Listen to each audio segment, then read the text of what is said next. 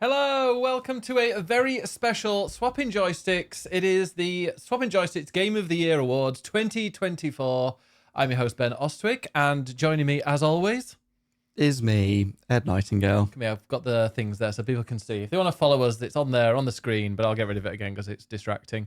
And yeah, we've got just this. This is the only Game of the Year podcast that we're doing this year. Last year we did two, including like an awards one. But we're not going to include those necessarily this year because I feel like a lot of the awards that we did last year, there aren't really those that kind of stand out as being nominatable. Like we had kind of best boss fight, but I can't really think of any. And like there was... The only thing that matters is like the best ones. Yeah. So, and that's obviously completely subjective. Even between me and Ben, we have different ideas of what should be on this list. Yeah, right ideas and wrong ideas. Yeah, so it's... Wow, yeah, mine are right. So, we'll see. It's already started. So we're going to argue enough just doing this. So let's just do one list and argue. There's one award I'm going to give before, and I think you might agree with me on this, which is the best old game. We've done that every year, and I think the best old game is the one that didn't come out in this year, but came out in previous years and probably would have, and like the one that we enjoyed the most. And I also feel that a few times we've done this, I've ended up playing a game that I've been like, damn, if I played this at the year it came out, this would have been my game of the year. Mm-hmm. The one I'm thinking of is Citizen Sleeper. Yes, which we both played in, January? It was literally the just following, after it came out. So we did that and absolutely adored it. But yeah, it wasn't to be. And my nomination this year, you can have your own nomination if you want as well. My nomination this year is Like a Dragon. Yeah, Yakuza Like a Dragon, which is the 7th installment, and it's when they take the JRPG turn to the Yakuza series and brings in a new protagonist and a new location. I believe. I don't think they've been to Yokohama before in previous games. Apologies if they have, but yeah, it's like a bit of a soft reboot. Still some things from the previous 6 games, but I finished it in... Well, I started playing it, and then the last 3 quarters I finished in about 4 or 5 days, just because I was obsessed. I just love it. I'll just explain this further. Basically, this Christmas, we have both been playing Yakuza Like a Dragon this Christmas, so recency bias. There you go. Yeah. Also, I think we're both inspired from going to Japan. Did you know that we went to Japan this year? I don't think we've told enough people that. And now but we went to Japan this year. Now, do you realize why I made you go in the colourful wheel? Yes, because I can now see. I've literally been to the map where you can see it in the distance. Yeah. And yeah, having been to Japan, I came back and was like, right, I want to play games set in Japan. And I've had Like a Dragon on my list for a really long time because I'd played the first Yakuza and then none of the others. And I knew that with the change to turn-based combat for Like a Dragon, I knew that, and all the sort of RPG references in it, it's essentially trying to be Dragon Quest in real life. And in fact, actually, I've now played a Dragon Quest game as well, so I get that reference. Yeah, I'm just started in Infinite Wealth, and there's one quote where she's like, look at these couple of slimes in front of us. Yeah. So I'm like, yeah. There you go. So there are all these references in it. I knew I was going to enjoy this game. It's been on my backlog for ages. And having been to Japan, I thought, right, now's the time to play it. And literally the beginning of it is in basically Shinjuku. And I literally walked past where our hotel was and was like, oh, I know where that is. And didn't even need the map. I could just walk around and take pictures. And I knew exactly where I was, which was amazing. And I'm really glad, therefore, that I've played it since going to Japan to recognize those things. I'm still like halfway through it. So I haven't finished it like you have. Not to spoil it. But I'm absolutely, yeah, don't spoil it. Not to spoil it, but I'm pretty sure the final battles and stuff take place in our hotel. Great. So, yeah, I think that's a game that had I played it the year it came out, I think I would have absolutely loved it. But I feel like I'm also loving it more now, as I say, because it's after we've been to Japan. So I'm sort of glad that I waited in that respect. Fancy a trip to Hawaii anytime soon? Sure, let's do it. No complaint. But yeah, Infinite Wealth is on both of our lists, which came out in February, January this year, something like that. And neither of us have played it, and it's one of those games that has come up in various Game of the Year lists, and neither of us have played it. So I have played a bit, and it is on our list that we're going to look at later. Yeah. But We'll get to that in a yeah, bit. I'll explain what we're going to do. So yeah, what we're going to do, we've done that. So is that our reward this year for best old game, or is there any other one that you've played this year that you think I think, do you know what? I've actually played a lot of old? No. So I will preface the entire podcast with in previous years. So what we've done is we've made a list of everything we've played between us. And in previous years, I've generally played a lot of games because it's my job to be on top of them. And I always try and play games that are new. So I don't actually play a lot of old games. I tend to play, right, what's new this year, knowing that it's stuff that I'm going to write about, or maybe I'm reviewing it, or it's stuff we're going to talk about.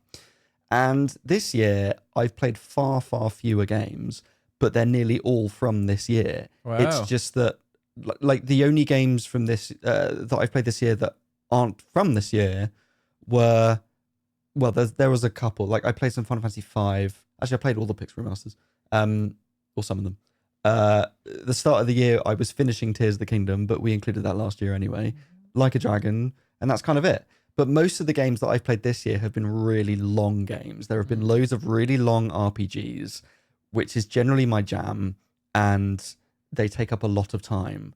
And so because of that, I've played a lot of games in depth, but fewer games overall. So yeah, I think, as always, this is our list between us. So there are going to be games here that are going to feature in everybody else's list that just neither of us have played. It doesn't mean we think they're bad. It doesn't mean that they're, generally bad games. It's just we have not had the time. Yeah. There are 38 games that we played. So I'm going to switch over. So yeah, I think we've agreed that Like a Dragon is the old game of the year. The old game of the year. Sure, let's go with that. We also have a community game of the year. Now, if you've been following in the Discord or on Twitter or on any social media, on my Instagram I posted today, you'll have hopefully seen this, but it was a little bit last minute. Next year won't be as last minute, I hope. But we have had quite a lot of votes in it, and people nominated their favorite games of the year. We put the 10 that got the most votes or the most nominations into a tier list maker. People have been ranking them and then submitting it. And we do have we will have a final result, which we will do just before we decide our top 10. Okay. We won't be influenced, but it will be. No. Because what we did before in previous years, we've gone through all of the games that we've played, even if it's for like 5 minutes up to completion. And we've then gone through and then kind of ranked them and just like eliminated ones on and off. However, we're going to do something a little bit more exciting, I think, a little bit different. Yes. We've changed it up a bit this year. We have. And we've got what they call, here we go, a tier list. Ooh. Now, you've seen these before when people rank their things. What we're going to do is we're going to go through all the games. You can see all the games that we played. These are 38 games that we've played. You can't see them if you're listening. No, if you're listening, we'll explain what they are. That's actually, a good point. We'll explain as much as we can. And we've got 5 different categories to put these games in. Either excellent, good. So excellent, if anybody's looking at that and being like, what are the weird color symbols? Excellent is gold. Good is silver. Okay is bronze. Red is poor. And then we've got a green one, which is didn't play enough. So there might be some games that we're like, you know what, I know I only played this for like 2 or 3 hours and I know I'm going to like it, but I'm going to save it for later. And I don't want to rank it yet, but I want to have it down that we have played it a little bit at least. Or maybe it's a game that we only played for a couple of hours and didn't like and never went back to. It could be that as well. Well, then you stick it in poor. If it's so bad you can't continue, then it's definitely worthy of going in poor. Wow, okay. Well, I don't know. Says Ben. I'm just making a decision. But yeah. So let's go straight into the first game. These are in no particular order, by the way. They're sort of semi-randomized as Ben put them in this system that you can see or hear about. So this is in no particular order. We're just going to go through them and rank them. Yeah, and you might see like, hey, there are a couple of expansions in there. Have we decided that expansions can be in? Because we've got Dawn Trail. Did we? Well, I don't know. That's what I need to decide. We've got Dawn Trail and we've also got Shadow of the Erd Tree in there. Well, let's put them in this, and then we can decide if we want to put them in the top 10 or not. Okay. Because this will also help us with the top 10. Because if let's say we've got 10 games at the end of this in excellent, then it's like, great. We don't have to do anything. We still need to order them, but we'll see. Yeah, but it just makes it a little bit easier. And it's a bit, hopefully it's a little bit more interesting than us just going through a really long list and then like just moving on to the next one. So the first game is one I've not played. In fact, the first 3 games I haven't played. So this will be okay, no. This is fine. This is a joint thing, and your opinions does actually matter. Do they? Well, let's see. It's a Souls-like, obviously, called Another Crab's Treasure, which we were like, did it come out this year? But it did, because the demo was out last year. I think it was next. Yeah, I played a bit of the demo last year, and then played some of this on stream. So I've actually only played, I guess if it was a stream, it was 3 hours, because that's how long I streamed for. Which is why I was thinking didn't play enough, because but equally I don't think I'm going to go back to it. But it also wasn't poor. I mean, it doesn't play enough is like about a couple of hours or something. I think. Fine. I mean, I played enough to like have an opinion on it. Oh god, then it doesn't go into the bottom one then. Okay, fine. So it was fun.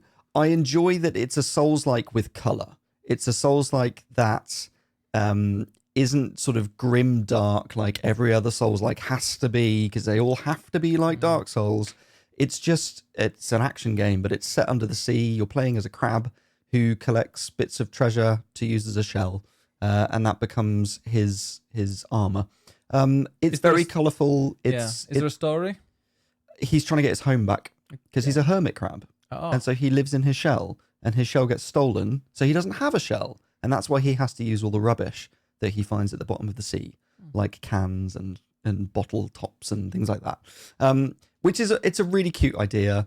I think the combat is good. I don't know. I think maybe because I played it on stream, I sort of wanted a bit more excitement from it. If I just sat on my own, maybe I'd get through more of it. And how difficult was it? Didn't they have settings where you could change and make it a bit easier? Yeah, it was surprisingly tricky. I mean, it is a Souls-like, so it does have the whole die, collect your currency, etc. So it is a tricky game, but there is a mode where you can just give the crab a gun, and he just runs around and one-shots everything, which did make it very fun to just whip through. So I did actually do that. No, I didn't finish it. So maybe at some point I might get back to it. I'm going to put it in okay. Okay. Maybe had I played more, I might have enjoyed it even more. But it was fine. It was enjoyable. It's not one of the best. Okay. Brilliant. Well, there we go. Our first one added to the list. I will have to kind of change and move around the screen a bit, because as we add them to the list gets taller, and I've got to kind of edit it a little bit. But okay, that's your job. That is my job. So the next one is another game that you played. In fact, you reviewed it, or did you just write an article? I just played it. Okay. Persona 3 Reload. Persona 3 Reload, which is a remake of Persona 3 that came out. I'll find it. 20 years ago? Yeah, go for it. Something like that. A long time ago. And Persona 3, the original, was the game that sort of redefined the Persona games. 2006. So nearly 20 years ago. Yeah. Was it 18 years ago? There we go. I can vaguely count. 19 if you're reading it. Listening to it now.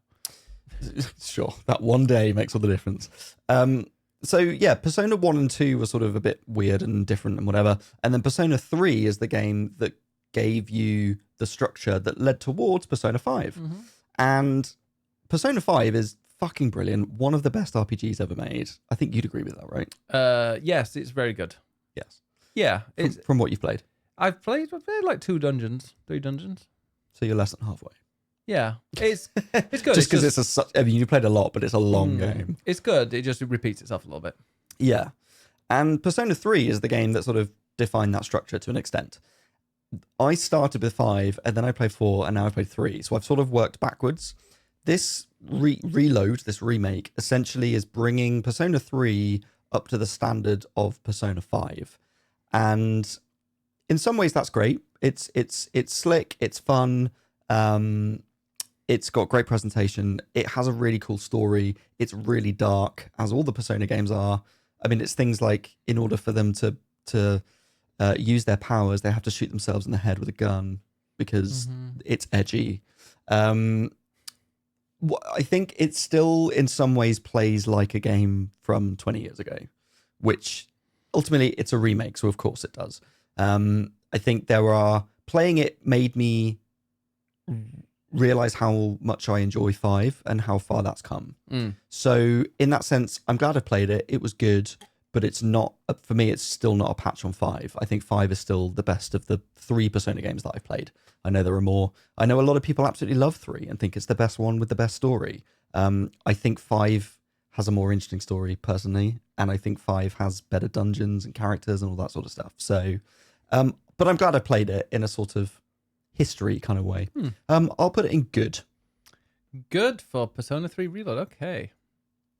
Right. So I need to change the thing a little bit. So, right then, the next one is another one that you've played, Zelda Echoes of Wisdom. Yes. I feel this might end up being a little controversial. Be controversial. Sells more. That's true. Well, we don't want to be controversial for the sakes of it. We want to, say when things are good when they are good.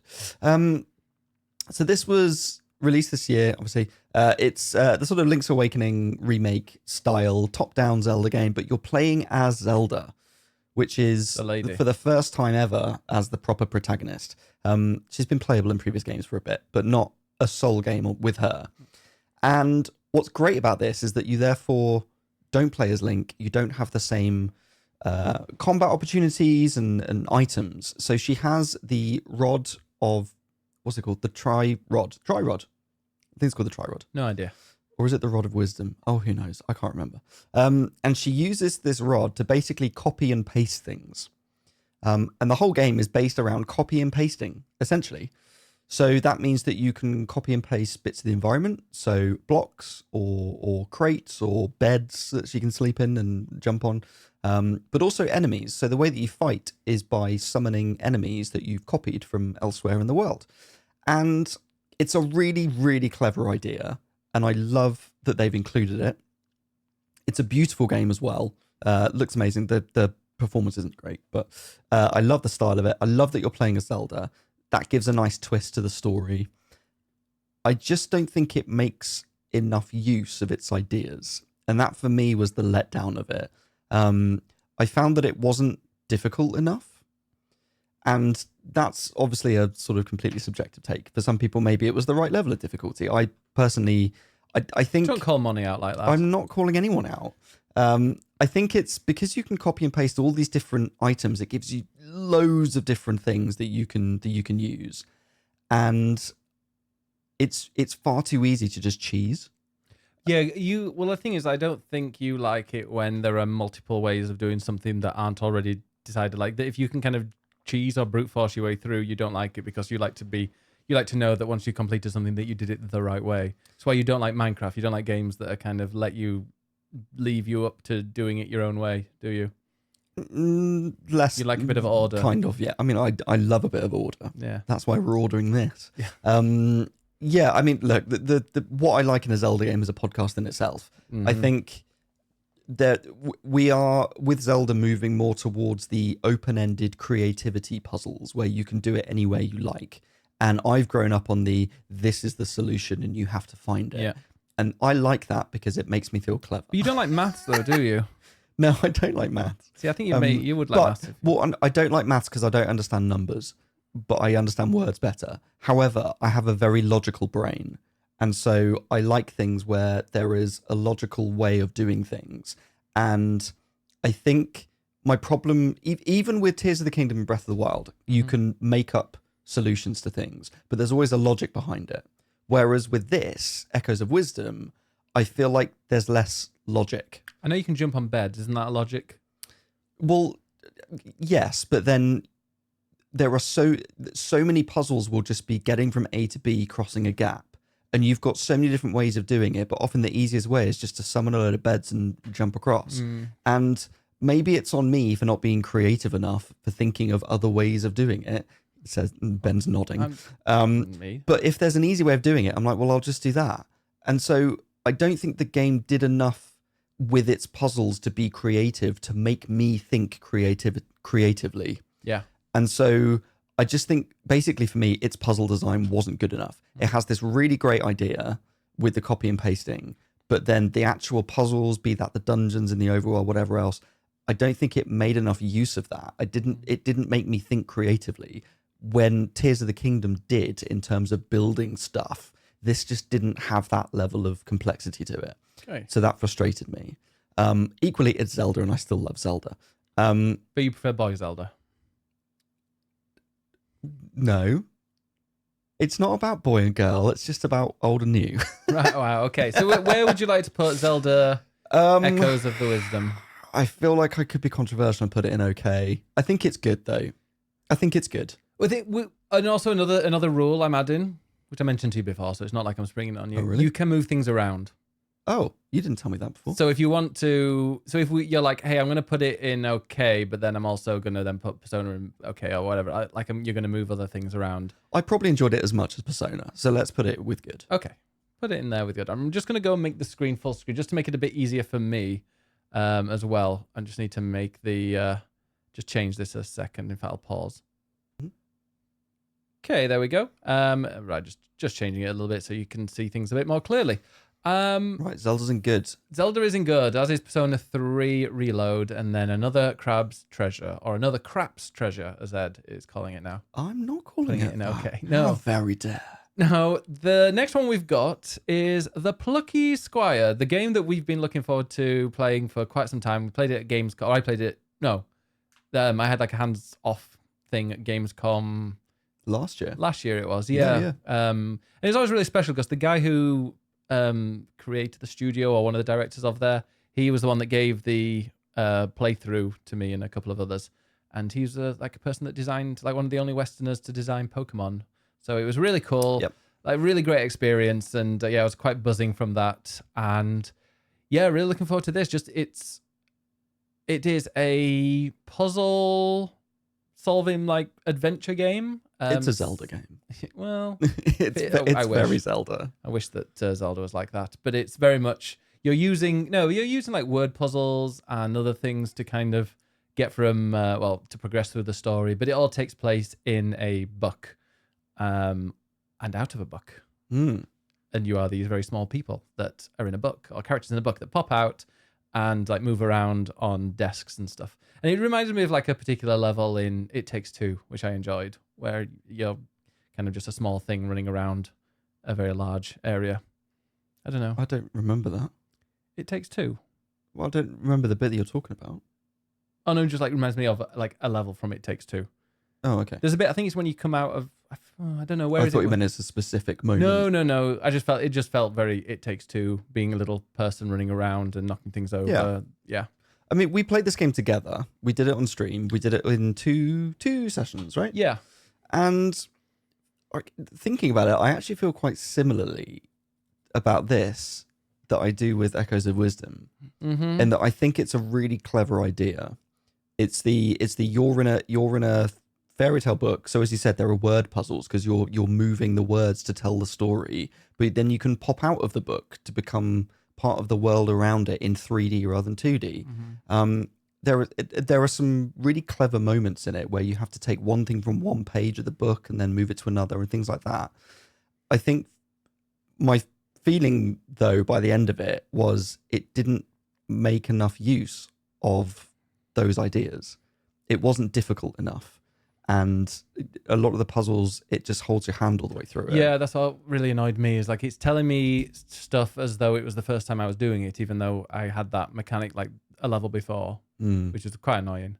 But I liked it. I loved the color of it. I thought the humor was funny, and it was very kind of breaking the fourth wall not in just the game where you're popping out of the book, but they're also being like, hey, I'm just a lowly sidekick. I'm a nobody, but I want to be somebody, and it's kind of very much, I know, it knows what kind of game it is, or it knows what the story is. The fact that you're like an adventurer with your little friends, but they're aware of it. They're aware of who they are, and I quite like the game was doing that.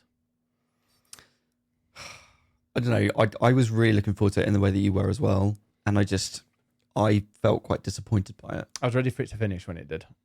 Yeah, it sort of equally went on too long because I was a bit bored with it by the end. But equally, I wanted it to be longer because I wanted it to be more complex. It would come up with an idea for a puzzle, and then I'm like, cool, now give me variation on that, develop that idea further. But it didn't. Yeah. It would just go and do something else. So it just felt like it wasn't moving anywhere. And I personally found that, even though I think you played more than I did. We swapped the controller. I think you did more than I did, but I felt a bit bored with it. if I'm Yeah, honest. there's that one level where you're changing the words and you can move the words around and it impacts. So, for example, it's like, I don't know, the frog was massive and you punched it and the word massive came out and you could change that to the word drained or something else. And Yeah. it would impact what was shown on the screen and how you could progress through a level. And I really liked that. And there were maybe, I don't remember, like 2 or 3 different scenes that included that puzzle, but I would have happily had like a whole level of them and just Yeah. having fun. Like, it's a really clever idea, but do more with it. Take it a step further. And they didn't do that. They didn't develop it far enough. And so that is, for me, why it just came across as really simplistic and a bit childish. Okay. Well, where would you like to put that? I'd put it in okay. Yeah, I'm thinking between okay and good. So, sure, Plucky Squire Okay. in okay. But like I said, we can move these around. Can we? We can later. Right, the next game, one that you have loved, F1 Manager 24. We've got 2 F1 games in a row here. You have loved these. So F1 Manager 24 is I've only ever played F1 Manager games when they've sent me like a preview demo and I've played through it on stream. And they've always been really, really exciting, but I don't know if they're kind of coded that way to make it so the last lap is really, really scary or really tense. This one is the first one that I've actually like sat down and tried to understand because it was the end of the F1 season and a week You were or so, missing it. 2 weeks ago, yeah. And I was like, you know what? This is great because I don't like playing an F1 game. It's weird, but I don't really like starting an F1 game halfway through a season, which is when they all come out. Because then I'm like, great, I've got like 12 races to catch up to where they are now, and so I can kind of play along. But as it was the end of the season, I thought, okay, I'll just go into it and practice, for next year. And yeah, I got really hooked into it. It's interesting. So it's a management game. However, it's not just kind of numbers and times and things on the board. You do Which you would think. Yeah, which you would think. You can follow the cars. I mean, it's not as graphically advanced as like one of the Codemasters F1 games, but it is, you can kind of see things from like a TV camera perspective or an onboard perspective of the cars. But yeah, you pretty much, you take control of a team and you can create your own team, which I believe is new this year, and have it as the 11th team on the grid. Or you can take control of one of the existing 10. And you are in charge of pretty much everything, like hiring drivers, paying them, the race strategies each weekend, what tires they have on at what time, and practice sessions, and like the car balancing and changing all of this kind of stuff. And yeah, it's very addictive. Yeah. Yeah, I was going to say, just on that point around the presentation of it, it did look, from what I saw of you playing it, it did feel, or it looked like it felt authentic in terms of, like you say, the TV camera angles, the commentators, all of that. It seemed very authentic to, the actual F1, which is, makes you feel like you're literally part of it, I presume. It really did, yeah. And the fact that they use real life, I don't know if I'm guessing they've recorded it in a studio rather than taking it from actual races, but they've taken the like audio from the actual races so that they'll give like feedback. So you can be like, okay, come into the pits, and you've got Joe Guan Yu going, okay, copy, but it's literally him, and I don't know, it just seems trying to be very, very authentic, which is weird because there is, and you think when it comes to authentic, there isn't much of a game, it's more like a simulation, but there is actually a game in it. So to very, very quick, there is like a mini game during practice to get the perfect setup. So you've got maybe 6 different things that you need to get perfect on there's 6 sliders, and the sliders must be in the perfect thing to make sure that the driver is very happy with their car. And you send them out on a few runs and practice, and then it'll give you the feedback, and then you have to like move the sliders to try and get them in like the optimal zones. And then you send them out again, and then on that feedback, you try and get it more so that when the race comes, that the racer is very happy with the car. And it's cool, but it gets a little bit frustrating. And luckily, there's a website that allows you to put in the results, and then they will recommend what. So you cheated. I didn't cheat. I just used that. You cheated. I mean, I still got like 10 points. I still came like 6th out of 11th in the Constructor Championships with Racing Joysticks, I'll have you know. That was the name of the team. Oh. Racing Joysticks. Okay. And I had Joe Guan Yu and Iwaya. I had a Chinese and a Japanese racer. They're both very, very good. And yeah, unfortunately, one left me for Kick Sauber. How dare. Disgusting. Yeah, that is so disgusting. it was just really addictive. I did this one season, and then I started to do the second one, and I thought, I've had enough. I blasted through an entire season. I played like 20 plus hours in the space of about 3 days. I'm done. And Well, once you've done a season, what else is there to do? well, then another season. It's like Football Manager. Have you ever? No, actually. Don't ask me that. Like Football Manager, you just go to the next season. You build on what you've already done the previous season. Like during the season, you have to look at research for this season, but you also have to think about research for the following season. So if you've done a lot of that in the previous season, then you might have a really great head start for the second one. And yeah, there's a lot of depth to it. I kind of wish there was a bit more of a streamlined kind of arcadey mode. And I know it's a management game, so there isn't really. But you know, like how they have Football Manager Touch, where you can pretty much, where it gets rid of all like the really in-depth stuff. I wouldn't have minded them doing something similar.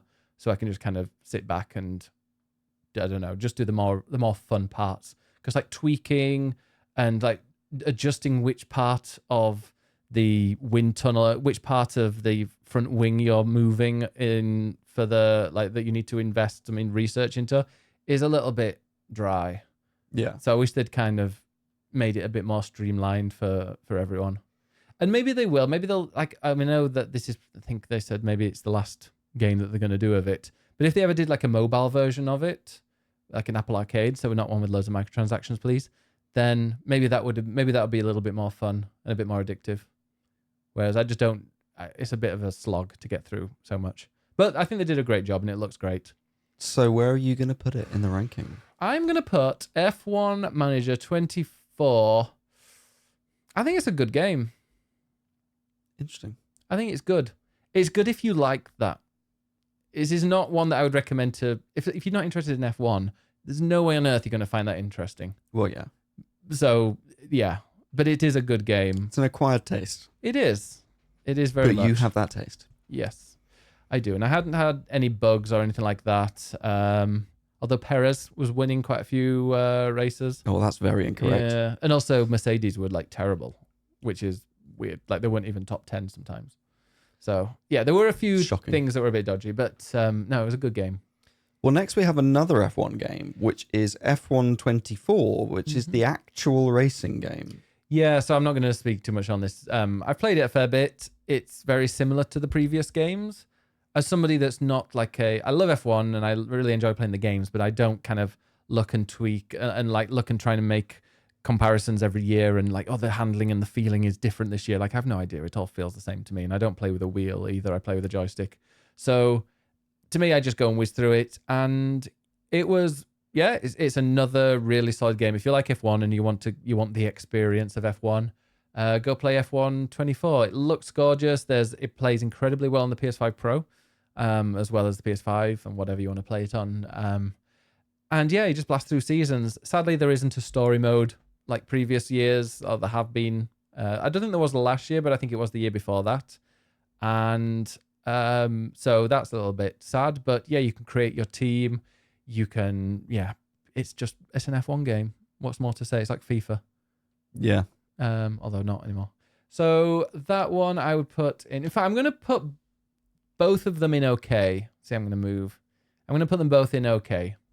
Because they're both, I don't know if 24, I don't think F1 Manager 24 and F1 24 have necessarily changed so much from the previous years. So it doesn't really matter which one. I think that's the thing with that kind of game, like you said, with FIFA or whatever it's called these days. Like, you know, this game is going to come out every year. So the improvements are sort of just really incremental. And if it's not a massive improvement over the previous year, then what's the point aside from having updated that's player why. names or whatever? Yeah, that's why. But generally, like, it is a really... And you know what? I'm actually going to put F1 24 in good. Oh, you've switched... I am. You think that's better? Yeah, because F1 Manager 24 is good, but it's a little bit like... It gets really annoying after a while. Whereas F1 24 is just a really, really good F1 driving game. And that one is one where you can be as really in-depth as you want. Like, you can play on hard mode. I've once played it on simulation mode, I think it's called, where everything you control. And I came out of the pits and immediately the car just spun and went into the wall. And I'm like, oh, yeah, because there's no traction control or whatever in real life. So yeah, you have to play it, but then you can also play it in like amateur mode where everything's kind of controlled. It'll even like break for you. That'd be nice, yeah. So yeah, you can choose the level that you play that at. So yeah, no, I'm going to put that in good. It's not excellent, even though it is like an excellent version of those games, but it's because it's got a battle pass, which annoys me, and it doesn't have a story mode, which they did in previous years, which was fantastic. Who I actually met the actor of recently. So yeah, or the villain in there anyway. Okay, so that was they're the F1 games. I think actually that's the F1 section of the podcast done. Oh wait, no, we've got 3 more, don't we? No, I'm joking. No more racing games? I don't think so. No more racing games. Interesting. Right, Star Wars Outlaws. Oh dear. Right, Star Wars Outlaws, which was made by Ubisoft and Ubisoft, whatever you want to call them. It's a dick joke, like Ubisoft. Yeah, sure. You say this every time, and I don't believe you. It is an open world Star Wars game in the Ubisoft fashion. I feel like this is the game this year that people either love or hate. It's one of those that's weirdly was hated by the Twitter community. The Twitterati at the very start. And then was then kind of panned by critics a bit. And then those same people I'm seeing are like defending it. Like now, if you see anything about Star Wars Outlaws on Reddit or whatever, like all the comments are like, this game gets an unjust amount of hate. It's actually really, really good. People just like to be contrarian, us included. Yeah. So say hello to the journalists. Yeah, I mean, and players like to disagree with journalists and critics, unfortunately, because of course none of us know what we're doing, despite being paid to do it. Not paid for reviews. You know what I mean? It's our job. Star Wars Outlaws. Yeah, so some people really, really loved it, and some people really hated it. I feel like I'm more in the latter camp, unfortunately. And there is stuff, I'm trying to remember it now because it was a few months ago and I didn't finish it. I'll say that much. But I played a good 30 hours of it, I reckon, over a week or so. And I think it definitely nailed the feeling of Star Wars. So what they were going for is this scoundrel idea, i.e. everyone's favourite character, or a lot of people's favourite character in the original trilogy, is Han Solo. As much as Jedi are cool, Force powers are cool, lightsabers are cool, everyone wants to be Han Solo because he's hot and he gets the girl. I say everyone, I mean the straight men of the 80s. And so this game was very much about trying to put you in that sort of Han Solo-esque character. Obviously, they made her female, so all the Twitterati hated it at first, because God forbid you have to play as a woman. I thought like those kind of straight incels, say, let's call them what they are. Well, no, I was going to say that because I'm like, they're obsessed with women. They demand that, women are in this, and they love their big bouncy boobs in all these games, yet they hate playing as women. And you're like, but you get to see a woman on your screen all the time. Surely that's something you get to follow. You see her the ass. back of them. You're literally following a woman, which is probably what they do in their day-to-day lives anyway. Is just follow women. Yeah, it's too close to real life. Yeah, but I don't know. It's just they hate women, yet they're obsessed with them at the same time. Yeah. Anyway, never understand it. Anyway, I did not have an issue with playing as a woman. Oh, really? No, and she's, it's. I don't feel like the writing was very good. I don't feel like she had enough of an interesting story to grab me. Her being a woman was absolutely not a problem. You don't need to keep saying that. Well, we know that you are not a misogynist. Thank you. Well, I just want to make that crystal clear. Yeah. They nailed that feeling of being in the Star Wars world. It felt very authentic. Lots of like references and things. I also feel like it was quite organic. And what I mean by that is that it had all the typical Ubisoft open worldy things, but it wasn't just a case of follow the icon on the map. It's things like you have to go into a bar and speak to people to get a mission objective, and maybe you're overhearing a conversation from someone else. And so it's like the more you explore and the more you put into it, the more you get out of it in that sense. But at the same time, it just boils down to being a really typical Ubisoft game to me. They're trying to cover it up, but it still plays like every other Assassin's Creed game or whatever else, just with a Star Wars coating. The performance was also not great. I think they've improved that a lot. I'm sure they have. But at the time when I played it, it was I not. think that's gonna be it my was not good. next game. Really? Yeah, I mean, I've played the first 3 or 4 hours of it and enjoyed it, but no, I think it has had I don't know if it had a PS5 Pro update, or at least you could play it on the Pro, and it was really balked. Like it had loads of shimmering and some other issues as well, but I think they fixed it. But we'll see. Well, the other thing, one of the things I hated about it was the stealth, and there was a lot of forced stealth, and the stealth was not very interesting. There's a lot of instant fails, and just a lot of the game was about infiltrating stormtrooper camps and whatever else. And I really hated a lot of the mechanics of it. And funnily enough, they've now patched all that so that there is no instant fail or there's no forced stealth. And I'm like, oh, so you've recognized that what you did was actually a bit shit and you've now had to change it. The problem is I haven't gone back to it. And that's just a it's a Ubisoft game that you play it 6 months afterwards. You play it 12 months after. Well, side note on these games, like, I like to play games when they first come out, but we're at a point now with games where they'll then take feedback from people and go, oh, do you know what, we'll patch it and change it. And in 6 months' time, it could be a completely different game. Yeah. And it could play a hell of a lot better. So maybe it's better now. I'm sure it is better now than it was when I played it a few months ago when it first came out. But I can only judge it on what I played at the time, which was a bit shit, I'm afraid. I know a lot of people really liked it, but it was just not for me. I enjoyed and the I bit have where, no interest in going back to it either. Oh, I enjoyed the bit. I think you had to bring down 2 barriers, and I had to shoot 2 things to destroy a barrier. And I failed the stealth thing at the start, but I still ran, and all I just did is made a beeline for the thing that I needed to destroy to get rid of the barrier. And I shot it and destroyed it and then got killed. And then it put me back to a checkpoint, but kept that thing destroyed and just reset all the enemies. So I did appreciate that.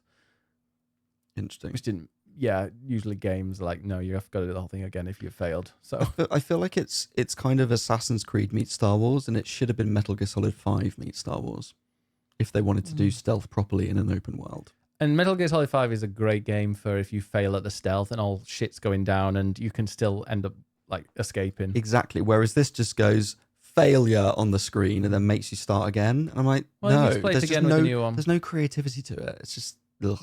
I will say that the alien companion is very cute and I very much enjoy them. Yeah. I'm going to put this in poor. Wow. Okay. Poor. Sorry. Yeah. There's stuff it does well. Like I say, the Star Warsy stuff is good, but mechanically it's just, it to me was really dated and boring. I'm not going to argue with you. We'll save that for later. Yeah. I'll choose which battles to fight, and this one isn't one. I mean, I did like it more than a poor, but I've only played I played like 3 or 4 hours actually. I've done the first quest for one of those people in the factions. I barely remember that. Okay. I blocked it. I stopped playing and I blocked it from my memory. Right. Well, we're now going to talk about a game that came out literally the day we went to Japan. So it was everywhere.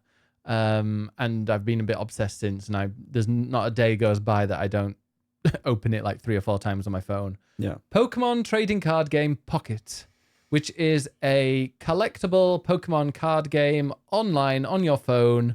And you can also battle as well, apparently, although I very rarely do that. It's just really kind of, I love it. Yeah. I'm obsessed, and I know I shouldn't, and I know it's kind of a little bit exploitative because it's like, oh, here's some gold. Do you want some gold? And buy some more packs and things, but I do really like it, and I have spent money on it. About £30 in total, I'd say. A whole £30. Plus I did the free trial and then stopped. Oh, no, I've done the premium thing, the monthly thing, plus I did get like £30 in gold. Just because I was like, yeah, I just wanted to. Like, I got enjoyment from it, so I did. Then that's fine. Yeah. I think for me, if I look at it as a game, I'm like, well, where's the game? Because I mean, yes, there's a card game in it, but I suck at it. Playing against the computer on the sort of the league thing you have to go through. As long as you've got the right element, you'll kick their ass, and it's pretty easy. And playing with other people, I've lost almost every single match, but that I think is more about the matchmaking. Because I've been put with people who are way higher level, and it's like, well, of course they're going to have better cards than me. I was playing against somebody, so I've got, I think 50-50 against people. No, I think I've won 1 and lost 2. But the first one I got my ass kicked because this person knew what they were doing. Second one, I had like my strength was their weakness. So my cards were all strong against them, and then they retreated like right at the start. I don't even think I got. I think wow. they retreated within like 30 seconds because they were like, I'm not going to win this. And then the third one I lost, but it was they matched me against somebody that had all cards that were strong against mine. So I'm like, well, great. The second I saw that, I'm like, well, I've lost. Like, what's the point? Exactly. What is the point in doing it? And then when you flip a coin at the start, so you go with the first or second, and if you go second, then you get energy before the first person. So then that gives you an advantage, I think. I've never won from being first, but I have won from being second. So I don't know. I'm not a big fan of the card game. I haven't really got to grips with where the strategy is in it, to be honest. But as a thing where I just go in every day and I open some packs and I get excited to see some cards, and it's preying on my nostalgia for Pokemon, and occasionally you get something shiny, and even more occasionally you get one you can go into. Oh, the which immersive are cards. very, very cool. In that sense, I'm like, it's great, and I really enjoy it, and I'm still playing it every day. And I don't really understand why. The more I think about it, the more I'm like, why am I actually doing this? I'm just enjoying opening. You get that little hit, don't you, when you open them? Also, as well, since I found out that it's kind of when you click on a pack, it's already determined what card you're going to get. So when you go on a wonder pick, so wonder picks are like somebody else's card pack, and you can pick at random, and you can use your currency, the wonder currency, to get one of those random cards at random. But what it does, it lays them all out, and and you choose which one you press. But apparently, whichever one you press will always have that same card. So it's already determined which card you're going to get. Oh. So it's all for show. That's that annoying. thing. Well, I like it because then I'm like, well, I'm not going to just tap. It doesn't matter. Yeah, exactly. It doesn't matter.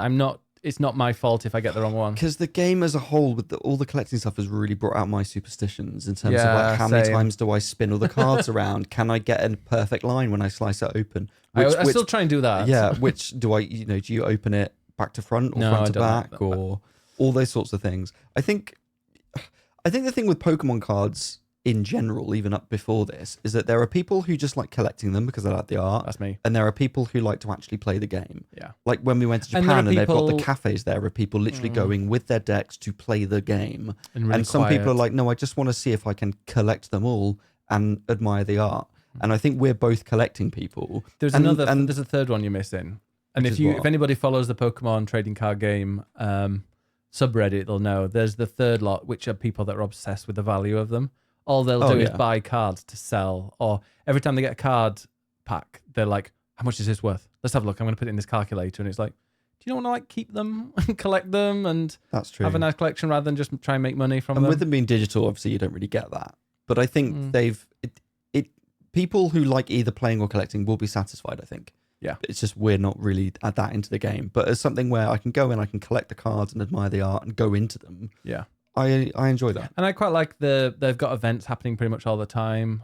Yeah. They're updating it a lot. They're keeping it refreshed. Yeah, they are. And they released their first booster pack with the Mew ones. Is this our first excellent? I think so. Like, excellent doesn't mean perfect. And I think there are other card games that are better than this. But obviously different styles. As a card game. As a card game. Like, yeah, I mean, well, even like the season stuff. So, I mean, I do agree. I think this does go into excellent, but I also think something like Marvel Snap, they do events a bit better. Yes. Their season passes are very themed around like one particular one. And it's not really a collecting one because you're not, although I suppose it is because they have beautiful art styles in there. But if I want to play a game, I'll go for Marvel Snap, whereas this is just a very chilled collecting game that you can play and you can get a huge collection even with like paying no money whatsoever, which I appreciate. Yeah. Same Marvel Snap actually. It's more of a habit than anything. It is a habit. So I think, yeah, excellent. Our first excellent is Pokemon trading card game. Right. Next is one for you because I have not played this. Oh, you haven't, have you? No. And it's Indiana Jones and the Great Circle? Yes. The Great Circle. Do you know yet what the Great Circle is? Yes, now I've heard about it. Okay. It's a circle. That's great. And I have played I've done the first. Oh god, what I'm trying to think what I did. I've done the first area and a half, but the first area took me like 7 hours, 6 hours, or whatever. And it is a first person Indiana Jones. The very opening is almost the same. Well, it's almost identical to. It is identical. To which one? Raiders of the Lost Ark. Raiders of the Lost Ark, which we watched and I got a bit bored, but the game isn't boring. And then it kind of veers off into its own thing. And I don't know. It as somebody that didn't really. Well, I grew up at the same time as like Indiana Jones being popular, but I didn't watch it really. I've seen like the odd clips from it. It's just not been my kind of thing. However, I do love the games that it was compared to before it came out, like Uncharted and Tomb Raider games. I loved those ones. So when this came out, a lot of people were like, wait, it's in first person, but it's like Uncharted. Who on earth wants Uncharted in first person? But that's the great thing about it. It's not an Uncharted game. It's its own game. It's an Indiana Jones game. And I think that's the reason why so many people are loving it, because they've played it and gone, oh, yeah, this isn't just a current day or an Uncharted now that Uncharted's been put on ice. This is the thing that's going to replace it. And I think this game will stand the test of time as its own thing, and it will become its own series, and it's not just going to be like, oh, Indiana Jones, Uncharted. It is going to be its own thing, because the way they do it is just, I don't know. I did the opening area, which is the Vatican. It takes place in the Vatican. It reminds me a little bit of Hitman, which is one of my favorite games, especially with stealth stuff. I mean, the map size feels kind of the same. You've got like a few areas that are really kind of intricate that you can go in and explore. But you've also got like the places around the back that you can get to in the periphery if you've got like the right disguise on. I'm trying to think a lot, but there's so much in this game that makes you feel like you're really adventuring around and you're solving puzzles, but it doesn't feel too kind of like these puzzles have just been added for the sake of it to try and make a game feel longer. There's lots of extra stuff that you can do that you don't have to do. So you could make a beeline for the story and go through it. But they've kind of fleshed out the world so much that there's loads of side stuff and notes and things that you can find if you really want the full experience. And you were worried about like the game being a bit jarring when you come out of first person into third person, but you saw it. Yeah, because there are moments, it's a first person game, but there are moments where he's sort of climbing or jumping or whatever, where it sort of goes into third person. And my concern was that was going to be really jarring and disorientating when it's sort of jumping between them. But having seen you play some of it, in a lot of ways is very similar to Metroid Prime, where you see Samus going from first person to the morph ball, and that you just sort of get used to and it's not a thing. Yeah. This seems quite similar to that. So yeah, I'm less worried about that. I think what's interesting is that so many people have praised it for making you feel like you are Indiana Jones. And even though it's first person, so you don't see yourself, you still see his silhouette with the hat and things like that. So you're still like, oh yeah, I'm Indiana Jones.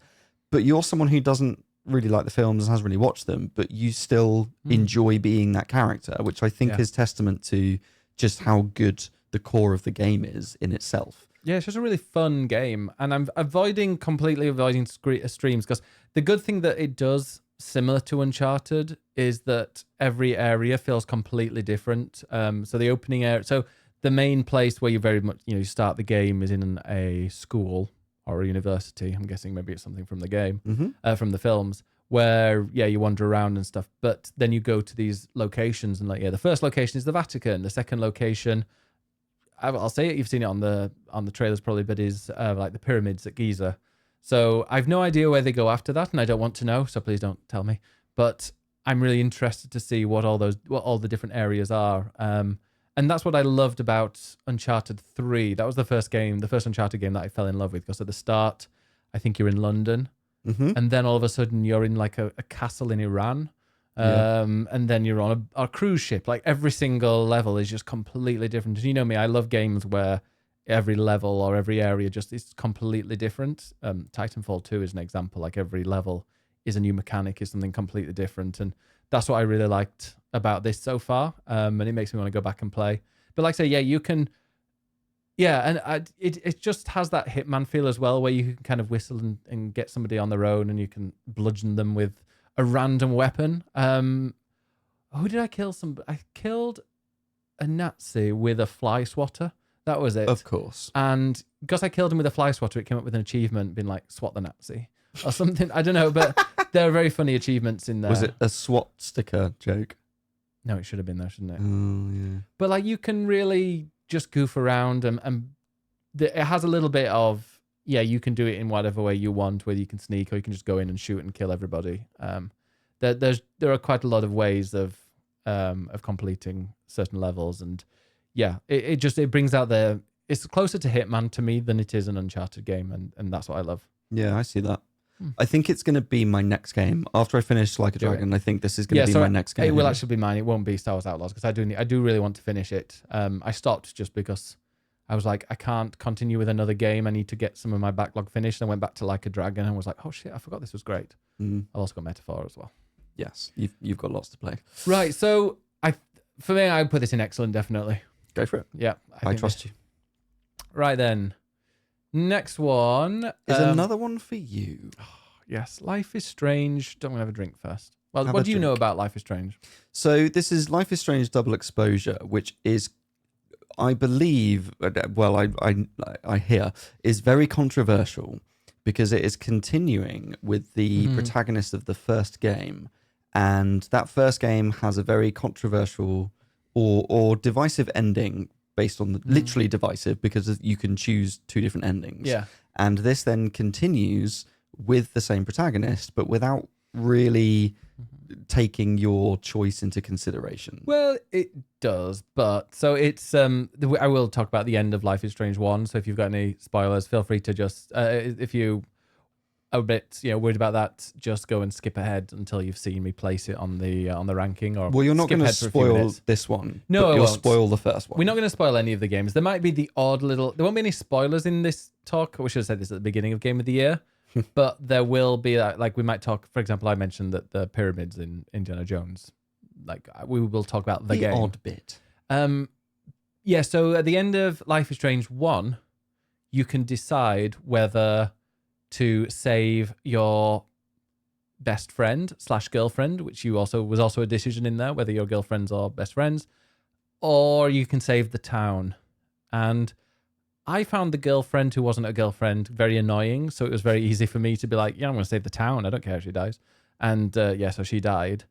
But I believe that was kind of like the canon of it, or that's the way that in this kind of sequel, which is weird because it's Double Exposure, which is a sequel to Life is Strange 1, but Life is Strange 2 has nothing to do with Life is Strange 1. So there's this weird... Well, that's the weird thing with Life is Strange, and I think maybe this is what they were aiming for, is that the very first game was Life is Strange 1, and it was its own thing. And I think what they were maybe trying to do was a sort of anthology feel of lots of different stories that are sort of thematically linked. So Life is Strange 2 was then different characters, but sort of similar ideas. Yeah, two brothers from Mexico. It's like a very kind of political... I say political. Yeah, it is political. It's very based on real life events and situations that people go through and hardships. And then there's True Colors, which is the only one I have played. Actually, I also... played a bit of the first. I didn't like it, but True Colors I really liked, and that was again a different character. One is linked, but there are different characters, different sort of supernatural powers to it. And don't forget Before the Storm, which was a prequel to the first one. Yes. So the first one's had like a prequel and now a sequel, but they've not called Life is Strange 2. Yeah. Well, the first one I think was the most popular, and I don't think they expected it to be as popular, and that's why they've gone, right, let's continue with her story in Double Exposure. But as we said, that's a bit of a controversial decision in itself. Yeah, because at the beginning of, I mean, we're not going to spoil it, but at the very beginning, I'll tell you how it does it. If she's died, and there are a few comments about it's very sad that she's no longer there, and like blah blah blah. But if you decided to stay with her and you saved her at the end of Life is Strange 1, I think she just dumps you by text or something. Yeah. So and all these people that are like the Max and Chloe, I can't remember what they stand. Yeah, it's the something Field or something. Their something ship Field name. Max Caulfield and Chloe. I don't know, but those like they have massive fan bases that are like really obsessive, and they're like furious about this. And they just like take up loads of comments on their official websites and social media, obviously. So yeah, they become a little bit they're a bit upset that they just kind of in their head their canon was that they lived happily ever after as this cool lesbian relationship, but instead, like, nah, she dumped him by email, and now she's doing other things. Lol. So, ignoring that, well, maybe it's hard to ignore that for some people, but taking this into account then, or not taking that into account, this game on its own, Double Exposure, is sort of its own thing, really. In that it links to the first a bit, but it feels like it's there for its own story. It's its own story. It definitely links to the first a fair bit, and it takes place pretty much in a school and in a town. I'm trying to remember it because I finished it in the space of, well, I would have finished it in the space of 2 days, but I had a big delay because there was a bug in it, so I couldn't. Well, actually, it wasn't a bug. Well, it kind of was a bug because it's mentioned what I needed to do next, but it was wrong. What I needed to do next, there was something else, but I think they fixed that because I know that another streamer who was recording it for a YouTube Let's Play, because we were talking, being like, I've no idea what we meant to do, and I messaged her when I was told the solution, and she's like, oh, thank God. So I managed to get it out in time before we went on holiday. But yeah, it's more Life is Strange. It's more kind of you respond the way you think, and results happen, and maybe you piss somebody off, and then they're angry at you for the entire series of the entire few episodes that you're playing. And it's like a visual novel where you solve some very simple puzzles, or but it's mainly the novel. It's mainly kind of just following the story and the life of these characters, and they love to be really weird. They love to kind of do obviously the supernatural powers that you've got, but I'm trying to remember. I remember not enjoying the ending. I've heard that. So is it 5 episodes or 4? Yeah, 5. And I've heard that the last one is not great because it sort of goes in a bit of a turn. But the ones leading up to it are still really good. I mean, how much does it improve? Because my knowledge is only True Colors, really, which I enjoyed because it improved on the previous ones. How much does this improve on True Colors? If I remember rightly, the first one of this was like the first episodes. It's like it goes kind of good, very good, good, okay. What the fuck? Yeah. That's it. And then that I feel is most of Life is Strange games. But True Colors, I remember being kind of solid throughout, whereas this is a bit like up and down. And it becomes a bit confusing. And I don't know, to me, there are a few holes in the story. And some things don't get answered. And I don't know if I don't think that's intentional. It's just, I don't know. At the end of it, I was like, oh, okay. I've no idea really what to say. So you didn't feel satisfied at the end? I didn't feel very satisfied, but it was, I don't know. It just wasn't as gripping. And I don't know. I was a bit annoyed by the bit that I couldn't like progress for ages, and I had to repeat the same bit again and again and again, thinking there was a bug. I mean, that is annoying. That would also piss me off as well. So I am a bit, but I don't think it's not bad at all. It's not poor, but it is more Life is Strange. And if you liked it, and also I did appreciate that the music in this, I believe, is all independent artists or all people that have made it for the game, so you don't get struck That's good. Copyright strict, I think it's the word, on YouTube. Struck. Yes. Strucken. I'm going to put it in okay.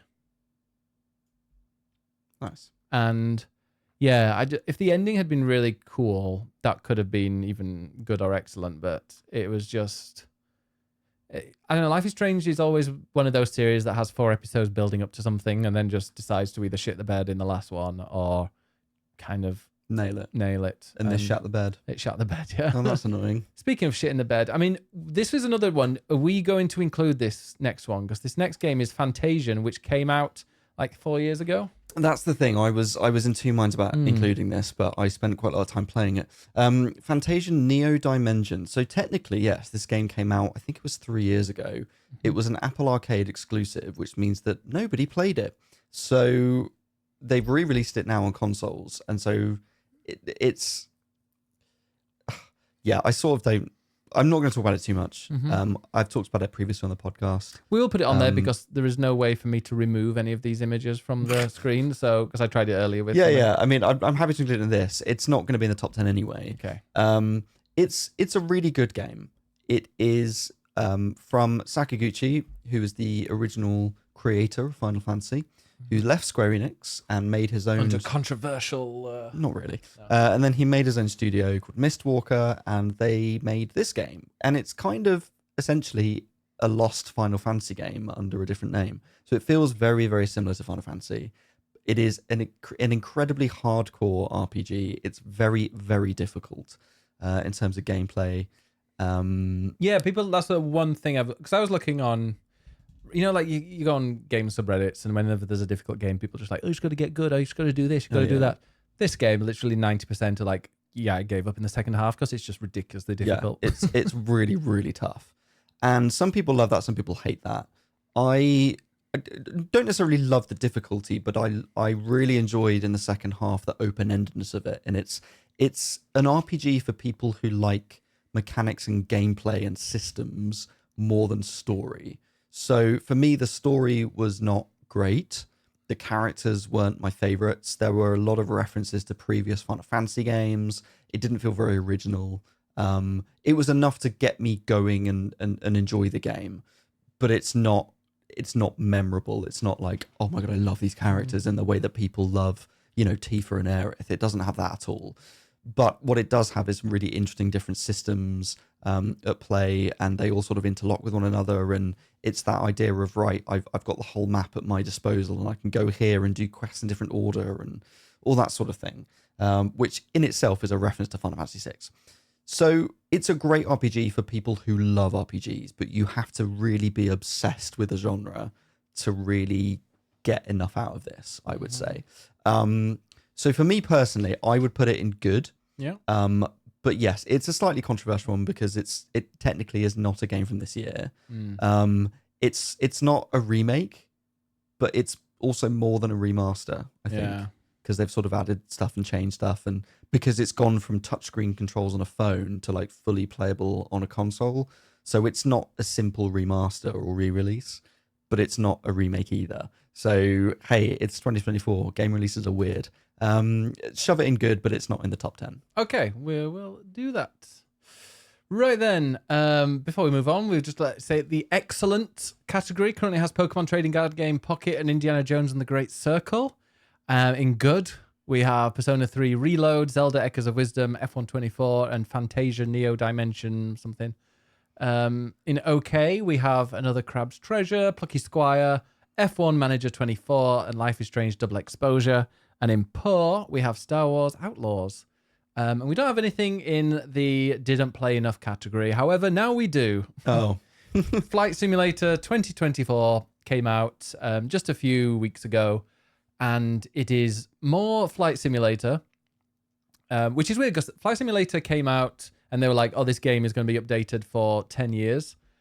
And apparently they're like, no, it will be updated for 10 years, but we're also going to release other versions of it as well. So they've released one called 2024, which to me, when they were explaining it, I'm like, this is exactly what I want. And it's what I wanted from the original. The thing is, they've added kind of a career mode. And they've added kind of more arcadey, more fun. I say arcadey, like they've added more kind of simulation scenarios that you can do on it. But I've not played enough. I did a bit of the training. I got my pilot's license, like my beginner pilot's license, whatever it is.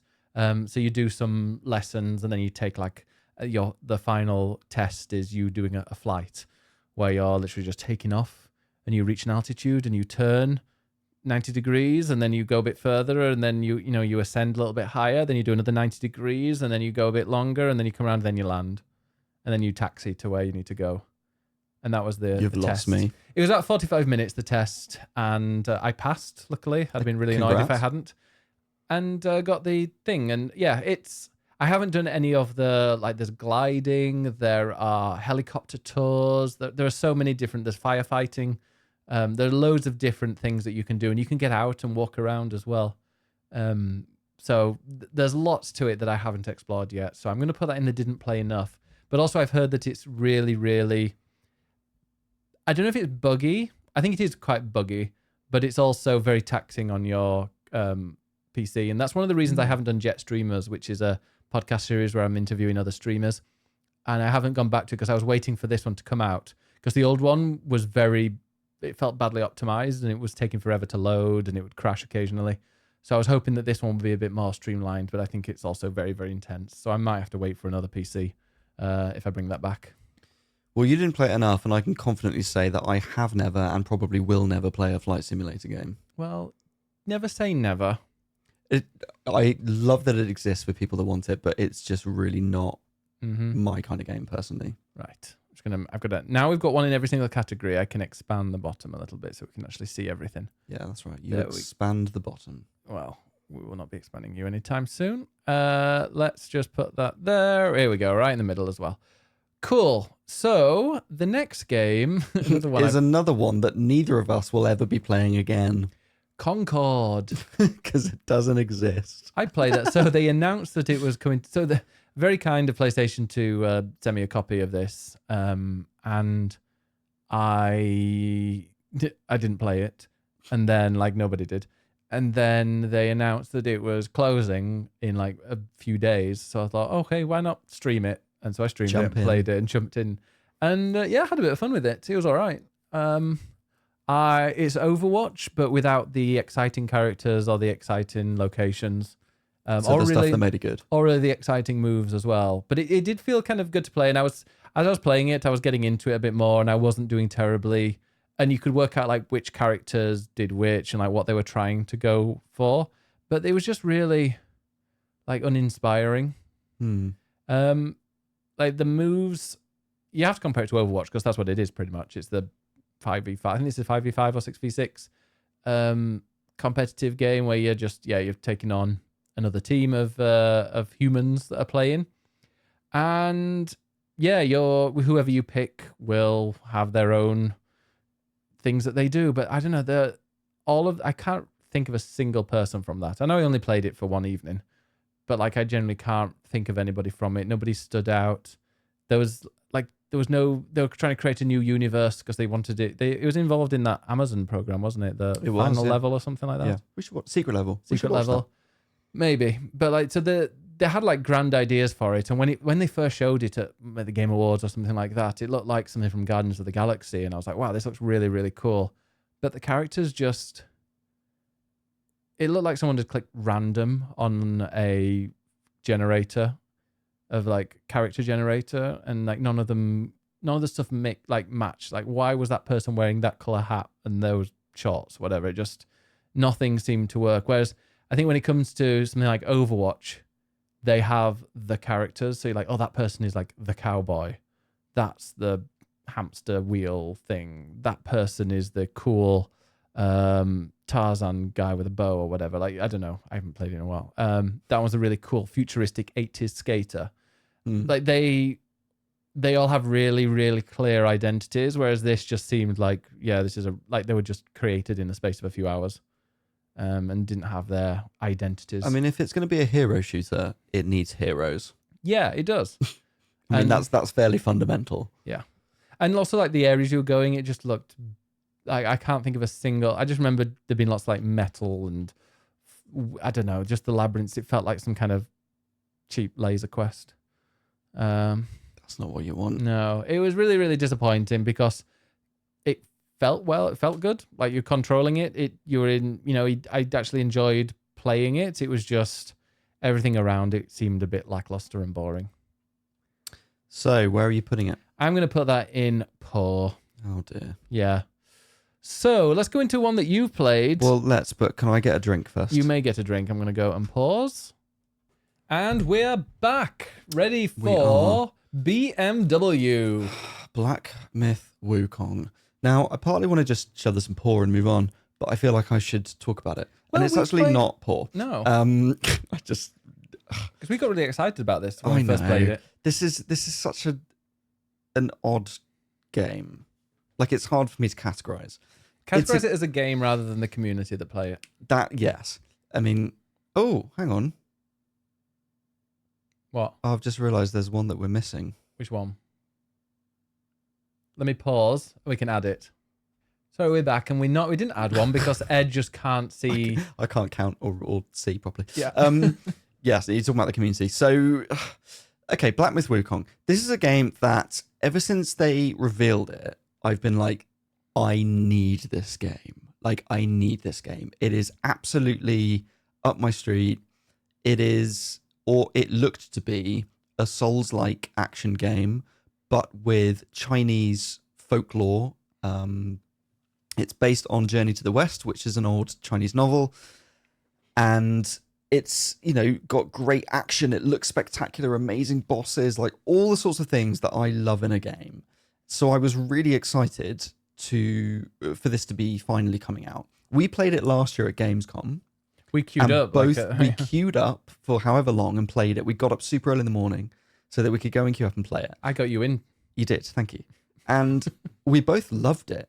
And I think, well, maybe I'll get to that in a moment. So we played it there. Then I played it again at preview before it came out. And I enjoyed it, but at that point I had some reservations. And then I played the final thing. I didn't finish it, I'll say that much. I'm over halfway though. We've added a map now, so maybe that's easier. Well, yeah, we'll get to that.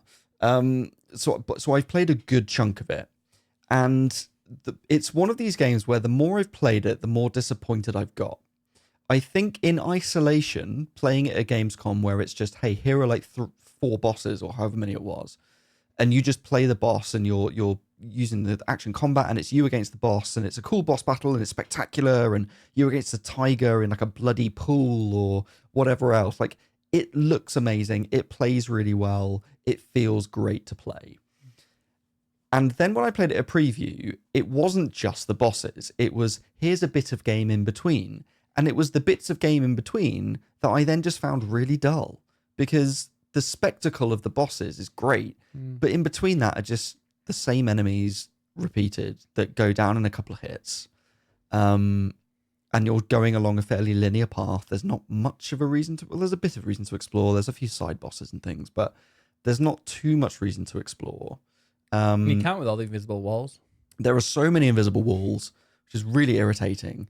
And that's why it looks so good, because you can see these amazing vistas, but then you realize that you're actually only exploring a tiny portion of what you can see. And so I felt a bit... I was worried at preview of, okay, is this just a cool boss rush with not a lot of game in between? And I was right. In the final thing, that's exactly, to me, what it felt like. And even the bosses and the combat, over time, the more I played it, felt really repetitive. It's not a Souls game. It's just more of an action game. It's got the Souls difficulty to an extent. And yes, it's combat with a stamina bar. But it doesn't have the sort of Souls exploration-y stuff. It doesn't have the die and pick up your health thing or currency thing. So it's not really a Souls game. It's just a difficult action game, which is fine. Not everything has to be. In fact, I would prefer things to not be a Souls game, because that's just become too flooded everywhere with Souls games. It's nice just to play a cool action game. It just, for me, got really repetitive.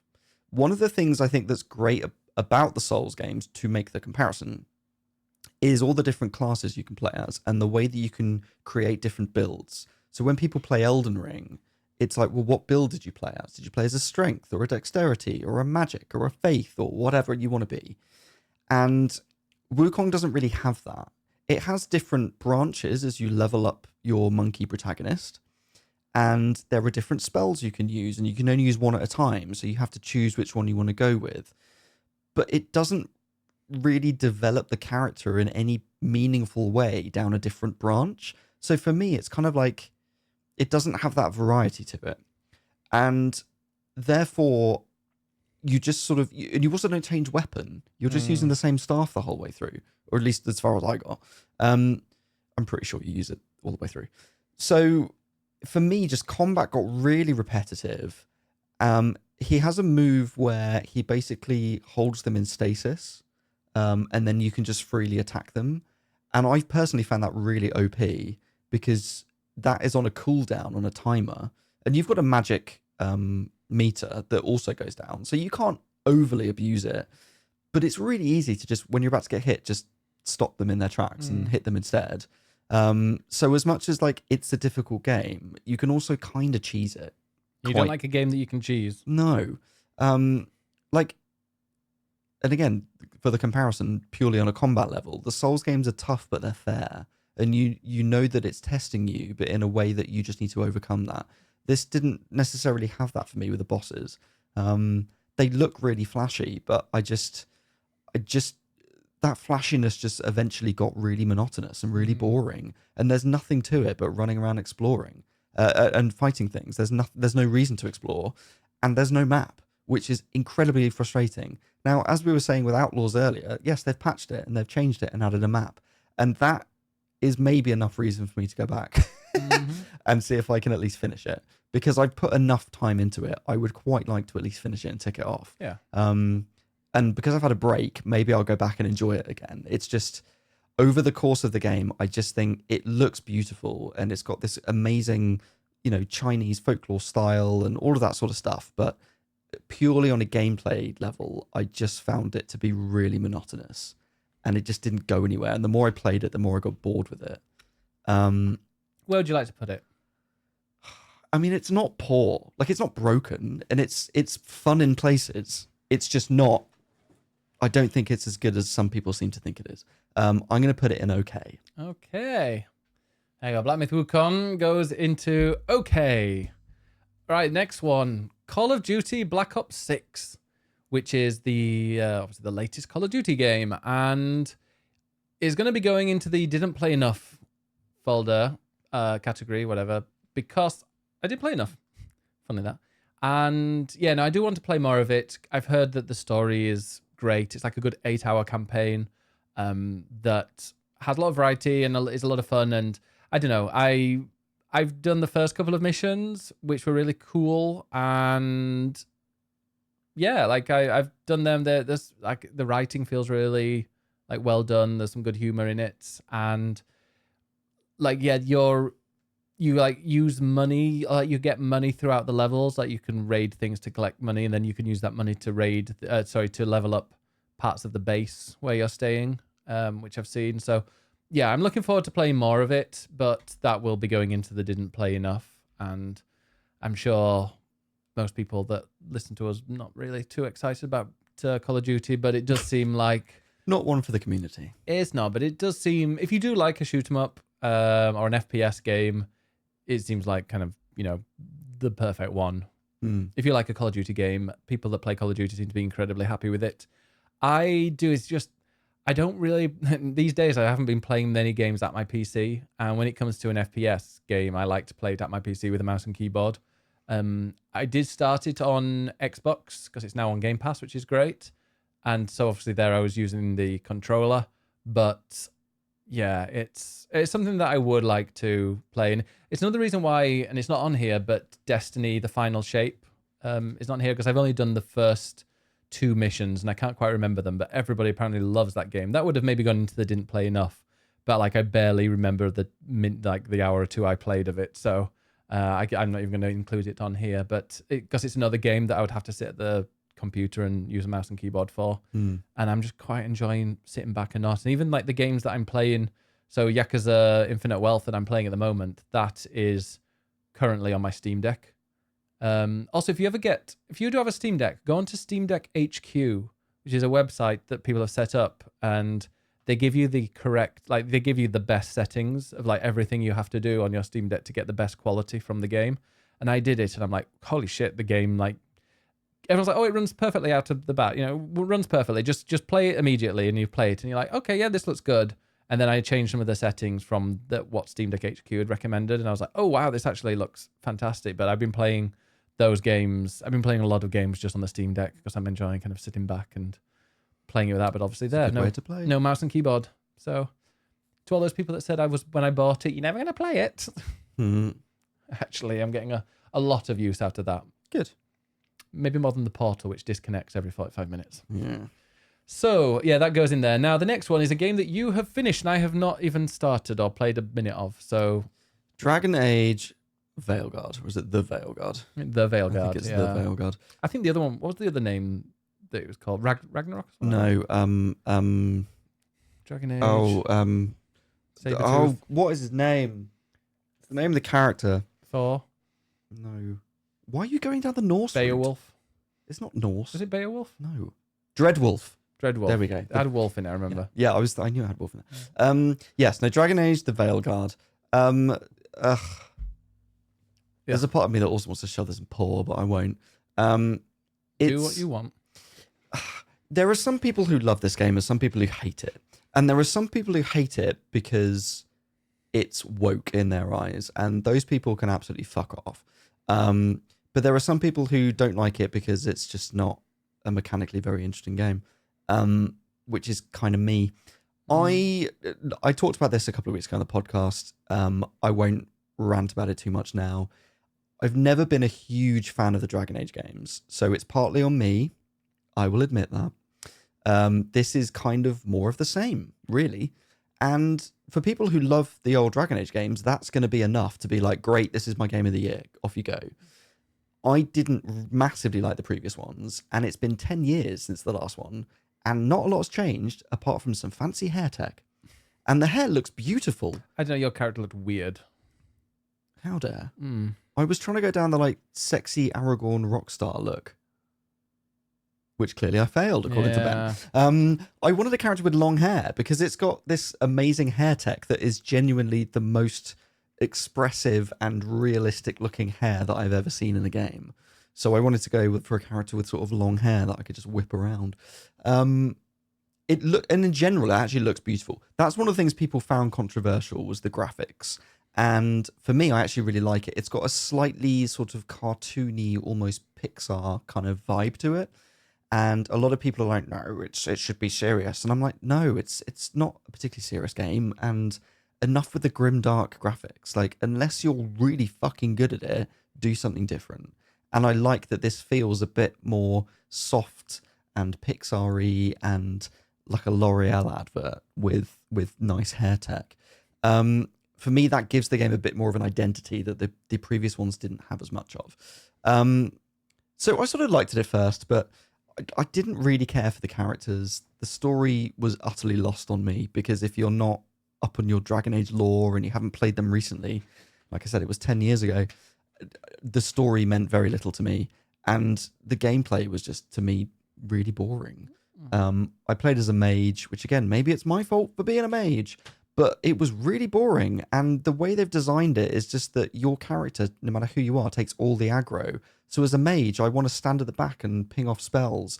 And it's just all the enemies are running at me and I'm spending all my time dodging. Your companions do fuck all to distract or do much damage anyway. And it's just, I just don't think the combat is very well balanced. And as an action RPG, in the last 10 years, we've had amazing games come out. And this just doesn't cut it for me. For me, it's like a 7 out of 10 game. And sometimes that's fun to play. Well, I was thinking, like, I was just looking at our excellent, good, okay, and I'm like, that's probably like 5 stars, 4 stars, 3 stars, and then 2 and 1. Sort of. Kind of. Shove it in okay. It's not a bad game by any means. It's just, I don't think it excels. Apart from hair, it doesn't excel at anything. And for me, if it's going to be like a top game of the year, it has to excel in something. Did you not feel like really close to your companions and you wanted to romance them and you felt I mean, I did attached? romance them, but I didn't feel massively attached to them, to be honest. So if they announced another one and then one of your characters is in it, would you be like, oh, yes. No, I wouldn't give a shit. Okay. And I know that a lot of people will, and that's fine, like if you love those games. For me, that I would have with Mass Effect. Yeah. And that's the thing, is that they're both made by BioWare, and for me, the Mass Effect games are just leaps and bounds ahead of Dragon Age. So for me, it's just a bad comparison. Right, next game is Mario Party Jamboree, which we played for the first time literally 2 days ago, and we played it with one round. I won, and therefore it's excellent. No, it's terrible. Generally this will go into the didn't play enough because we've only played one board. But the one thing that I noticed different from Super Mario Party, was it like 8, the last one, or was it just called Super Mario Party? Or I think it was just Super Mario Party. Yeah. So the one thing that I noticed that was different. Was it Superstar? Mario Superstar, Super Mario Party. Superstars. I don't know. I can't remember. Oh no, that was a different one. That was like the collection of different ones, wasn't it? Okay. Yeah, the Super Mario Party, whatever we played last. I miss the different dice that they had. I think that made it so much more exciting and fun. So this one, everyone's got the same dice, unless you like curse it or whatever. Whereas in the previous one, if you picked like Waluigi, or you pick someone, Oh, yeah, you're they had right. like a special dice that they could Yeah, pick, and yeah. it could be like -3, -2, -1, but then there could also be +8, +9. So you could really risk it. And if you were in like a pickle, like, oh, I'm really close to the star, like, or if you say the star is 10 away, but I have this special dice that has something like 10, 10, 0, 0, 0, 0, or whatever, then you can roll that and just kind of risk it all. And I kind of missed that, which they didn't have in Jamboree. And maybe I don't think they will have, because it would have been in the main version of the game that we played, because we played let's say one round. It was how many? 20 rounds. It was 20 rounds of one board. Yeah, we did that. And yeah, I feel like Mario Party definitely lasts longer these days, because I remember watching people play old ones where they did 50 rounds, and it would take like 3 or 4 hours, but like ours took 3 hours pretty much on just 30, on just 20. So I think they add more, and there's a lot more waiting around, and there's like sometimes you'll be 15 minutes and it's just one person with their one go, or like their one turn, because like I did that bit where it was just me on my own for a bit before it went on to the next person. Yeah. So yeah, no, I'm enjoying what I did, but I think this is something that maybe ask me in a year once we've done a few more. And tried out the other bits that we haven't even looked at We'll yet. play it more on stream. I think it will be fun to play with other people, or if maybe we'll have some game nights with friends in actual person. Yeah, in person definitely, but also I want to do more. I want to stream more community games, and like doing like Mario Kart and that kind of thing. I think is a bit more fun than me blasting through a story game that people have missed the beginning of and don't understand what's going on. Sure. So I'll pop that into didn't play enough Super Mario Party Jamboree. And we're resizing. And as we are, in fact, we're one away from halfway. So Dungeons of Hinterberg is the, I think it's the 19th, is it? 1, 2, 3, 4, 9, 10, 11, 12, 13. No, we've got 2 more. Sonic is the 19th one. Because when it's halfway, we'll see if there are any that you want to move around. Interesting. There we go. So let's just make this, you get talking about Dungeons of Hinterberg, because I played the demo and I enjoyed the demo, but... Right, for me, Dungeons of Hinterberg is a very easy excellent. Ooh. This game is an indie game from a studio in Austria, and it's set in Austria. You are in the Alps. You are a young woman who goes, not really a holiday, it's more of like a break from her life in a law firm, and she wants to go to the Alps and sort of live a new life and have a break, which I think was very relatable. She's like, I've got burnout with my life and I need a change. And I'm like, I feel that. There's a lot of other things in this game that I think are really good, but that in particular is what really surprised me from the very beginning and really got me into it. The way she talks quite philosophically about her life, it just it got to me in a way that I didn't expect it to. So I won't say too much about it, but if you've played it, you'll probably know. And absolutely, those bits just, it was great. I played the demo of it and genuinely really, really liked it. It felt great. There was not like a lot of like running around, because you've got your skateboard or whatever it is. On the level I played anyway. Yeah, well, there's different, that's only one level. Oh, okay. Well, that was great, because it just felt really fast. And it also, it ran brilliantly as well. And I think the graphics helped the performance. Yeah.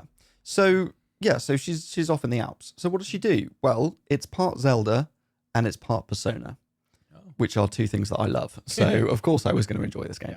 Yeah. And it's Austrian, which you love. Yeah, we went to Austria this year. That's true. Yeah. We didn't go to the Alps though.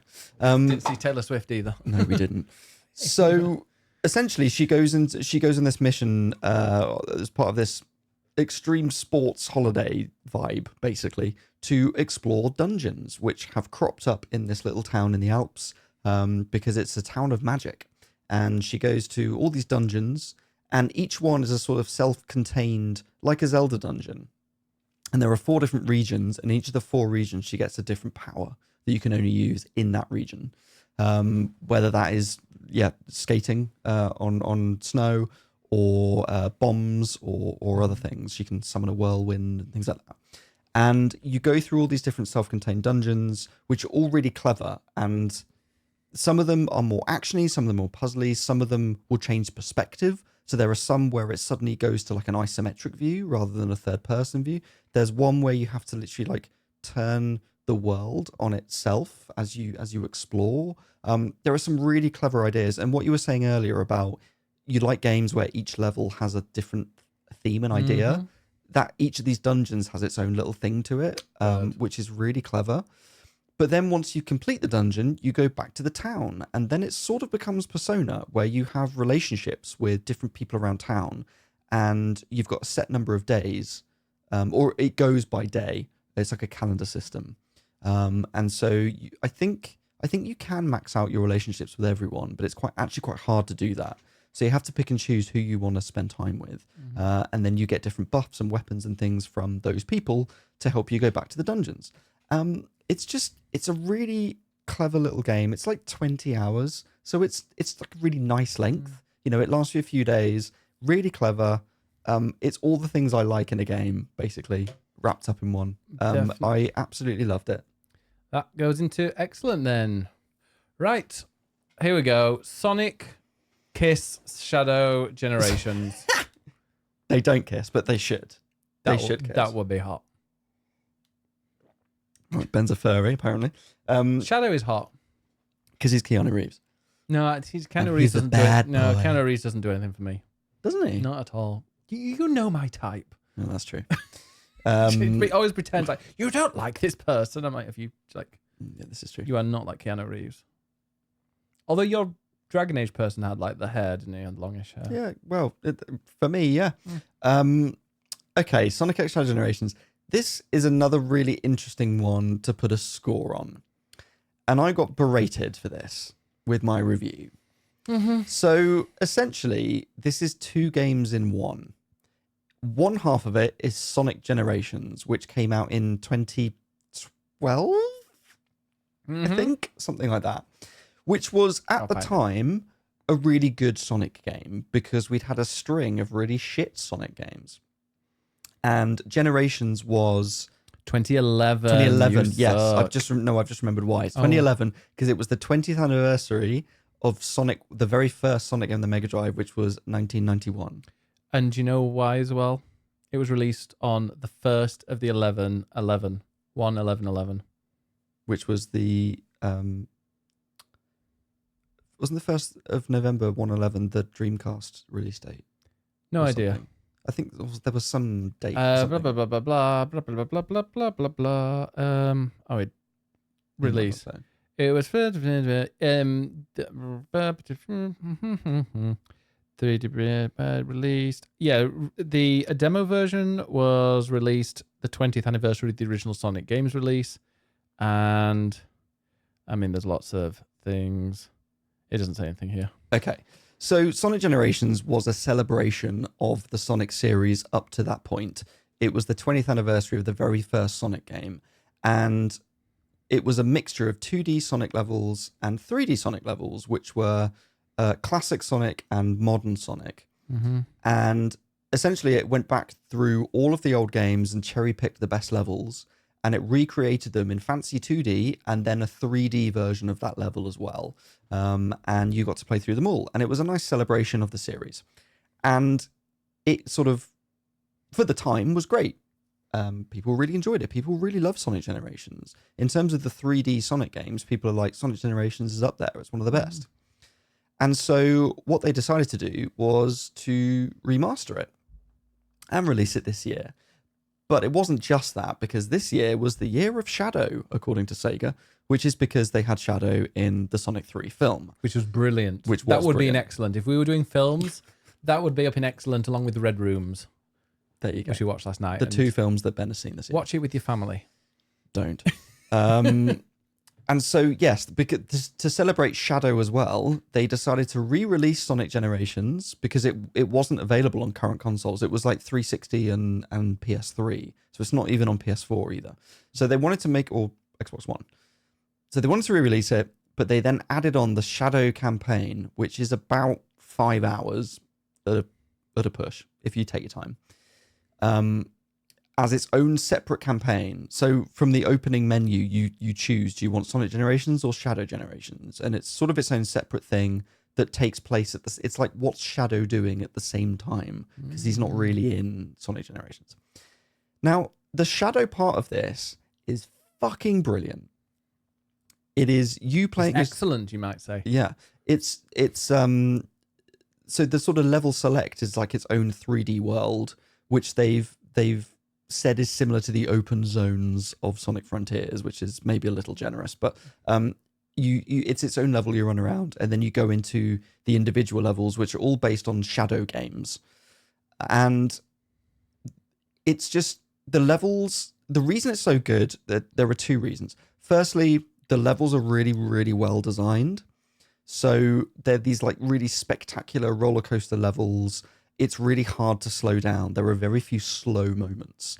And it's not just that the Sonic games are about going fast, but they're about maintaining the flow and the momentum as you go through the level to try and do it as smoothly as possible without stopping. So it's not just about Sonic runs fast. It's about how do you maintain that momentum when there are things that are trying to stop you. And the levels in this... Hang on, I need to sneeze. Oh, here we go. He's about to say the levels in this are really boring. No, the sneeze is gone. The levels in this are really well designed to allow you to maintain that sense of speed and that sense of momentum, but with lots of shortcuts and side sort of paths and things as well. So they're just really well crafted levels for Sonic games. For Sonic, it's really good for a Sonic game. No, as in it suits the Sonic gameplay. Okay. But then also Shadow controls really well, and that's something that Sega has really struggled with throughout all the 3D Sonic games. It's things like if you hit the side of a wall, Sonic will just immediately stop and lose all momentum. So it's really sort of unforgiving. You know, you've got to have a really perfect line. Or things like he has a homing attack, but it doesn't always home in on what you want him to, and things like that. And so he's always been a bit fiddly, which has been irritating. When you're going at fast speeds, you need reliable controls. And at long last, they fucking nailed it with Shadow, where the controls just feel really tight. And he has a homing attack that is on a separate button to the jump, and it's really generous, and it seems to get it right. And they've designed the levels so that it's really obvious what you're homing in on. They've just nailed all the things that they finally needed to nail. They've absolutely done. Shadow is just a cooler character than Sonic. Sonic's like an annoying little weedy brother, and Shadow's like the cool older brother who's a little bit emo, and is just cool. He doesn't shoot a gun in this though, or ride a motorbike, but he does in the film. So I was just thinking like the speed and the weight, because I played a bit of it at Gamescom, and I'm like, imagine if Team Asobi did this, like if they were in charge of that, and then it completely going off track here. I'm like, what they do with Astrobot 2. Imagine if they had a level where it's like, you know, he set himself on fire and he's just burning through, and you have to do a kind of like a Sonic style level in I would love that. Astrobot 2. The thing is, there are loads of indie games. I mean, this is another sidetrack. There are loads of indie games out there from developers who basically love Sonic but have recognized that Sega have not done a great job of controls and things.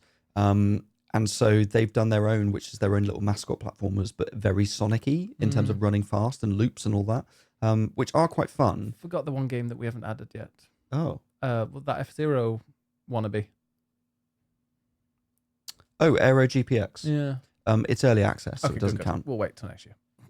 Yes, this year. Yes, because we also don't have Hades 2 on here, because that's also early access. Yeah, we don't do early although access. I did play a bit of that. So, yeah, anyway, basically Sega have finally nailed how to do 3D Sonic, which they've done with Shadow Generations. And so, in isolation, that was an incredible 4 hours. That was me as a Sonic fan since I was a kid. It's what got me into games in the first place. And I, played a lot of the 3D Sonic games. And then finally, I'm like, wow, this is the game that I really have wanted for so long, which I've loved. But they've put it with Sonic Generations, which 20 odd years ago, or 10 or however many, was great at the time. It was 2011. I can't 13 count. years ago. There you go. 14, sorry. It was great at the time, but then now that they've paired it with Shadow, it feels really dated. And it made me realize that actually they didn't nail the controls or the level design in Sonic Generations, which people felt at the time, but they didn't. And now in comparison to Shadow, the Shadow bit is just so much better. So it's kind of a difficult thing to put a score on. And just to come back to why I got berated online, because If you take it as just the shadow bit, I'd be like, put it in excellent. It's great. If you're taking it as a complete package with the Sonic bit as well, for me, the Sonic bit is just not that great and lets it down. And that's why I ended up giving it a 3 out of 5 overall. And what's funny is that I feel like since it's come out, people have said, "Oh yeah, the shadow bit's so good. It Yeah, sort of I saw- it makes the Sonic bit look crap." And I'm like, that's literally what I wrote in my review, No. and you all berated me for it. I've been following as well, and you were shat on by the people like the Sonic fan base who are like, no, Sonic Generations is fantastic. I don't know what you're talking about. And then they played it and gone, yeah, exactly that, saying like, oh, actually, no, Shadow is way better compared to it. But it's like there is so much nostalgia with Sonic, like the Sonic fandom. I think there is with all fandoms, especially, but especially Sonic. They're like, this game was good when it came out. It's fantastic. Therefore, it is an amazing game. And it's like, well, to today's standards, maybe it isn't. It's like my brother's always bleating on about me playing Half-Life 2. And I'm like, yes, it was probably a masterpiece when it came out, but these days, it's influenced a lot of games and other games have improved on it. I mean, there are probably people who have never played a Sonic game and would pick this up and be like, "What the fuck is this?" And be like, me. "This is utter shite," Yeah. such as you. Whereas I pick it up as someone who's loved Sonic, so I have a lot of nostalgia for it, and I get that. But I can still recognize if a game is not pulling its weight, and the Sonic side of things does not pull its weight compared to the Shadow side of things. So I'm a bit torn, basically, to conclude. Because, yeah, if we're talking about it as a complete package, it's a bit of a mixed bag, but the Shadow bit is excellent. I feel like it's a game that would maybe make my personal top 10, but I know you haven't played it, so I'm Played a little bit. and I don't think it would be in yours. So I'm going to put it in good Okay, in good. rather than excellent. Oh, was that what you were between? Okay. Yeah. I thought you were going to be between good and okay. But that's fine. No, I think it's up there as a good. Okay, good feels fine. We're going to take a very quick break now because we have some wine to pour and we're at the halfway point. So we're going to also take a quick look and see if there are any that we want to switch around. So let's take a quick break. Right, we are back and Ed's now sat down. We have wine. We have a Corsiero Nero. Oh, it's Italian. I think that was kind of, which I'm not sure what that is. And also a Le Malbec d'Oeuvre. And you've also got one from last night. I've got an old wine. I really like that one. That was very fruity. I gave it 5 stars. Oh, lovely. Right. So we are halfway. Are there any that you would like to move around or change? Honestly, I'm pretty happy with what we've got. Yeah. I like them. I'm not going to touch yours because, I haven't mine, played please. them. Like if I had to move any, Well, you don't have to. the only one that doesn't quite sit right with me is Pokemon card game in excellent. Okay. Because it's very, very shallow of what I do. I just collect the cards and they look pretty. And I'm not even, like the game itself, I don't enjoy really playing. And there are other card games that I think do seasons and kind of passes much better. Yeah, I mean, it's something that is, for me, very memorable from this year and something I've spent a lot of time on. But yeah, if you're talking about the actual sort of game mechanics of it, does that really stand alongside the others in that category? No, in that category, I just keep thinking about Marvel Snap, which is not necessarily a collecting game, is more like a Pokemon card game is, but it's still very, very deep and is also free to play and has its own, payment mechanics. I think the trading card game could eventually become excellent, but right now it's still like in its early stages. It still feels quite early access. Like trading and stuff hasn't even been added in. That's true. There's a button for it and it just says coming soon. If you want to whack it in good. I'm going to whack in good. Okay. I still think it is very good, but at the moment it's not quite in the excellent. And looking at some of the games coming up, I'm like, I think excellent might become a bit busier. Yes. First, so maybe this next game is excellent. It is absolutely fucking stunning. It's just beautiful. I just love the art style and I love it, especially on like the OLED Steam Deck. It just jumps out and is incredibly gorgeous. Dragon Quest 3 HD 2D remake, Type 0. No, you had it. Over it 2. ended at remake. Did it really? Was that actually the name? Yeah. Oh, wow. Yeah, okay. Dragon Quest 3 HD 2D remake. Ridiculous. Okay. You have almost finished or you did finish? I finished it. Right. What did you think? Ugh. Oh, you can be nice about games. No, I thought it's your hobby. I enjoy. Well, this is the thing. A very interesting point. Why did I play this game? I played this game for educational reasons, more than I wanted to play it, but it was for education more than fun. Dragon Quest is a series that I've never played before, and I love Japanese games. I love RPGs. I love Final Fantasy. It's one of my favorite series. So having never played a Dragon Quest game is kind of sacrilege, really, because Dragon Quest is the absolute grandfather game of JRPGs, if you want to call them that.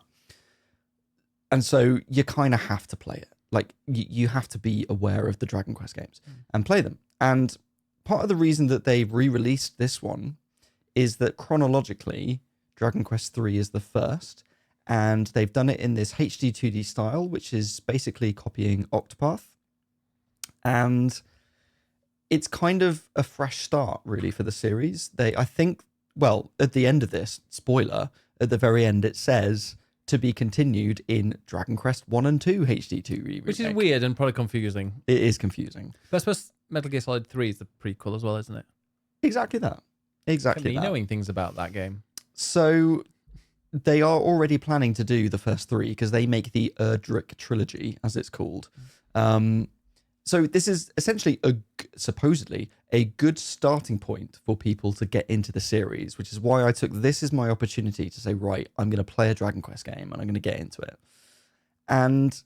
But yeah, it was more for my own education, really, rather than enjoying it. And I think that's a similar reason to why people would play the Pixel remasters, the Final Fantasy Pixel remasters, because they're old games from the 80s and 90s, but they are made in a way that is palatable for modern players. And so the Pixel remasters I really enjoyed, but I feel like I enjoyed them because I slightly cheated, i.e. I used all the boosts.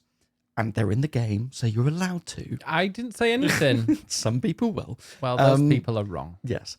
So I played the Pixel remasters with the boosts on, which essentially means you can whack up money and experience to like ×4 and put the speed up to ×4, and you can turn off, crucially, you can turn off random battles, which is something that was needed at the time, and we very rarely now in games have random battles, and you can turn them on and off at will.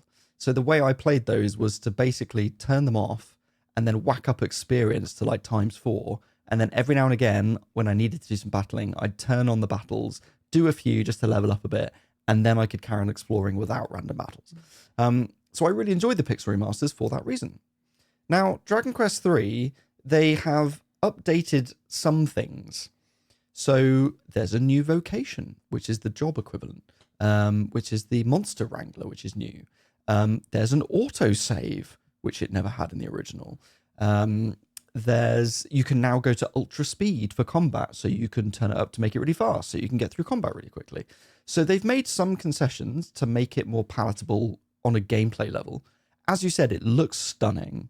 Like, it's got the HD 2D style is just perfect for that retro yet modern vibe. And adding really lovely lighting in there is great. It sounds great as well. It's all reorchestrated or recorded and arranged for an orchestra. The only thing I'll say with that is that there are about 3 music tracks in the entire game, so it does just repeat them constantly, which is quite annoying by the end. Like the same battle theme all the time. God, it's irritating, even if it is an orchestra. So it looks and sounds great, but I don't think they went far enough with the gameplay stuff to make it more playable for modern audiences. So in short, they have not added the same boosts that the Pixel remasters have. They've made some changes, but they haven't, in my opinion, gone far enough. And so it's like they're trying to maintain the original gameplay feel of playing it in the 80s. And at the end of the day, we're not in the 80s anymore. And I can appreciate that this is where games came from, and that's great. And I'm glad that that exists. But so many games have come along since this point and changed things and made things better. And going back to that point is interesting more than it is fun. So I'm glad that I played it. I'm glad that I've ticked it off in my RPG education. I can't say I massively enjoyed it. Yeah, I am. I got like 5-6 hours in, Yeah. and It took me about 20-25, I think. So yeah, but I was really enamored by it up to that point as well. Like I stopped it just because I played something different, but enjoyed very much the only thing that really annoyed me, and it's just a little thing, was it one of the towers I had to climb, and I was like quite underleveled, and I think I backed it down to easy. But like I got to like the top of the tower, and I was like, I could tell that I was going to a boss, so I was preparing, and then there was like a room to the side. And I was like, oh, I'll go and explore that room before I go to the boss, and it just dropped me to the entrance of the tower, and it like fell out. It was like a quick way to get down. I'm like, oh, there was no sign that was what I was going to do. So now I've got to go fight. I know exactly where that is, and there is a reason for that. Well, there's a reason that you have to jump out of there afterwards, but there wasn't a sign that says that's what you were going to do. So I'm like, great. So like, I don't have the ability to, like, I don't have all the items that I want to kind of go through the entire tower again with all the random battles and then be real at full health again for when I finally get back to where I was. So I had to go all the way back to the town, and I'm like, oh, this is just, it was taking forever. So that was the only gripe I had. But like, I really loved it. I thought it looked gorgeous. I could have sat and played, and it did give me some like nostalgia of the old school RPG games that I used to play as a kid. I know it's a Dragon Quest thing, but I'm not a huge fan of like it being a first person in the battle mode. I was literally about to bring that up. It just doesn't, I don't know. It's not Indiana Jones, is it? Yeah. So yeah, that was the original way of doing it, where so in Final Fantasy, you've got on the left side the enemy characters, on the right your characters, and you can see them taking turns. Whereas this is presented to you in first person with them lined up horizontally as if they're looking at you. And it means that you don't see your characters. And it's a personal choice, I guess. But for me, I just found it hard to follow who's doing what, because you're not seeing your characters. You're just seeing attacks. And it's all read out to you in text. So it's like, so-and-so did this. It did this damage. A bit like with Pokemon. But you don't see your characters. That wasn't for me either. That's a really old school thing that I'm like, just take the camera out a little bit and put them a row in front so that you can see them facing each other, and then you can just watch them. Like that's all I need. Yeah. And that would have modernized it enough that I would have enjoyed the combat a bit more. Even like Pokemon, when they had the two things on the screen and it did a weird thing and then the enemy reacted, like jiggle. Even that was a bit more involved than you not even seeing what it is, or just seeing a little thing spurt out and hit the enemy. There's like the odd like animation, but yeah, it's not much. The other, I mean, I think you enjoyed it at the start because it's quite easy at the beginning. Yeah. And shortly after where you got up to, it gets really fucking hard, and that's when I dropped the difficulty down to the easy mode, which is as close to the boost as it gets. And the problem with that is that it actually doesn't make the game any easier. All it does is make you invincible. So your characters still get hit and they lose HP, but they never go below 1, so they can never die. And that's because it's quite irritating to revive them. So it makes that easier. But the enemies, you still face the same number. They still do the same damage. So it therefore feels like it's not an easier mode to help you get through. It's more just, I feel like I'm cheesing it. But then I felt like, well, now I'm not even going to bother healing because there's no point in healing. So I'll just go pure damage. And it just trivialized combat to the point where there's just no point in even trying. So you put it down to easy, but then complaining that it was too easy. Well, because what I wanted was somewhere in between that, where it is easier, but it's not a complete cheat. Or give me the boosts where I can choose where I want the difficulty in what place. But it doesn't give you that depth of complexity with its options. So yeah, that just irritated me. So yeah, it's really pretty though, isn't it? I can't get over how it is really pretty. But so was Wukong, and then it got boring. And Dragon Quest is pretty, and then it felt like work. Where would you like to put Dragon Quest? I'm going to put it in okay. Okay. And what I will say is that I am not going to judge the entire series by that one game. Firstly, and secondly, what it has actually done is really inspire me to go and play Dragon Quest XI, which is the most recent and therefore the most modern. It is. And so what I now want to do is to play that so I can make the comparison to see how far the series has come. and then I'm very excited to play whatever is next. I don't think it's as modern as you'll think it is. No, I don't think it is either, Yeah. but It's definitely, living hopefully off its more modern. Yeah. I don't know, it reminded me, watching somebody play that reminded me a bit of Xenoblade. Because Xenoblade is very, like I think like 1, 2, and 3 of Xenoblade are similar in style to kind of like, they definitely got some old habits. Yeah. But people love them. And I loved what I played with Xenoblade. Never finished it actually, but should do. Neither do I. Okay, the next game is one that we played together, Chained Together. I wish we hadn't played it. Which was a really fun game where it's a multiplayer. Was it on the same, was it online multiplayer that we did? Yeah. Were you on there? Yeah. Yeah. Where, you are chained to your partner that you're playing with, and you have to get to the top of a structure by doing all these things and jumping over things. It's like an ultimate platformer where you're just kind of climbing a never-ending tower, well, seemingly never-ending, and one wrong move and you can fall. But because you're chained together, you rely on the physics of that. So if you're having to kind of, maybe you're both kind of jumping along across a big gap, if only one of you does it, then you're not going to make it to the side without the chain snagging, and then you'll both fall and have to start again. And the checkpoints in that are very far away. If you even play it with checkpoints. So yeah, there are two options. There's that, and there's also you can hit a checkpoint, whereas if you fall, you can just go back to that. Or there's one where it will reset you to like the highest point if you fall, so you can kind of redo things. What did you think to it? So we played it for one stream, which was probably like a couple of hours. Mm-hmm. That was absolutely enough. Even though it was only a short time, it was absolutely enough for me to say I did not like it. Oh, see, I thought I had so much fun, partly because I was trolling you with it, which I think has maybe soured you on it slightly. Yes. So I'll be like, go, and then I won't go, and then you'll fall, and yeah. But you can also play it like up to 4 players, so 4 people can be chained together, and also you can play it solo too. So there is like an end game to it, and it's one of those games I think that's kind of created for streamers to play. And yeah, to it was a bit very of popular rage, on stream. Yeah. and to create some like rage moments and some very fun kind of just screaming out loud stuff. That's kind of what it feels like it was made for.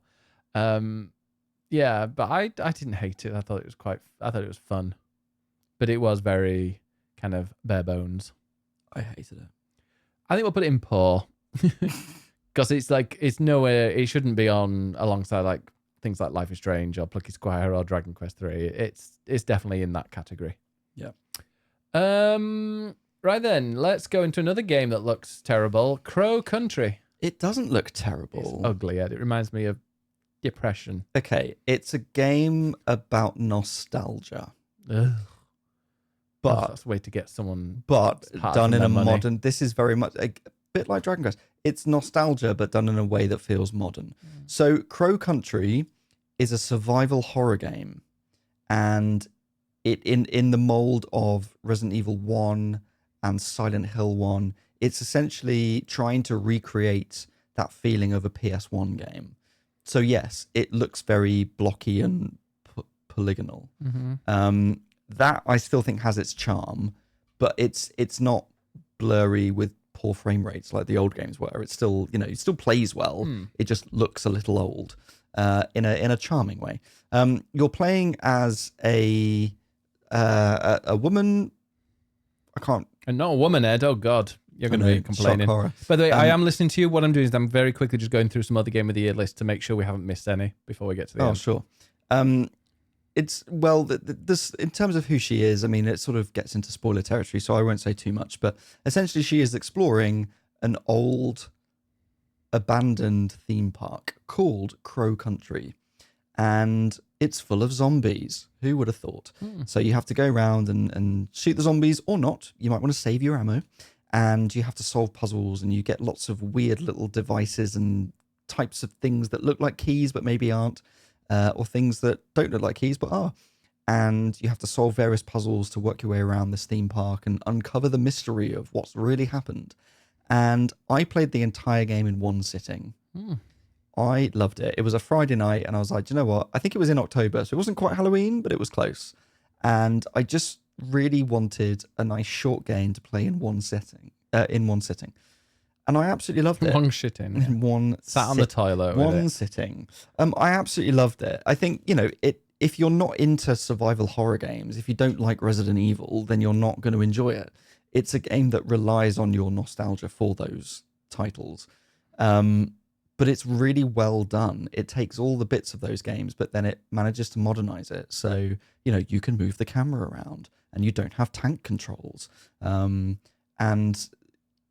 I mean, the puzzles sort of, you realize there's an order to them that it is steering you through. It's just really well done and it's really charming in what it does. It's not groundbreaking. It's not moving the survival horror genre along. It's not scary. There's the odd little jumpy bit.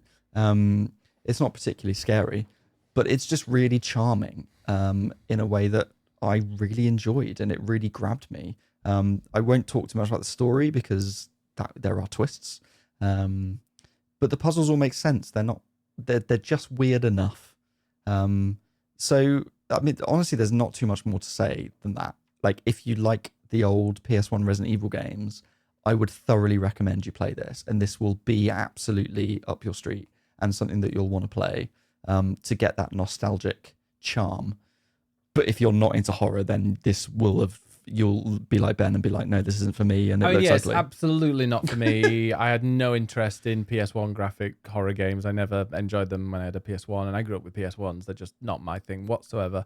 But like we're looks judging like it based Final Fantasy on 7 in terms of its like Lego characters. Like it's that level of PS1. even worse than that.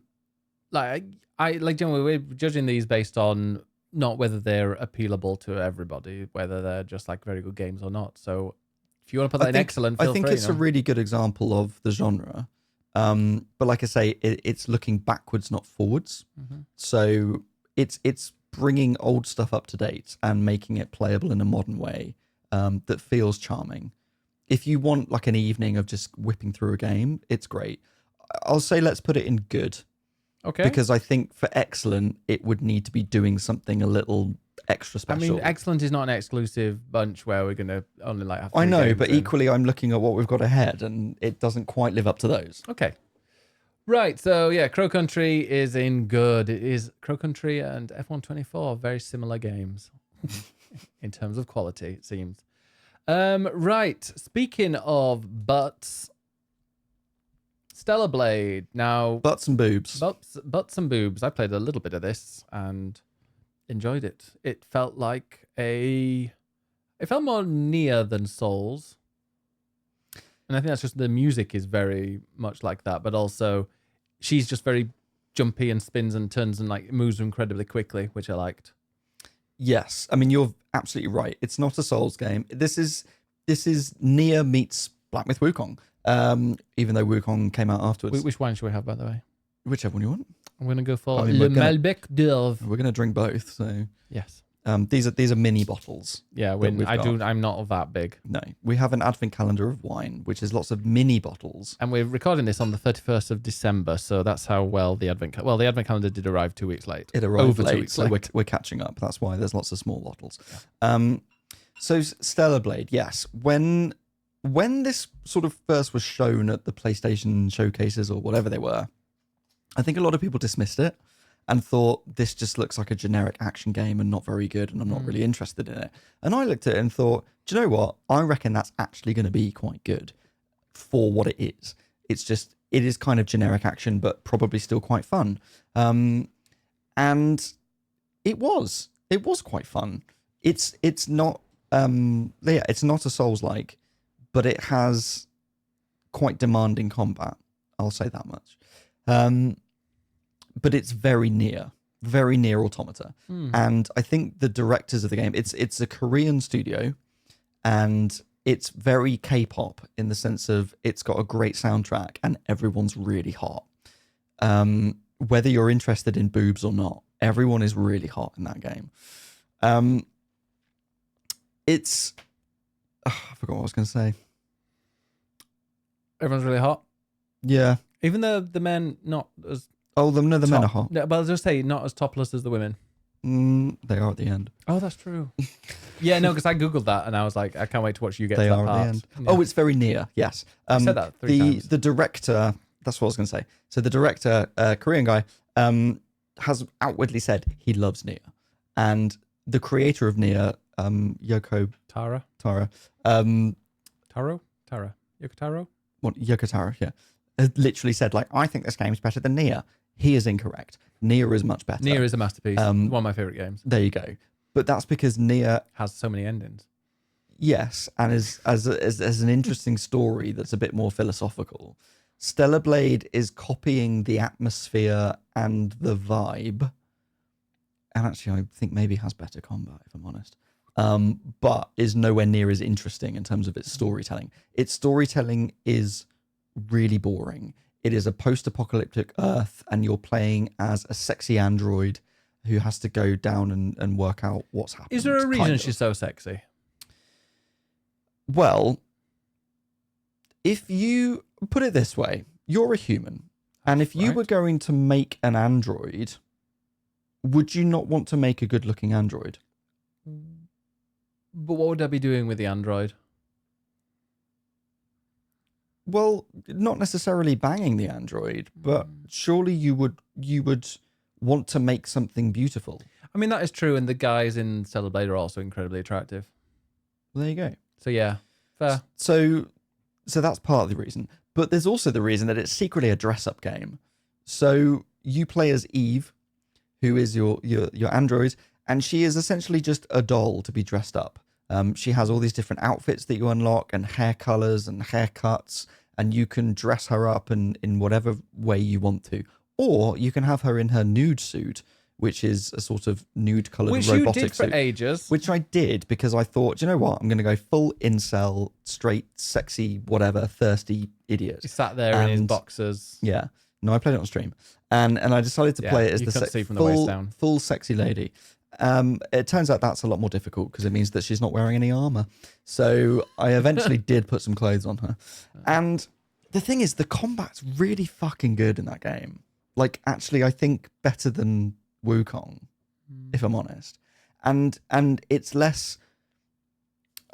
It's more streamlined because there's only really one way of playing it. It's very character action game, like sort of Bayonetta-y or Devil May Cry. It doesn't have the breadth of a Souls game, but it's also not trying to be, and therefore it's more focused than Wukong is, I think, personally. Until you get to the very end, and the last couple of bosses are so difficult and really infuriated me. But the combat's really good. It's just that the world is a bit generic, sort of techie, post-apocalyptic future, whatever. And Eve as a character is mindless. She has nothing. She's an android. She doesn't have a mind. Well, that's the thing. Like, on the one hand, she's an android and she's a puppet and she's a dress-up doll for you. But she's also just really boring to follow and has nothing of interest to say in the context of the story. So as a pure action game, I actually really enjoyed it, and it looks brilliant. I haven't played it on the PlayStation Pro, but I think it's meant to look really good on the Pro. I played a little bit on PS5 Pro, and it's got a fucking brilliant soundtrack, which is sort of Nier meets K-pop. You can listen to it on, there's like 40, 50 tracks on Spotify, and it's genuinely, or whatever streaming platform, it's genuinely a really good soundtrack. So it looks and sounds amazing, and it plays really well. It's just that the story is really boring. And then on top of that is the fact that this game has just been co-opted by annoying incels who are basically like, we need sexy women in our games. Look at the boob physics. And even the developers have then like added extra things, like they've patched it now to improve the soft physics, i.e. her boobs now squidged together with her arms. Or there was a Christmas thing, which makes her into a sexy Santa. And it's like... That just sounds like Bayonetta. No, because Bayonetta is done in a way where it's like, it's camp. And that was a big comparison, as well as Nier, is Bayonetta versus Stellar Blade. Because it's both sexy women who are outlandish and doing all this combat. The difference for me is that Bayonetta is really sort of knowing, and she's a woman. She knows that Bayonetta knows that she's sexy. She knows that she's a diva, and it's camp as fuck because it's so over the top, and that's why the gays love it. And that's why I think people are endeared to her, because she's just like flock off, and just does what she wants. And she's just a fun, cool character. Whereas Eve is utterly mindless and has She's very nothing to childlike, say. isn't she? Yeah, childlike in a weird way that makes me feel uncomfortable that men are looking at her like, oh, look at her boobs. And it's like she's got no personality. And it's just, there's just a weird vibe with that, where it feels like Eve is made for the male gaze. Whereas Bayonetta... Not that type of gaze. No. Whereas Bayonetta was made for the male gaze, but in a way that's so over the top that anyone can be endeared to her, I think. So there are things that Stellar Blade gets really right and things that it just falls completely flat on. I'm tempted to put in good because I still actually quite enjoyed it. Looking at the other games around it and like what I've played, I'd say good as well. Yeah. Like I genuinely enjoyed the combat, and I thought, and yeah, it does feel like Stellar Blade in the combat as well. Like when you're it feels like Nier in the combat. Like I think it was the one on top of the car park. Or the park. Yep. Yeah, like that one felt very Nier, where you're having to break down the certain barriers and then you go to the next. It's actually quite Sekiro-y because you've got dodges and parries and you have to time them correctly, and it becomes like a rhythm game in the same way that Sekiro does. So the combat feels great. Yeah. Genuinely, they've absolutely nailed the combat. And if you want a game with just good combat, whatever that might be, but just a good action game, Stellar Blade absolutely nails that. It's just got a really boring character and story around but it. also just like, if people want to have a sexy game, let them have a sexy game, and it's fine. Well, there's sexy, and then there's taking it too far on the internet, and that's what soured me on it. But is just, the people that play it. But the game itself is actually quite good. But I think if this game just came out on its own and no one really made a big fuss about it, and you played it and loved it, I think people would enjoy it more. Don't let other people yuck your yum. Yeah, don't listen to us. Yeah. It's no, I understand what it means. It's just, I think it's fine to have a sexy game that is there to appeal to straight men and lesbians. It is fine to have that, and that's what that game is. And I don't think it doesn't objectify in a way that maybe, I don't know. It's not. It absolutely does Well, it does objectify, objectify. and in a way that I find quite awkward. So, no. I disagree with you on that, but as an action game, it's great. Keep it in good. You can play sexy games. It's fine. Zao is a sexy game as well. Tales of Kenzera, Zao. It's not really a sexy game. No, it's about a dead dad, so it's not. Yeah, exactly. I reviewed this. I enjoyed it. I can see why people wouldn't. And that's because there are sort of two parts to it, really. There's the story, the presentation, the representation, which are all brilliant. It's basically a game set in an Afro-futuristic game. So you are playing, it's sort of a story in a story. It's a young man who is in an Afro future and is reading a story based on African folk tales. And so it's based on the Bantu tales, I believe they're called. So it's taking sort of African folklore and mythology and old tales and building a Metroidvania around them. And in terms of that storytelling, it's also about grief. It's Abu Bakr Salim who created it, and he made this about his own father dying. So it's a game about grief and exploring grief, and it's really beautifully done. There's some really tender and moving writing in it. One of the things I really like in it is that there are meditation trees at certain points on the map, and you go and sit in a tree and meditate, and he sort of reminisces on his father, and there are some really beautiful moments within that. So the storytelling and that sort of the atmosphere of it is really beautifully done. And I love that it is set in Africa, and it's so inherently African as a game, which is something that for me, I've just never played before. And that's not to say that there aren't African games out there, but there aren't enough. And I think that that's an area of folklore that I would love to see explored more. We've seen so many games on Norse mythology and Greek mythology, and we're seeing more and more on Japan and China as well, but there aren't enough games about Africa. And I think I found it really fascinating playing this game and appreciating that representation. And I wish there was more of that. And so that, for me, is something that I really want to celebrate with this game, is to celebrate that in itself a celebration of African culture and folklore, which is brilliant.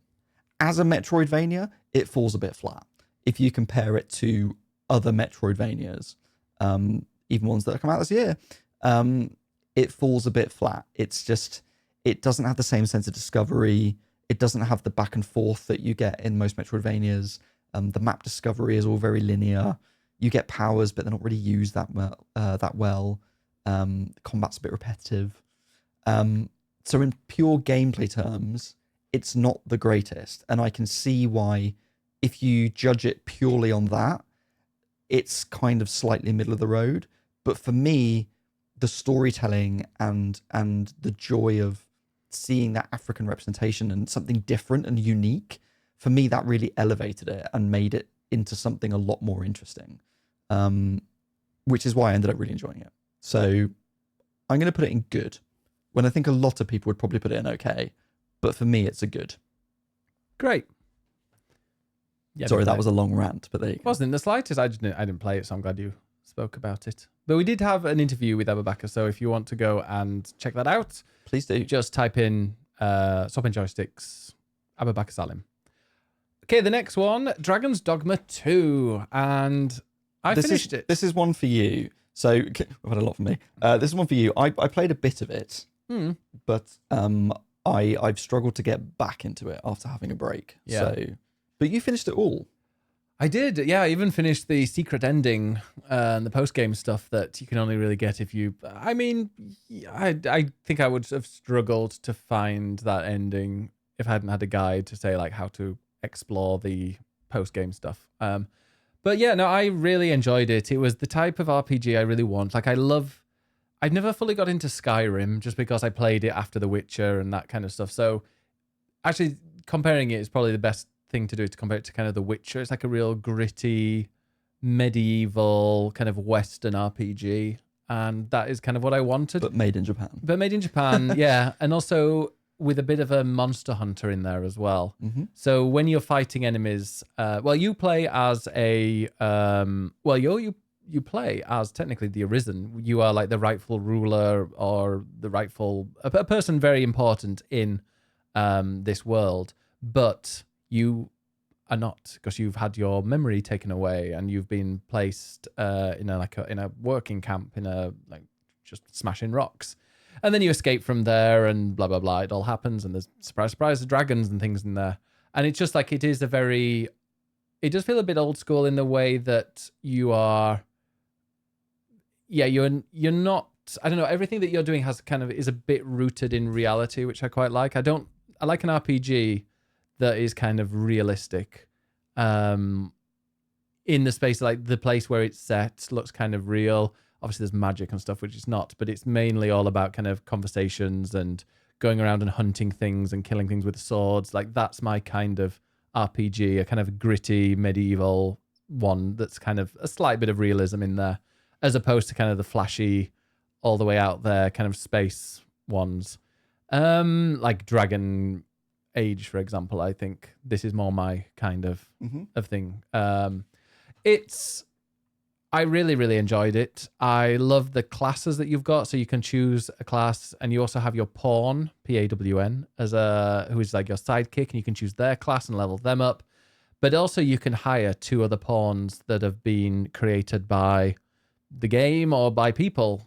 Most of the time you go for different people. So you end up being like an army of 4, and you can kind of choose and search for what kind of classes and what they look like and all these other types of things. So you're an army of 4. And yeah, you just like wander around and you do your quests, and it's really, really good fun. And one thing I like about some games when it comes to an open world RPG, I really don't like, and I've mentioned this many times before, but if this is the first time you're listening to us, then you won't have heard it before, so that's great. I know where you're going. An open world RPG that doesn't have constant fast travel, because I think constant fast travel just breaks the fact that you are in this giant world. Because if you're just fast traveling all over the place, even though you've had to go there to unlock it, it just makes the whole map feel a lot smaller. And I think Rebirth, I've mentioned this before, Final Fantasy VII Rebirth does that incredibly well, in the fact that you can whiz and fast travel around in the local maps, But if you want to go to another area, you have to literally go and find a chocobo wagon or whatever and take you there. Until I'm sure later on there's something easier that helps you get around, which I've seen pictures of. But like at the moment, what I'm like in Rebirth, it does feel like you're on an epic tale. And also the fact that once you have left an area and like fully cleared an area, there's no real need to go back. At least in the stage of the story where I am anyway. Like, and I've cleared like 3 or 4 different areas. There's no real need to go back. Whereas the one thing that like Dragon's Dogma 2 kind of does let me down a bit is I will be doing kind of just a small side quest in the end game area. And to finish off that side quest, I have to go all the way to the very start.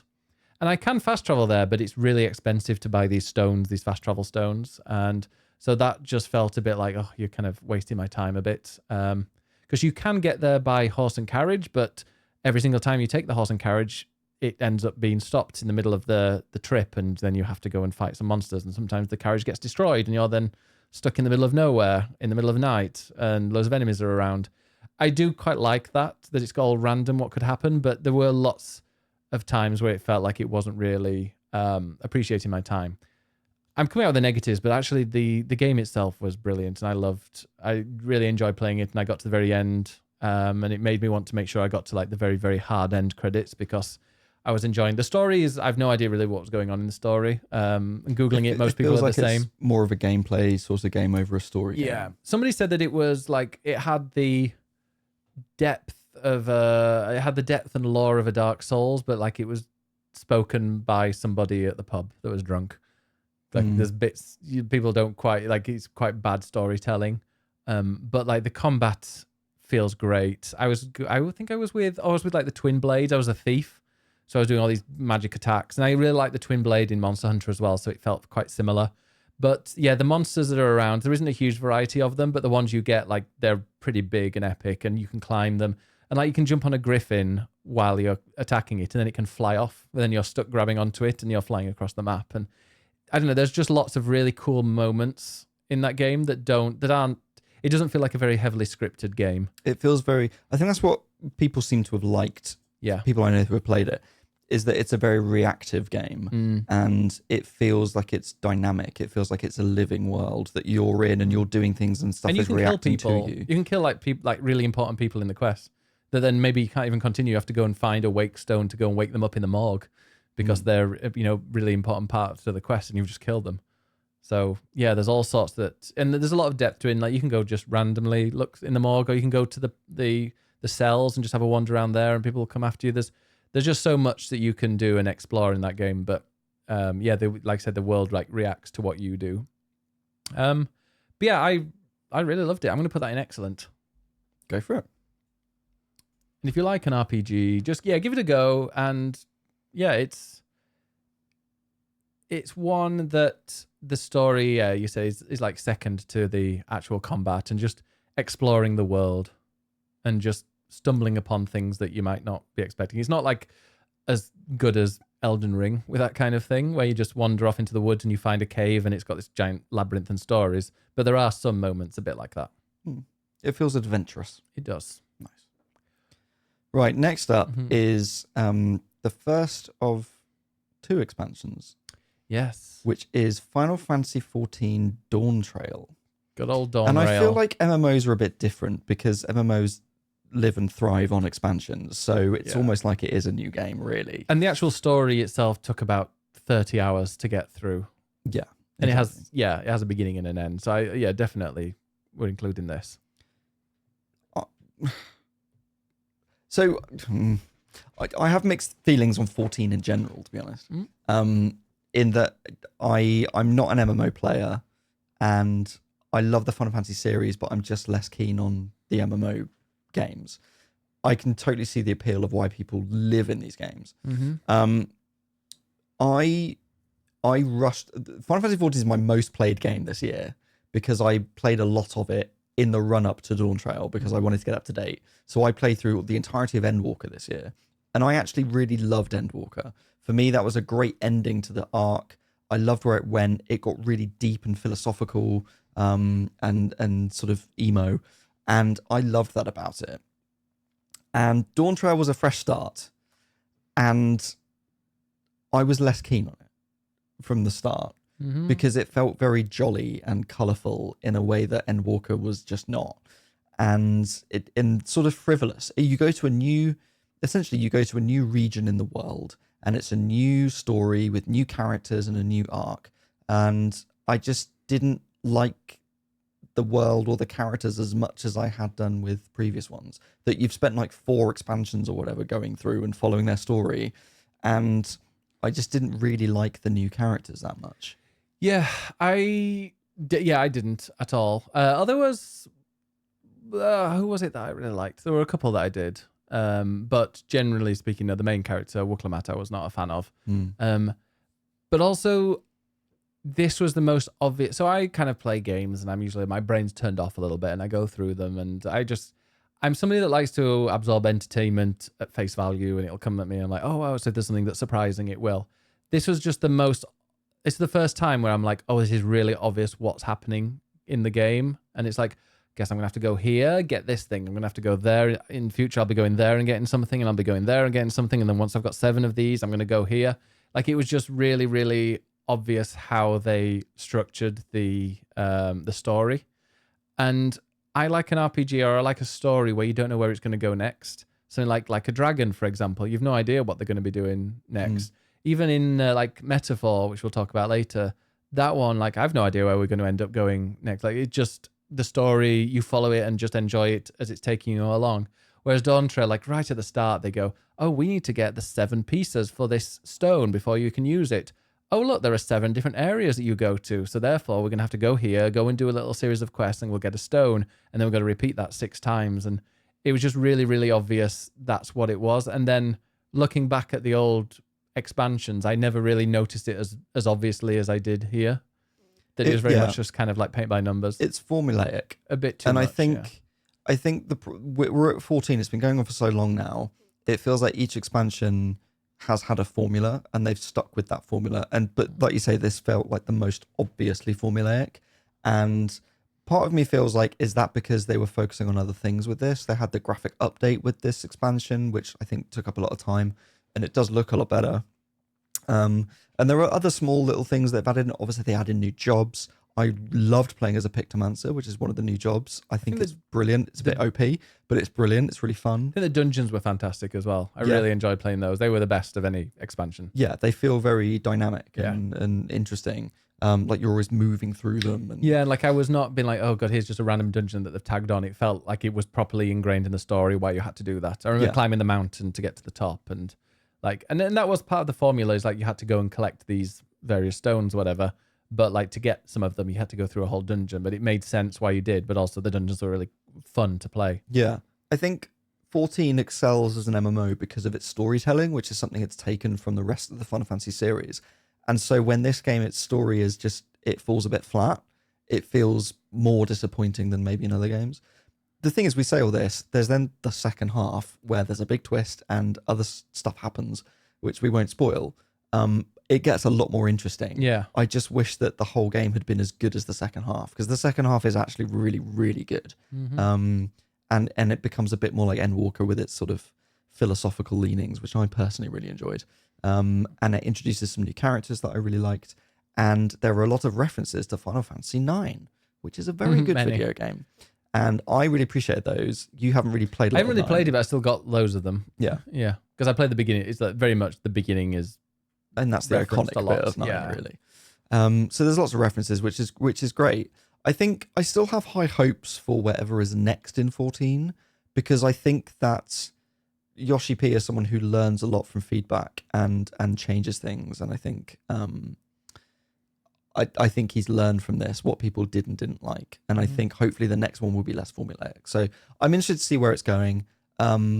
It's not the best. It's more Final Fantasy 14, and if you like that, then great. But it's not the best of the expansions. No, it isn't. It'll be interesting to see what they learn from this, if they learn from this, because 2 or 3 bad expansions in a row, and I think people will just go and try and find the next thing. But also, a lot of people have been complaining about like how all the jobs have kind of just homogenized, have just become kind of one thing that it doesn't feel super, super different playing the different jobs. I've only played a couple, so I can't. Yeah, but somebody, I just stick to Samurai. No, I played a little bit of. I started playing the Viper one, and it felt very, very similar to Samurai. In the like, you just got to do these rotations, and it just yeah. Where would you put this? I'm thinking okay. I don't think something like Tales of Kanzera or Sonic is better than this. Really? Yeah, I still think it's a good game. Interesting.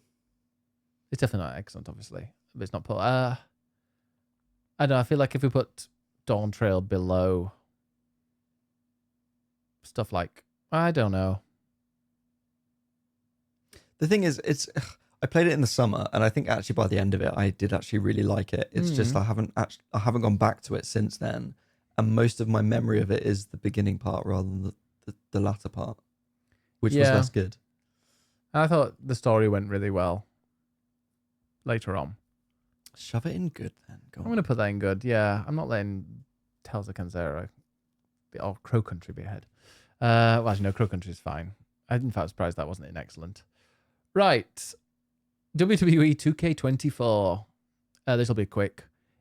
They finally made it so that every time they release a new WWE 2K game, they get better. Because 2K19 was good, really, really good. And then 2K20 came out and it was such a disaster. They had to like put it on a hold for a bit. And then they came out 2K22, which was good.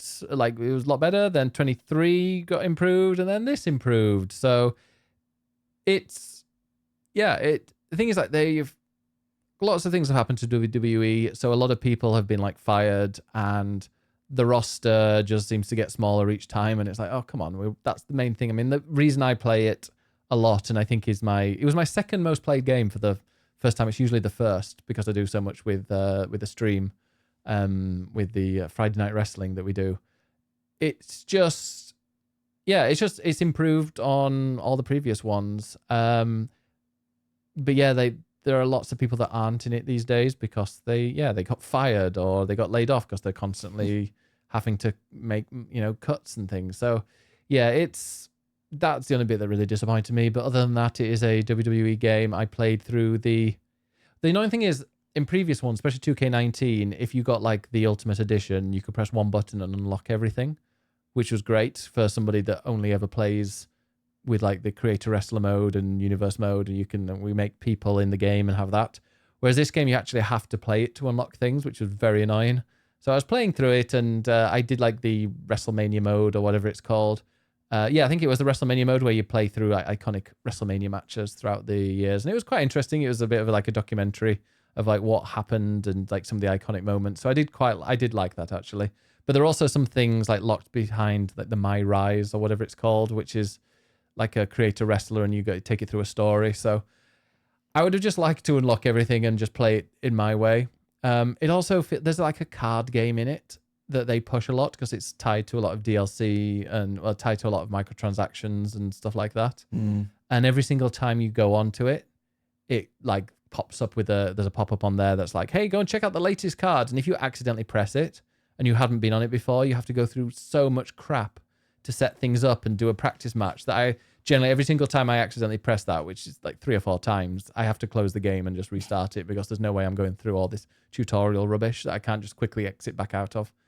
I mean, they need their money. They want their money. But when it comes to WWE games, like I think it's shown. I think it was the AEW Fight Forever game that came out last year. I want to say that was terrible.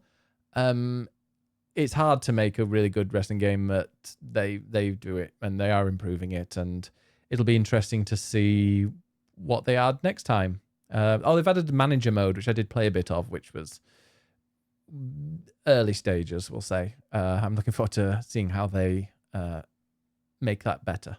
So is this an excellent? No. This is like it's similar to like F1 24. Like they've improved it and it is the best WWE game you can probably get. And it's not full of bugs. It's still enjoyable. But I think it's okay. It doesn't have the absolute quality that an F1 game has when it comes to kind of sports. Yeah, that makes sense. Right, I'm going to have a quick pee break now before we go into the final. Wait, how many have we got? 1, 2, 3, 4, 5, 6, 7, 8, 9, 10. Oh, we'll do one more. because this next one's a short one for the last 10. Suicide Squad, Kill the Justice League. I finished it. I played and I finished it in 9 hours, and it is not a terrible game. Okay, but is it a good game? No, it's not a good game. It's quite boring. It's just like the world, it just feels a little bit unfinished, but I don't know, the world is a bit like Flight Sim. The world kind of looks pretty, just don't go too close to it. Okay. Like, you don't want to be walking around the streets and stuff because it's just boring and there's nothing really there and there's just enemies will randomly pop up and stuff. But to get from one place to another, depending on which character you're playing as, is fun or not. But the actual like battles and the combat and especially like the boss fights and like the really kind of on rails bit, or the one that's very kind of structured on what you have to do, those bits are really fun and it looks good. And like the characters that you play, because you play as the Justice League, which are apparently enemies.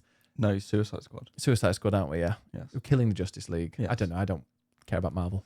But it's DC. I know. Those, I really liked them. I liked the characters. I thought they were really funny. They all have very strong characters, something that Concord didn't. I know people like lumping Suicide Squad and Concord together because they're both failures for the companies. But I don't know, I just really enjoyed it. Like Harley Quinn was just like, she's just taking the piss out of everybody all the time, which I like. And then you've got the guy that's a bit like Batista. What's his name? The Shark. Yeah. And the Shark who's just taking everything seriously. And then you've got like the Australian. I don't know, when they're talking to each other and like taking the piss, I appreciate that and I quite like it. So like the dialogue, I find very funny. It's my kind of humor. And the actual, the boss fights, most of them are really good fun once you kind of work out what you need to do in them. But it's, I just don't really hate the game. Which everyone is just loving the fact that it failed because they're like, oh, it looks terrible. And then it came out and I think reviews were like, it's not very good. But then just some of the reviews played were incredibly negative, which I think has not helped it by any means. I think this game feels very 2024 in terms of its failure. In that I think it is, because it's come from the people who made the Batman Arkham games, which were brilliant single player Batman games. And they've then gone, right, what do we do next? And I'm sure it's probably the higher ups somewhere in the company and the investors or whatever are like, oh, live service games are good. You should do something that. And so I feel like what the studio is good at are single player games with story and character, which is what you were talking about. Yeah. But then they've shoehorned in a load of live service stuff to try and make it something that it's not. Yeah. And that's the sort of disparity between the people making the game and the people at the top making the decisions about the game. And I think we're just seeing a lot of that this year in general. It just didn't need it.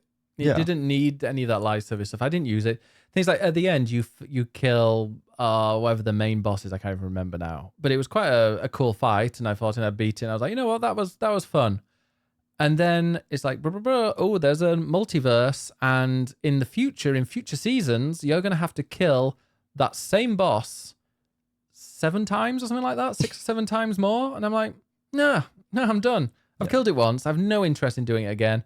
And they added the Joker afterwards. And I'm like, I'm not going back to it to unlock, because apparently you have to play the game a lot to unlock the Joker, or I don't know if they changed it so that then it's immediately unlocked. I mean, there've been multiple seasons all year with more and more characters and more additions. But just give us a good story game that is what it is and knows what it is. It's like this game doesn't know what it's trying to be and therefore ends up being a bit average at everything.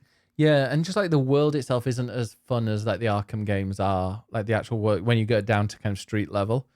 If they'd done an Arkham game, if they'd included the Suicide Squad and had them, let's say like you play as Batman a fair bit, but then you switch to the Suicide Squad and there's some missions where you just play as them. Like, I don't know, they could have included the Suicide Squad as like DLC to an Arkham game, whereas you're playing as them for a bit. It just didn't need its own entire game, only that game, when everybody really just wants a Batman game. Like sometimes you have to kind of make a game that people want. Well, you don't have to, but... Well, you don't, but if you're like, hey, I know everyone wants a Batman game, but we're going to make a Suicide Squad game. People are going to vote with their wallets.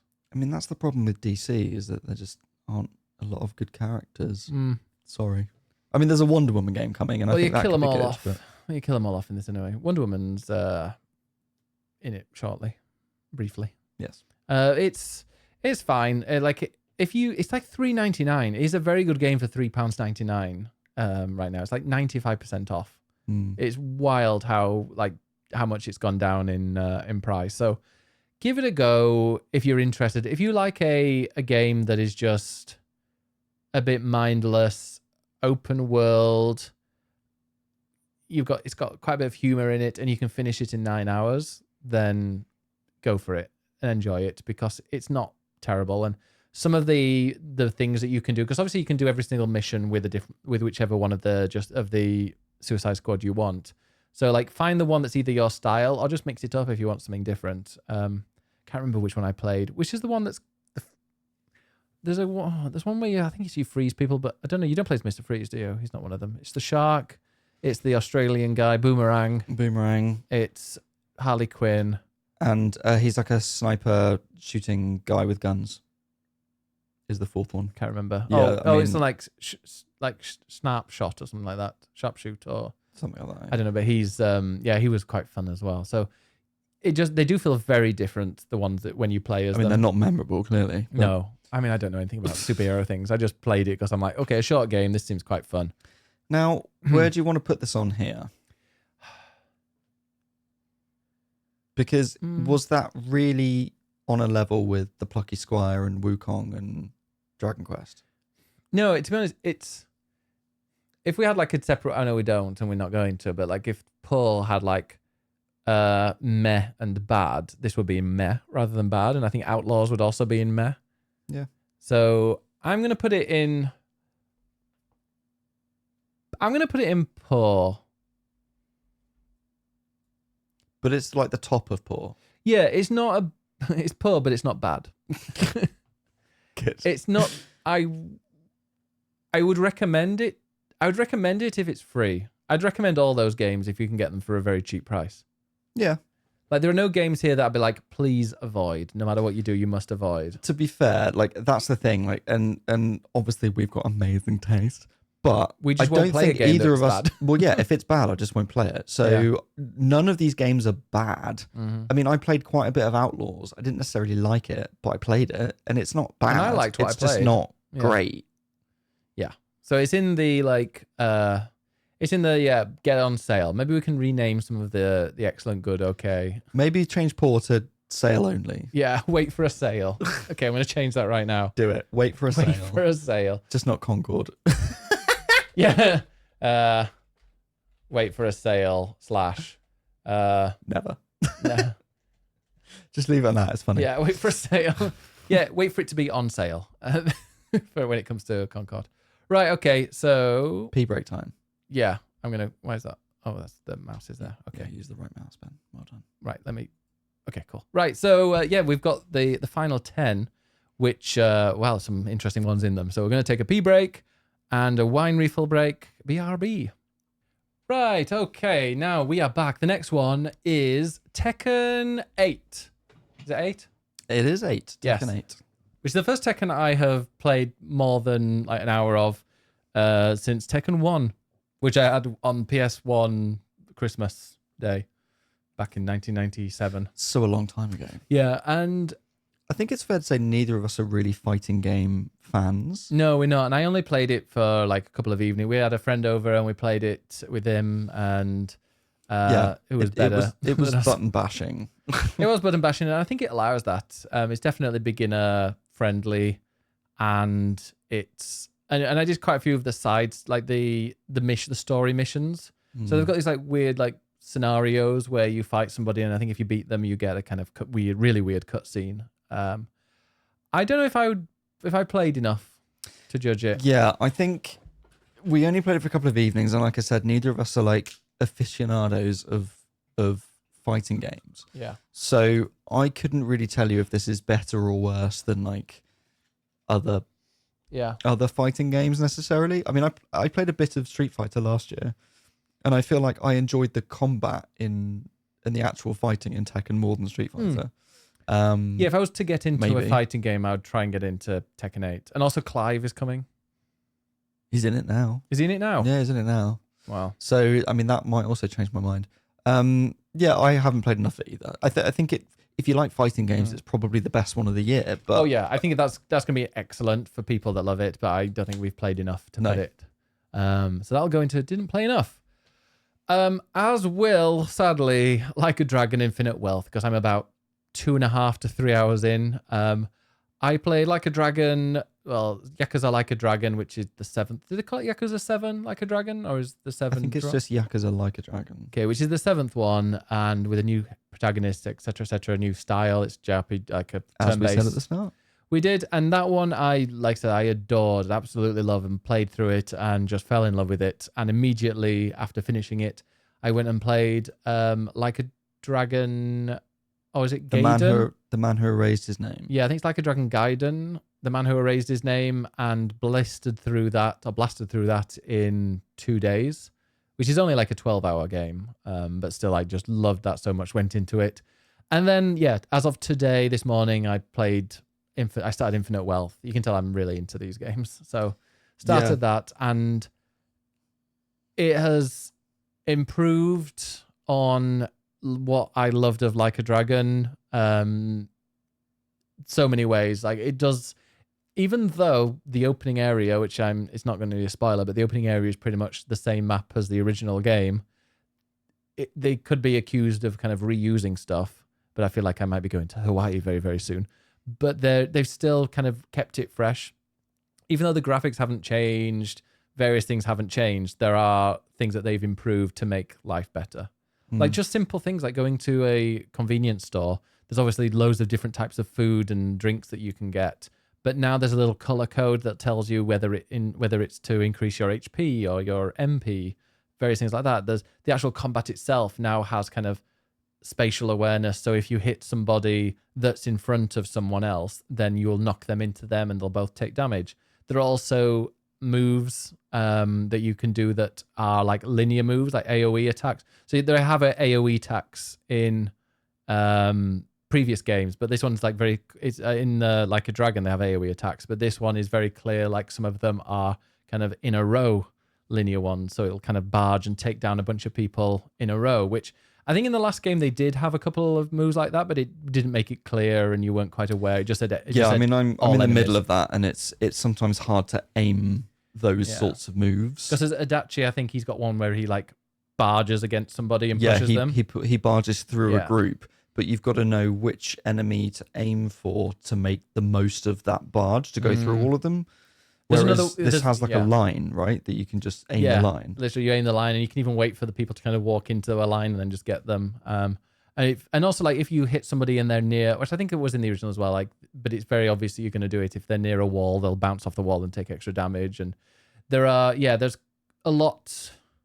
I don't know. They've improved things quite a bit in it. I don't know. It's just, it's really, so far I'm only a few hours in, but like generally, if I'd played this about 6 months ago, it could be there, like my number one. Like I was going to say, I think it's fair to say that had we both played Infinite Wealth this year, it would probably be in excellent and in the top 10 somewhere. Yeah. But I think we would be judging it, or I'm now saying that, judging it by Like a Dragon, which I'm loving. And if this is better than that, then absolutely it will be up there. Yeah. But I haven't played it. You've only played a couple of hours, and it's like today. Yeah. So it's not enough. But that could very well be the best game, the best old game next year. By the time we both get around to it. 2 years in a row, the best old game is a Like a Dragon. Yeah. Well, to be honest, I mean, then in February the pirate game comes out, so there we go. This is the year of Yakuza. Yeah, we went to Japan. Did you know that? No, and that's not just the reason why. I just love how goofy it is and how it's so unserious it is, and like just. Did you just use the word unserious? Unserious. What should I say? It's not a word. Unserious? It's not a word. Serious? It's a teenage fad. Inserious?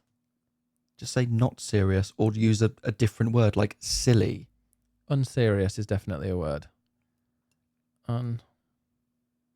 Unserious means not serious. And it's in the Cambridge Dictionary. We'll just use a different word that's better. Why? It's just like, oh my God, that's so unserious. It just irritates me. Unserious is in Merriam-Webster, it's in Oxford English Dictionary, and it's in the Cambridge Dictionary. It's an annoying meme word. Anyway, I'm getting old. Yeah, I can tell silly. you're turning into...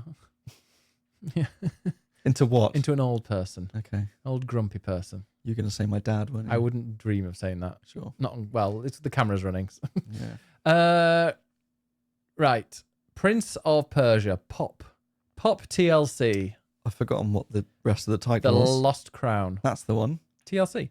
Oh yeah. Pop TLC. Pop TLC. I really enjoyed this game. Yeah, we played it when it first, we did like a launch stream, didn't we? And then you carried away with it because I don't really like Metroidvanias. So Yeah, I love a Metroidvania, and this is a really good one. I played it in like January, so it was so long ago that I'm now trying to remember it. the photo thing was the big one, wasn't it? Yeah, I think at the start I found it just a bit like, okay, it's a pretty standard Metroidvania, whatever. But then the sort of second half of it, they got much more creative with the puzzle solving and with the powers. And there's some really challenging platforming that when you get right feels so good. You know, when a platform section almost feels like a puzzle, like you've got to get across it from A to B, and maybe there are literally no platforms and you've got to work your way around using all the powers in the right order. And so it becomes a puzzle of trying to work out how to do that. There's loads of that. So it's less about time. There's a bit about timing, but it's about using the right moves in the right order. And it's almost like puzzle solving as a platformer, which I really like. There's a bit, I sort of don't want to say too much, so I don't want to spoil it, but there's a really, really cool area, I will say, in the far east of the map that sort of plays with time. That's really cool. There's a whole puzzle section somewhere else that plays with time that's really clever. There's a lot of time stuff. It's not Sands of Time, but it's there's lots of sort of time. Which they're puzzle remastering, type aren't things. Yeah, that's a long while off though. And then, like you said, there is a really cool feature where you can take a screenshot and then you can pin it to the map, and that's so useful with a Metroidvania where you get a new power and you're suddenly like, hang on, where do I need to go to use that? And you can go back to the map and you can look at your screenshots, and if you've sort of had the foresight, you can take a screenshot of somewhere where it's blocked and maybe you don't know what that is. You take a screenshot, pin it to the map, and then later you're like, oh, I got this power. Oh, I can use it there. And you know where to go. And in previous Metroidvanias, you have to hold all of that in your head and your memory to remember where to go. And this just allows you to pin it to the map. And it's just a really clever idea that I think every Metroidvania now needs to have. Like, that has to be the standard. The combat's kind of fun. I like the world. The sort of Prince of Persia style of it is very, very cool. It's just a really good example of a Metroidvania. It's kind of, but it also it takes things a little bit further with the puzzle solving or with that screenshot idea. It's just, and I love a Metroidvania. I love the Metroid games like Castlevania, and we've had Tales of Kenzera. It's not for me, but I did a whole section of Prince. Actually, no, I did do Hollow Knight as well, another one. Yeah, and I'm just thinking, actually, I did do a whole area of Prince of Persia. Like I did the I don't know where it was, but I went and got I think it was the bow and arrow or whatever. So I did play actually more than just the opening thing. I think I did play about 4 or 5, 6 hours. There's also, and this is a spoiler for a sort of side bit of it, but I love that the developers aren't afraid to troll you. So there's this one room that has the most difficult platforming sequence. And it's basically all these traps that come at you, and you just have to jump over them all at the right timing. And it takes so long to get it right. And I was like, there's going to be something really good at the end of this. I have to get through it. And at the end, it literally just gives you a costume that does absolutely nothing. Is that a hot costume? No, it's literally just like a different color of your top. And it's like you've gone through all that effort just for that, which I sort of love.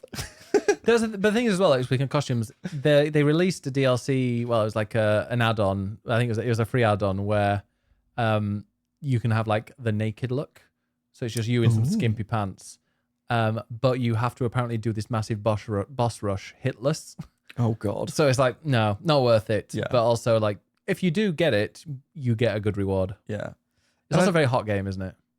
yes, lots of very so we complain about characters. we'll objectify Prince We of complain Persia. about Stellar Blade, but Yeah. um, Which like hot characters in games, but everyone's hot is different. Some people might find Mario hot. he's got a mustache. He's Italian. Less interesting. Wow, poor any Italian listening. So yeah, like Prince of Persia, it's just a really good example of the genre.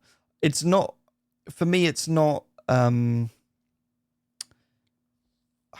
if I look at other Metroidvanias, for instance, Metroid, I love the sort of sci-fi vibe of that, or Castlevania with its like vampires and stuff.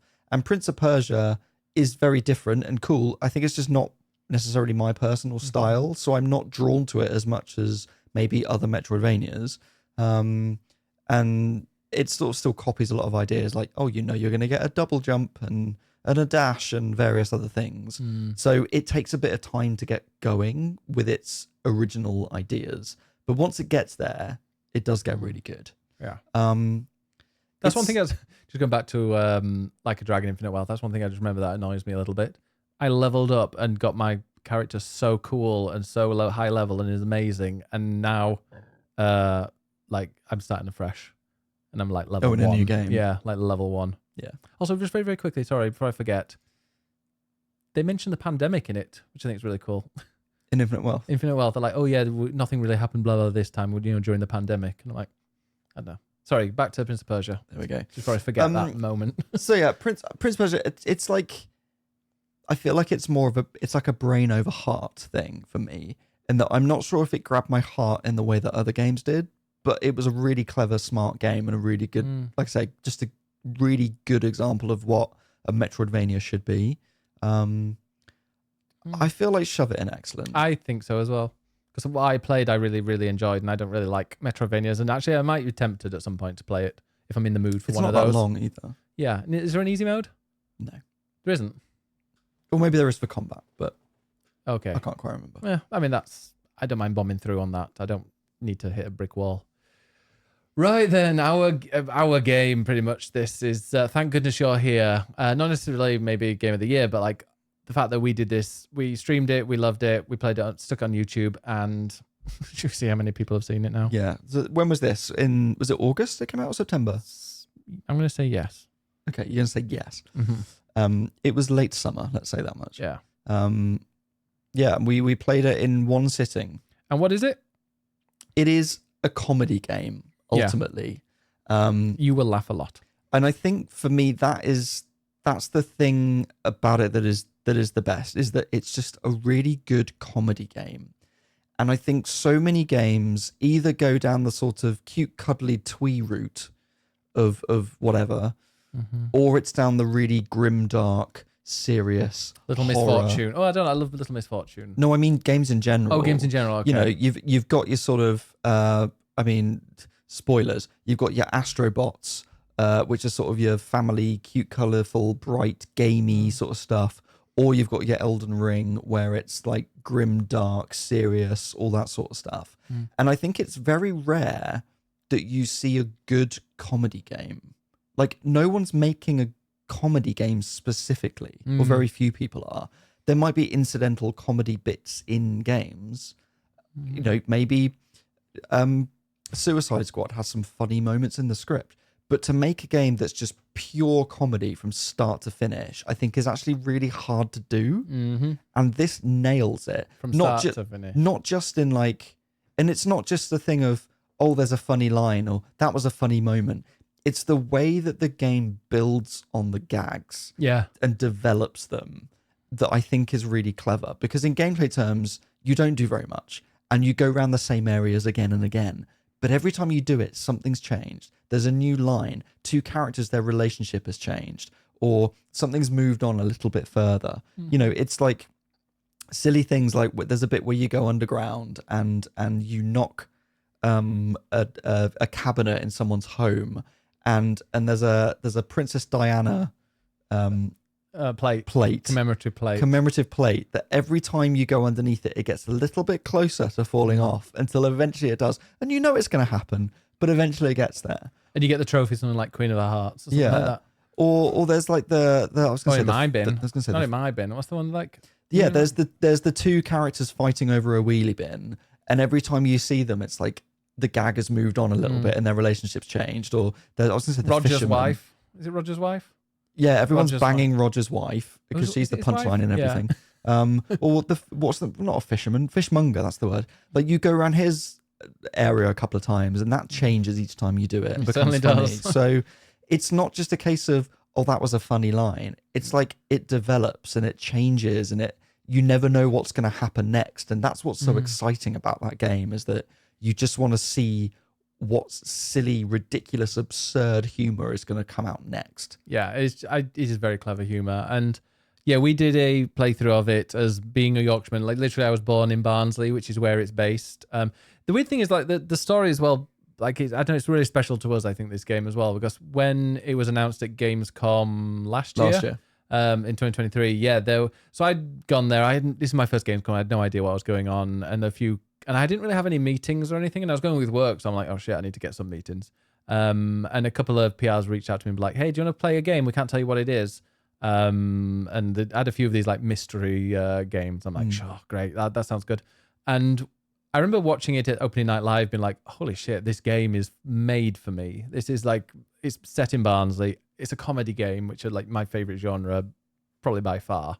Like I love a game that has good comedy in it. It just, like Grim Fandango was the first game I really loved, and that comedy I still make like repeat quotes from that game because it's just so funny.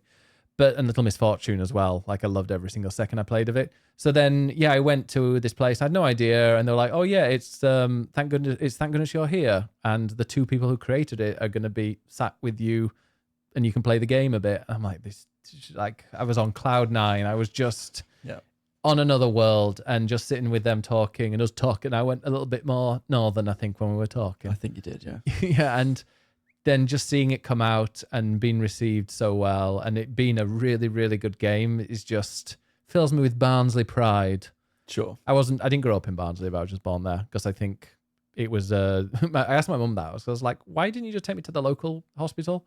And she's like, "Oh well, Barnsley Hospital had a very good reputation at the time, so that's why." It wasn't that far, but still. But yeah, no, we did a playthrough of it as a Yorkshireman and a Southerner, and it had over 195,000 views. Wow. In 150 days. So that's pretty good. That is just incredible. I couldn't believe that when that was popping off. And yeah, just like it was just a rip from the stream as well. So like that has been really special, and seeing comments on there kind of just constantly of people playing and just loving it. And yeah, I think a lot of people watch, and also I've noticed a lot of people love watching multiple playthroughs of it and seeing other people's reactions to it. Yes. Like someone's like, oh, this is the 8th time I've seen this, and this is the first time I've seen a Yorkshire person playing it who's from there, or, it's something different. I was like, oh, I've just been watching an American play it who didn't get the jokes, but still loved it. And it was interesting comparing them to this. And I think that's the thing. Like, yeah, Americans or people who aren't from the UK or even just Yorkshire will watch it or play it and still laugh and still find it funny, because it's just so weird and absurd. You can't help but fall for its humor. But I think when you're literally from that region, and there's lots of little things that you don't realize. Yeah, even like as someone's British, it's like I got things that maybe others from outside of the UK wouldn't get, but then you got things that even I didn't get because of your connection to there. So there's layers to it. Yeah, I think it's just there are loads of games on here that we've played this year that are just really clever with gameplay or complexity and moving genres along and mixing genres and whatever else. And Thank Goodness You're Here is just really simple, but just pure comedy. Anyone can play it. Yeah. Anybody, you could sell anybody that, especially that's like from the UK, I would say just play it and you'll appreciate it. Yeah.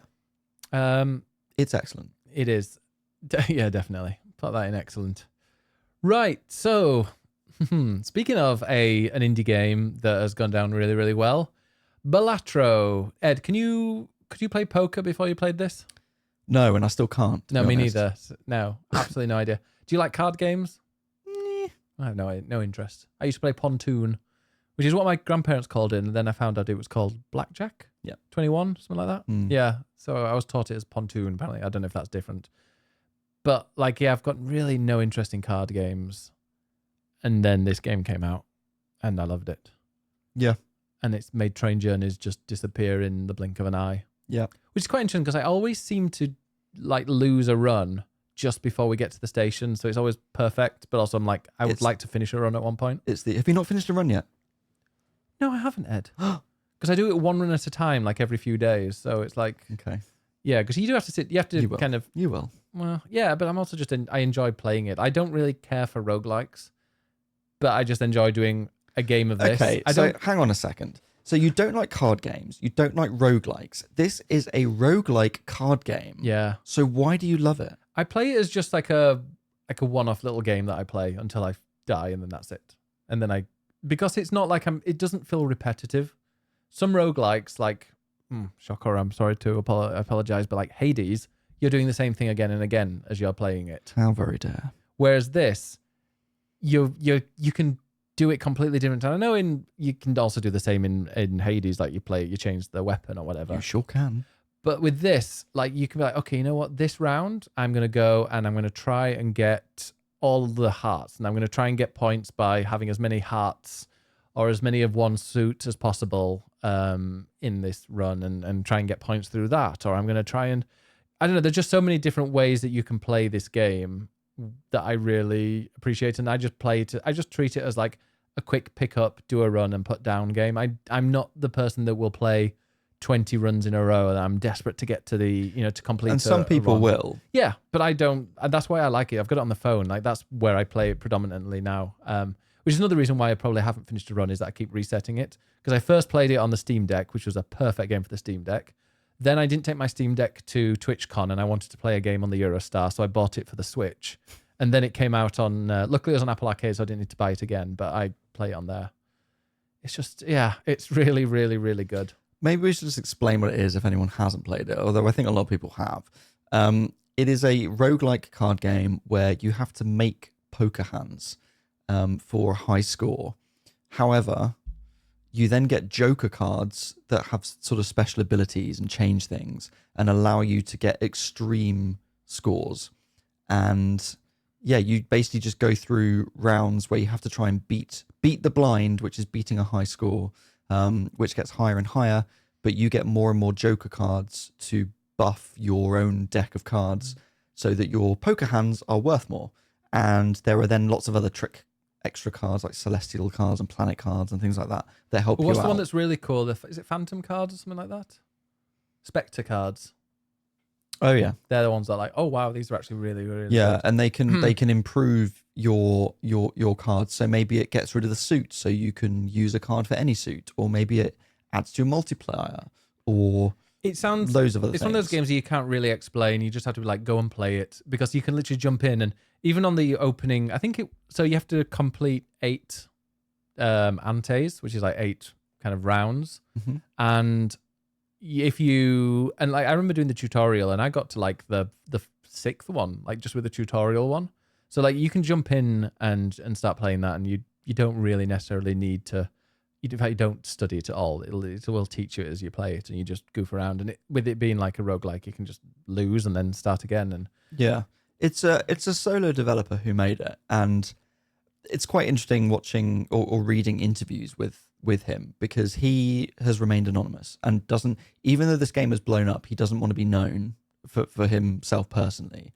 And he's joked about his next game just being a little demo thing that he just makes a cool game and then just leaves on his hard drive and never releases.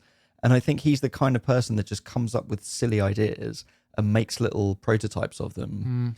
And you can sort of tell that with Balatro, that it's one of those ideas that's just someone came up with, a card roguelike with poker.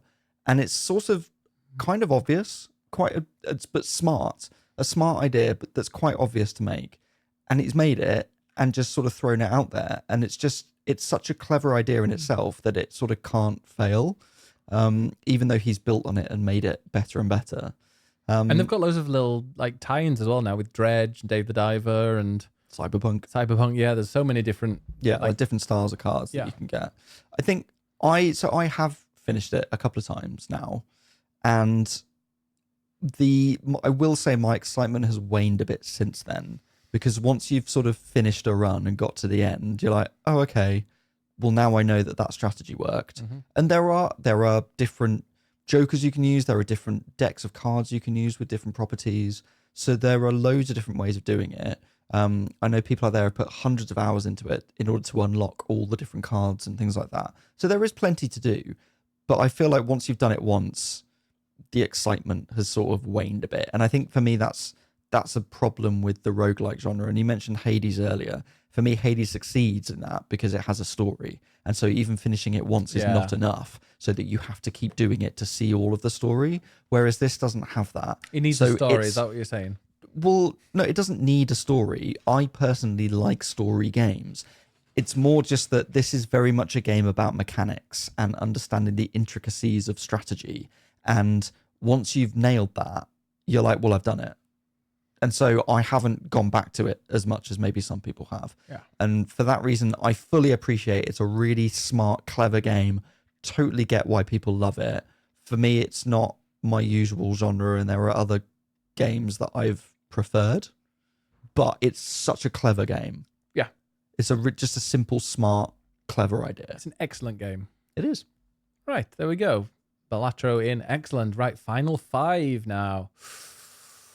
Final Fantasy VII Rebirth, which I have played quite a lot of, but I am nowhere near. I'm probably about halfway of that. So, well, I'm going to let you talk about it. No, you probably are halfway, actually. If anybody wants to know, I'm about to get to the golden saucer, or the gold saucer. Yes. Yes. If you know, you know. If you know, you know.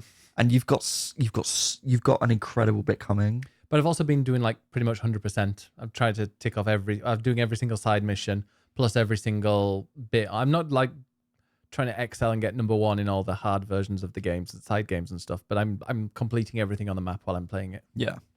So, basics. This is the remake of Final Fantasy VII. It's a trilogy. This is the second part. The third part is out in however many years' time.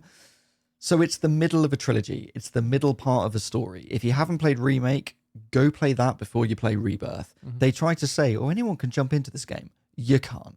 I'm sorry. You absolutely can't. Why would you? Yeah, why would you miss the first part of the story? You have to go back and play Remake. So it follows the story of Final Fantasy VII, the sort of middle part of it anyway. And it's mostly quite close to that.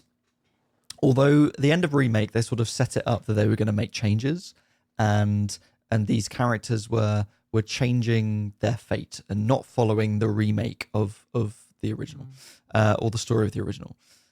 It's mostly the same. What they change are the bits that I don't like. And I'm not going to talk about that because that would be a spoiler. Mm-hmm. So it's therefore really hard for me to say what I don't like about the game. But there's a lot that I really do like about the game.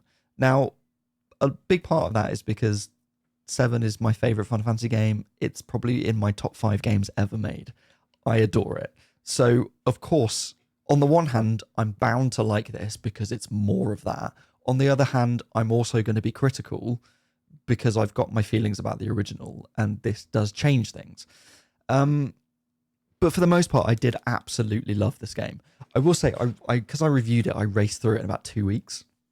And I kind of want to go back and play it all again, because some parts of it I've almost semi-forgotten because I just got through it so quickly. It's got great combat. It's sort of part turn-based, part action. The same as the original, same as Remake, but with a little bit of extra. With some extra bits. That's what I like. That's what's similar to Infinite Wealth. Like they've kind of just built on the original, not to make it overly complicated, where you have to kind of have played the entire first game to kind of understand those mechanics, and then you're just adding a bit extra. Like it does, you don't feel like you're left behind. Yeah, it's not overly complicated. And I feel like actually this is quite similar to Infinite Wealth in that it is an open world RPG with an absolute shit ton of side quests and side content, which in some ways is a bit distracting because the main story has urgency behind it that then is slightly ruined a bit by the extra stuff. The Witcher 3 effect. Yeah. But the extra side stuff is so good. I mean, Queen's Blood is an absolutely incredible card game that in some ways I prefer to Balatro in itself. Which apparently people were like, excuse me, when you said that. Because you did an article on Eurogamer about Queen's Blood being the card game of the year. Obviously to troll a little bit. I mean, a little bit to troll. But then a lot of people are like, excuse me, you've not played Balatro. And I'm like, if you've read the article. I talk about Balatro and I love Balatro. It's brilliant. But I like the strategy and the puzzle aspect of Queen's Blood a lot There are so many cool side quests. Like there's an entire Chocobo racing game in a game. Like they've put so much in this. It's the sort of maximalist approach to game design of just any idea, shove it in, and it means it's a bit of a mixed bag at times. There's some stuff that isn't great, but there's so much to love in this game. They've really, and I think ultimately what is great is for Final Fantasy VII fans is to have this world fleshed out and to have it in full 3D, where you're not just running around a green and blue world map with polygons, but it's a full open world that feels like it's living. And there is all these side quests and stuff to do and so many extra characters. And it's this PS1 game brought to life in modern graphics and modern capabilities that is astounding. Mm-hmm. I think it's one of the prettiest games of the year. I think it's one of the best performed games of the year. I think it's one of the best sounding games of the year with its soundtrack. And like I said, the combat's great, and the story is the story of the original, but with some really cool fleshed out moments and character additions. And as a fan of the original game, it's so cool to just see it built in this way, which I absolutely adored. But then they made some other changes that fucked it up and annoyed me. But I can't talk about that without spoiling it. Don't. So I'm not going to. In 6 months when I finish it, we'll talk about it. Yeah. So it's sort of hard for me to criticize in that respect. If you've played it, maybe you'll know what I'm getting at a little bit. We'll do a spoiler cast at one point in the future. Yeah, is at some point. But it's a fucking brilliant game. Spoiler, it's maybe not my favorite RPG of the year, but it's a brilliant game that I think deserves a bit more love. It seems to be the end of the Game of the Year lists that other people are doing. It seems to be getting a lot of love. True, but I think there are a lot of people who maybe, and this is Square Enix's problem, is that I think there are people who, even if they loved the original, maybe played Remake and didn't like that much, and therefore have gone, well, I don't want to play Rebirth.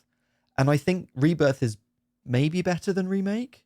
Oh, so far. Like, I genuinely love, and I've mentioned this already in this podcast, I genuinely love how they do open world in there. The fact that there's different areas, it's not just one giant open world that doesn't quite make sense. It does feel like it is an open world, but also an epic journey at the same time. Yeah, exactly. So yeah, I think some people are maybe a bit harsh. And the thing is that I think the third game, there's too much to live up to, and I don't think it's ever actually going to live up to expectations. And it's probably going to be a massive flop.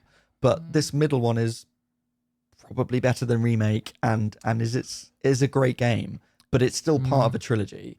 I think the third one, you can't really take it out of that context. I don't know if the third one will flop. I think the third one might be like, hey, we're bundling this in with like the trilogy that you can get for £100, and everyone's going to get it. Double that at least. I don't think so. No, I don't think they could get away with a game for. Well, maybe not. They should do a trilogy pack, and then that will be an incredible game of all three in one. And people can be like, you've really got to lock yourselves away for 6 months and play them all. And I'm hoping that at that point, the changes will make sense. Are we going to put it in excellent? We are. Thought so. Right then, 4 left. And the next one is UFO 50, which has been storming up people's Game of the Year lists and up quite high to the top. Have you played any of it? I've not touched it, and I actually don't know a huge amount about it. Okay. It is a game. It's only available on PC where, well, I say it's a game. It's actually 50 games. So there are. Oh, it's in the name. Exactly. There are 50 games in there, and it's very, very old school, kind of NES style, pre-NES, whatever, that kind of, Gen 1. I don't know what it is, but very, very old games. Old retro games. Really, really old retro games that somebody, I don't know actually the developers, if it's one person or if it's multiple, but they have created a series of like 50 games in very old school. Let me see exactly what kind of bit format it is, because I always say like it'll be 8-bit, I'm sure. Yeah, I'm sure as well, but I want to make sure. Okay. We like to be accurate. Exactly, that is us. We are accurate. It is. Oh, it's 6 developers. Okay, and it took quite a few years. It's in the style of like a game jam. And it's kind of. Let me just see if there's like a. All right, I'm going to actually go and tell you. It is presented as a compilation of games similar to Action 52, developed by the fictional company UFO Soft for the LX123 series of video game consoles between 1982 and 1989. So I mean that is pretty much what it is. It's like that kind of style between 19. I mean, that's NES 8-bit era. Yeah, 82 to 89. And interestingly enough, the reason I'm going to be putting it in the didn't play enough is the fact that I've only played 3 of the games. So out 3 of the 50. out of the 50. Because there was one that was quite good. Actually, no, 4, sorry. 4. The first one is called Barbuta, which is kind of Prince of Persia 1 style, where you're kind of just going and it's a bit of platforming / combat, finding ladders and hidden secrets and stuff. But it is very, very old school and unforgiving and very clunky. Like you walk about as fast as a kind of grandma on her last legs. It's very, very, very slow. And a lot of people have like criticized that as being like one of the worst games. I'm like, why they put it as number 1? Yeah, why is that the first one? Well, apparently, looking at this, I didn't realize, but the games, like the games you play in order, it's as though they like are sold in that order or they come out in that order. So Okay. 1 is like the most primitive, and then the last one is right. the one that's closest to 1989, which is very early. But like I've only played 3. One of them was like, the old kind of Prince of Persia 1 style game. Another one was like a bug hunter where you get given, it's like a puzzle where there are a bunch of bugs on a map and you have to kill them, but you can only use certain things like move 1 square to the right, or move 1 square up, attack, or drop a bomb, and all these kind of things. But you only get a certain amount of those to do, and you choose what order, and then you can kill a bunch of bugs, and then you can buy an extra turn.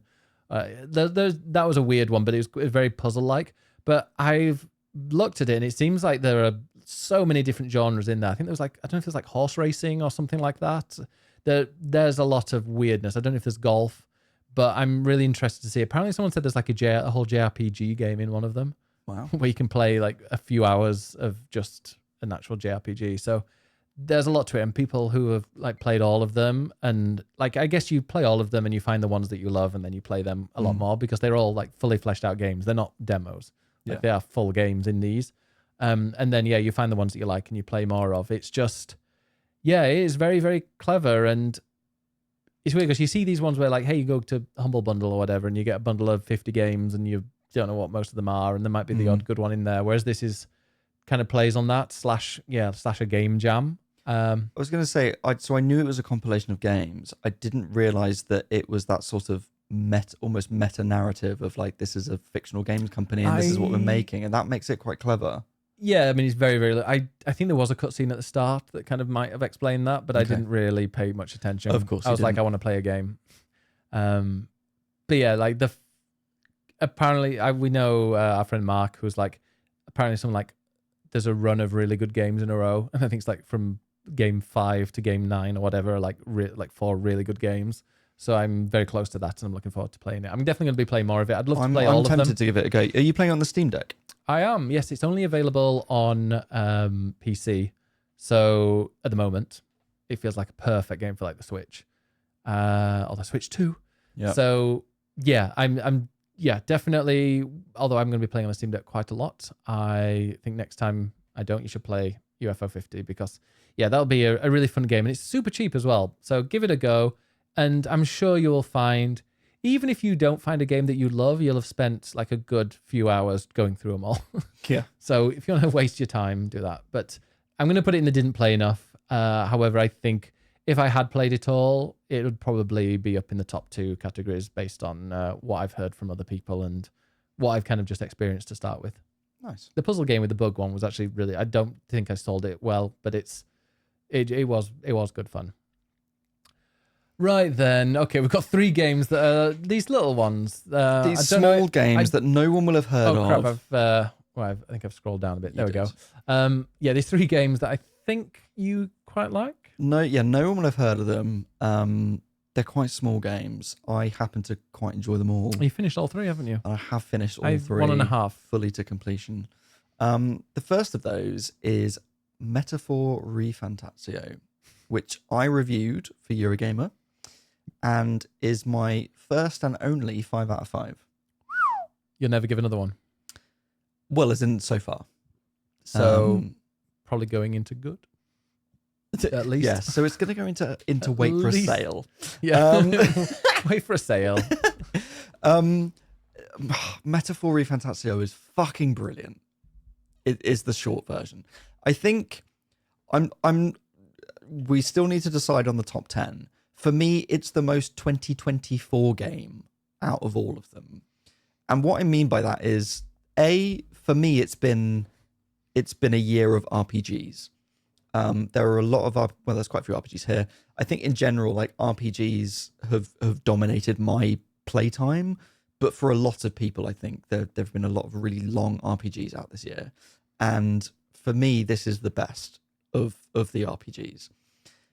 But also in terms of its theme, it's all about politics. And this year, I think, has been quite an interesting year for politics with lots of elections and things like that. Mm-hmm. And I think this game is commenting on politics and commenting on current culture and extremism. It's very on the nose. It is quite on the nose. And it's not very subtle with that. Not at all. But that's why I sort of enjoy it, is that it's a comment on this year. So it's just so befitting of 2024. Some background. It's made by Atlas, who made the Persona games, and this is them trying to make a brand new series.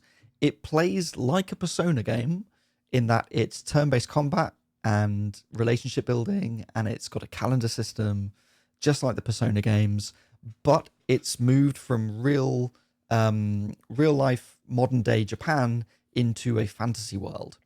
And a big part of the game, and the reason it's called Metaphor, is that it is all about the purpose of fantasy.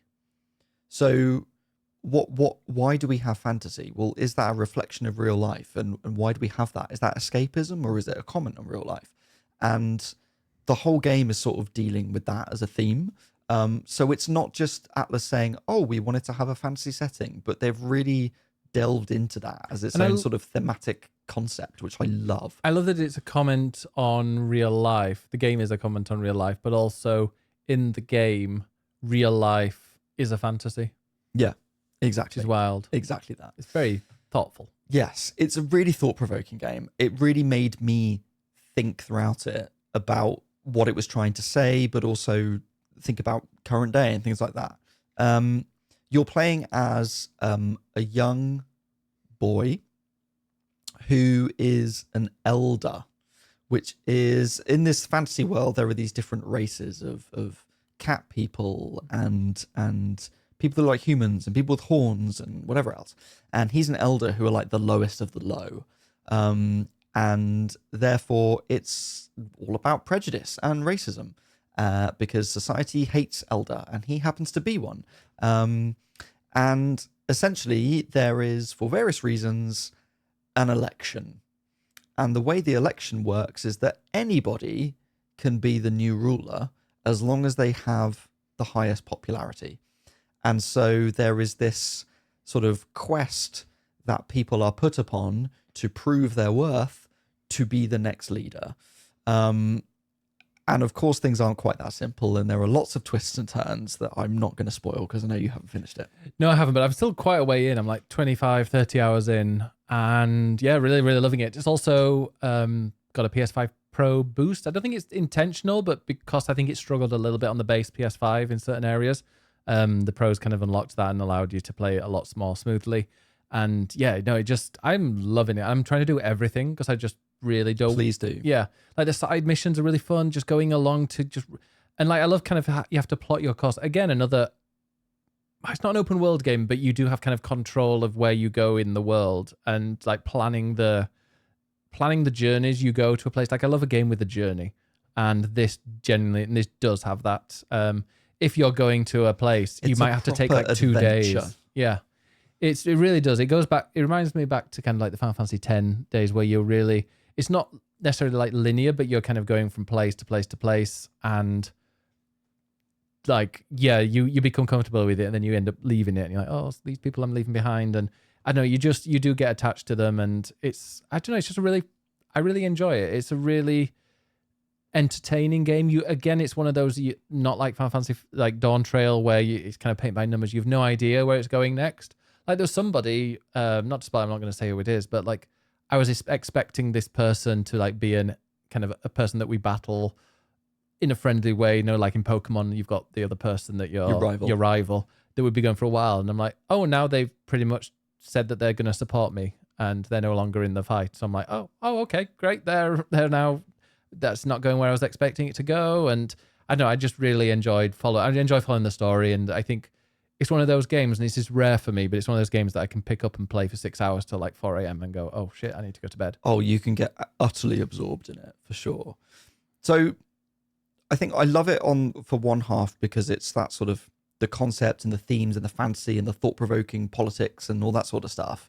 I think it's only downfall is that it's maybe a little too on the nose with that, and it doesn't allow you to really make decisions. It's ultimately quite a linear story with a point to make. So you don't really engage with it politically in terms of changing the world. But it's got a great story that you follow, which is brilliant. The other half of it that I love is that it's just, I don't want to say it's a love letter to JRPGs because that sounds really wanky, but it sort of is. Like it's just a really good example of how to do a turn-based Japanese style RPG. Let's call it that.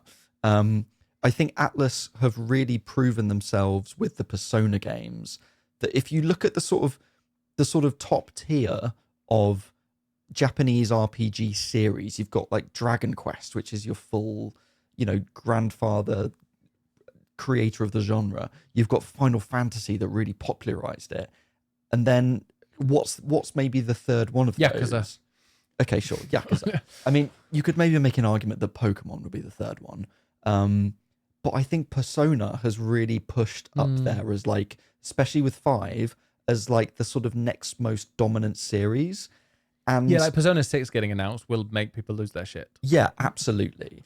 And I think, so therefore, with Persona, Atlus have really honed their craft in how to make an RPG in this style with this calendar format and with great turn-based combat, all of those sort of relationship building. For me, Metaphor is better than Persona. I actually enjoyed it more.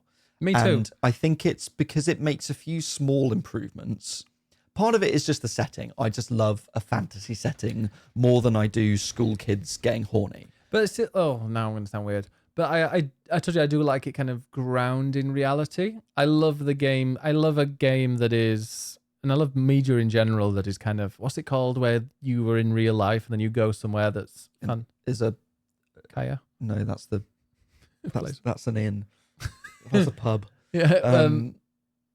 But the place where you go is there something? Yeah, I'll let you Google it. Like Alice in Wonderland. But like, yeah, exactly. I love that, and I think that's in that existing in Persona. I do enjoy. I just find it a little bit repetitive, and the castles are a bit kind of like, okay, it's a very long dungeon. This, but yeah, with and actually there's some very long dungeons in Metaphor's incredibly long as well. So like, yeah, some really good, really long dungeons. But I don't know. I'm kind of contradicting myself a bunch of times today, but like I do like that it is so completely, it takes you completely away from the world, and it's like you're entering a completely fantastical world here. But it's interesting when there is but it does feel like it is alongside our world as well, because they have the book that they're reading, and the book that they talk about does mention. Have you got the book? Was that the book? That's the book. Oh, I didn't know you had that. Yeah. So this was when I did the preview of it. And they gave you a book. And they gave us a notebook, which they have made into to look like the book in the game. Is that basically the protagonist in the game, the young boy, has a book that is a fantasy book, and that fantasy book is essentially our real world. Yeah. So it's like what's real and what's fantasy. It's like what they have people that vote, and like everybody has an equal vote. It's also been signed by the developers. Amazing. Is that the same? Did you get that at the same preview event that Meg knocked over a TV? Yes. Okay. If you don't know what we're talking about, same one. check out the end of year special with Meg, Rosie, and Victoria. It's just an empty notebook, basically. Because that's what the real world is. Exactly. But no, I love. So I love that is kind of like that. Our world does exist in their world, if that makes sense. But it does feel like complete fantasy. I don't know. Yeah. I really love it. I loved it in like Ni no Kuni when you go into a different world. I don't know. It just, I am contradicting myself, but I do love the setting of, I think they just do it so well that it's impossible not to love.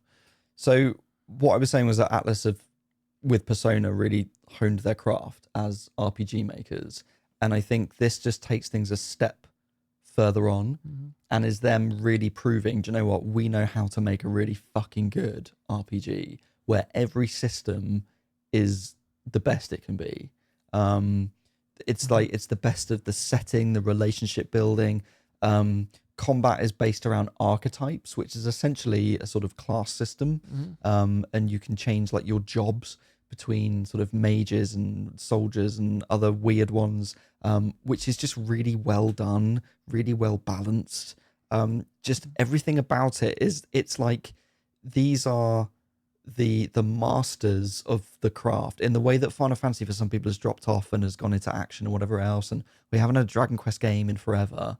This is like the current masters of the craft just showing why they are the masters by just making a really fucking good RPG that is just the best that it could be, that's thought-provoking and just incredible. So, wait for a sale? Yeah, wait for a sale. Yeah. There we go. Metaphor is in. Excellent. Right. We have the final two now. Astrobot and Elden Ring Shadow of the Erdtree. Let's talk about Astrobot first. We have both platinumed it. In a weekend, yep. Yeah, so I can probably say what it... So we quite liked it. Yeah. Astrobot. I think I played all the Astrobot games. Not to completion necessarily, but I played Astrobot Rescue Mission on the PSVR one for a bit and really loved that. I was like, it felt like the equivalent of what Super Mario 64 was to the Nintendo 64 and like the 3D era. That Astrobot Rescue Mission felt like that, but the VR era, unfortunately, it didn't really take off. I feel like though if they did bring it up for the PSVR 2, I don't understand why they haven't. They really should. If they don't, like, it has to be in the works. I don't think it is. But like, it's a really, really, really, really good game. And it's also a really, really good game without bringing in all the nostalgia from other PlayStation games. It's like a really good game in its own right. And that is like what probably the future might be. I don't know what they're going to do. Like I said, make a Sonic version. Or just have levels where where you're doing something completely different each time. But I don't know, Rescue Mission was like brought out. It was the best thing on PSVR, apart from Res Infinite, that I'd played. And then there was the Astro's Playroom. With the PS5? With the PS5. Which is the first one I played. Yes. Wasn't there another one as well they mentioned? Astro came from another thing, was just like a side character, but it wasn't an Astro game. But that was PS3? I think it came with Or something. 4? I think it came with the PS4 launch thing or something like that. Wait, Astrobot series. I'm sure it was called The Playroom or something. The Playroom, that's in 2013. Oh, it was the Playroom. It was in the Playroom. It was in the Playroom VR. Then there was Rescue Mission, then Astro's Playroom, and then Astrobot. Yeah. The Playroom I did play. Oh, that was right. That was with the camera. Oh, the iToy. No, the flat one. Oh. You know that one? Wasn't it called an eye something? That one. Yeah, I remember it. It was chunky. Not the iToy was like I had an iToy. My mum, we used to play it where you had to be like and knock things out of the way. Sure. Yeah. So there's been a fair few... I used to always get PlayStation gadgets. There's been a fair few Astro games, but this is Astrobot. So the Astrobot game. Mm-hmm. And it is a perfect platformer. Do you think? I genuinely don't know how it could be improved. Yeah. Like there's the difficult there. It's for a 3D platformer, but also kind of a level-based 3D platformer. I just think it's pretty much like perfect for what it does. And there are the really tricky levels as well. You know, like the triangle, circle, X, and square ones, which apparently means something. Those ones, if you've seen the quiz, you'll know. But like those ones are so you've got the tricky platforming if you want. I must say, like I wish there was maybe a little bit more platforming in the levels. Yeah, the levels are sort of just showing off ideas, and those ideas are really clever and really fun. And some are a bit more involved than others, maybe. But it's not a tricky. Those side levels are testing your platforming skills. it's not always a tricky platformer throughout in terms of literally jumping from platform to platform is not always difficult. Tell you what it reminds me of. It reminds me of like Mario, but if every Mario is like it just went from 1-1 to like 2-1 and then 3-1, like world 3, like it's gone to a different kind of world every single time. Whereas I think they might have even benefited from having fewer different worlds and just had like 3 stages to a level, if that makes sense. So you do one level, the Indiana Jones, but you do like the Uncharted level or whatever level it is, or it's based on like the casino. And then you go on to the next level in that kind of series. Maybe that would have been, I guess, maybe a bit more difficult. And yeah, like I think what's great about this game, me being incredibly picky. Yeah. I think there are a few things. I think firstly, there's just unbridled joy in this game. Like it's just fun. It's pure fun. It's as we were saying earlier, like it's not a sort of grimdark, overly serious game. It's just pure fun in a pure video game way. And none of the which is great. And none of the really difficult levels are mandatory for it. No, like exactly. That's all side stuff. Yeah. It's also just a really creative game. Like you were saying earlier, you like a game where every stage is slightly different, has its own ideas. There's me going like, no, actually, I tell you, I'm contradicting myself. But yeah, most of the stages have their own ideas to them and are very individual. So it's a very creative game. They come up with all these different ideas. So between that sort of joy and creativity, it's just this bundle of fun, which is great. I have a slightly more cynical take on it. That it relies on nostalgia too much. Which is that I guess it partly derives from Astro's Playroom being the pack-in game for the PS5 and being purposefully to show off what the PS5 can do. And Astrobot has taken that a step further, and for me is kind of just a big advert for PlayStation. And I think if you don't like PlayStation or you don't know the old games, I don't know if you'd get as much out of it, because you go around and you collect the bots which are themed after all the different PlayStation icons and whatever else, and it's really fun to collect them all when you know them. I think if you don't know them, you're a bit like, well, who's that? Yeah, because it doesn't actually tell you. It's a bit like when we went to the Nintendo Museum. Like there were all these kind of artwork and there's all these games and stuff, but there's nothing literally about Nintendo there. Like there's no history of it. There's no talk about what these games did and why they're iconic. It's all it needed was, to solve that, all it needed was a gallery that you could go into in the pause menu, which is basically that I'm stealing this from Smash Brothers. But in Smash Brothers, you collect the trophies, but all the trophies are past things from past games, and then there's a little explanation of who they are. That's all it needed, was like, here's a picture of the bot, and then this is from this game, and boom, boom, boom. And maybe people like to guess who they are or just remember themselves, but it's sort of, I don't know, they could have gone even further down that route of celebrating PlayStation. But I also feel like without all of that, it loses a bit of its joy and a bit of its excitement. Like Astrobot as a character, and this is why I want to play the VR one that you were just saying.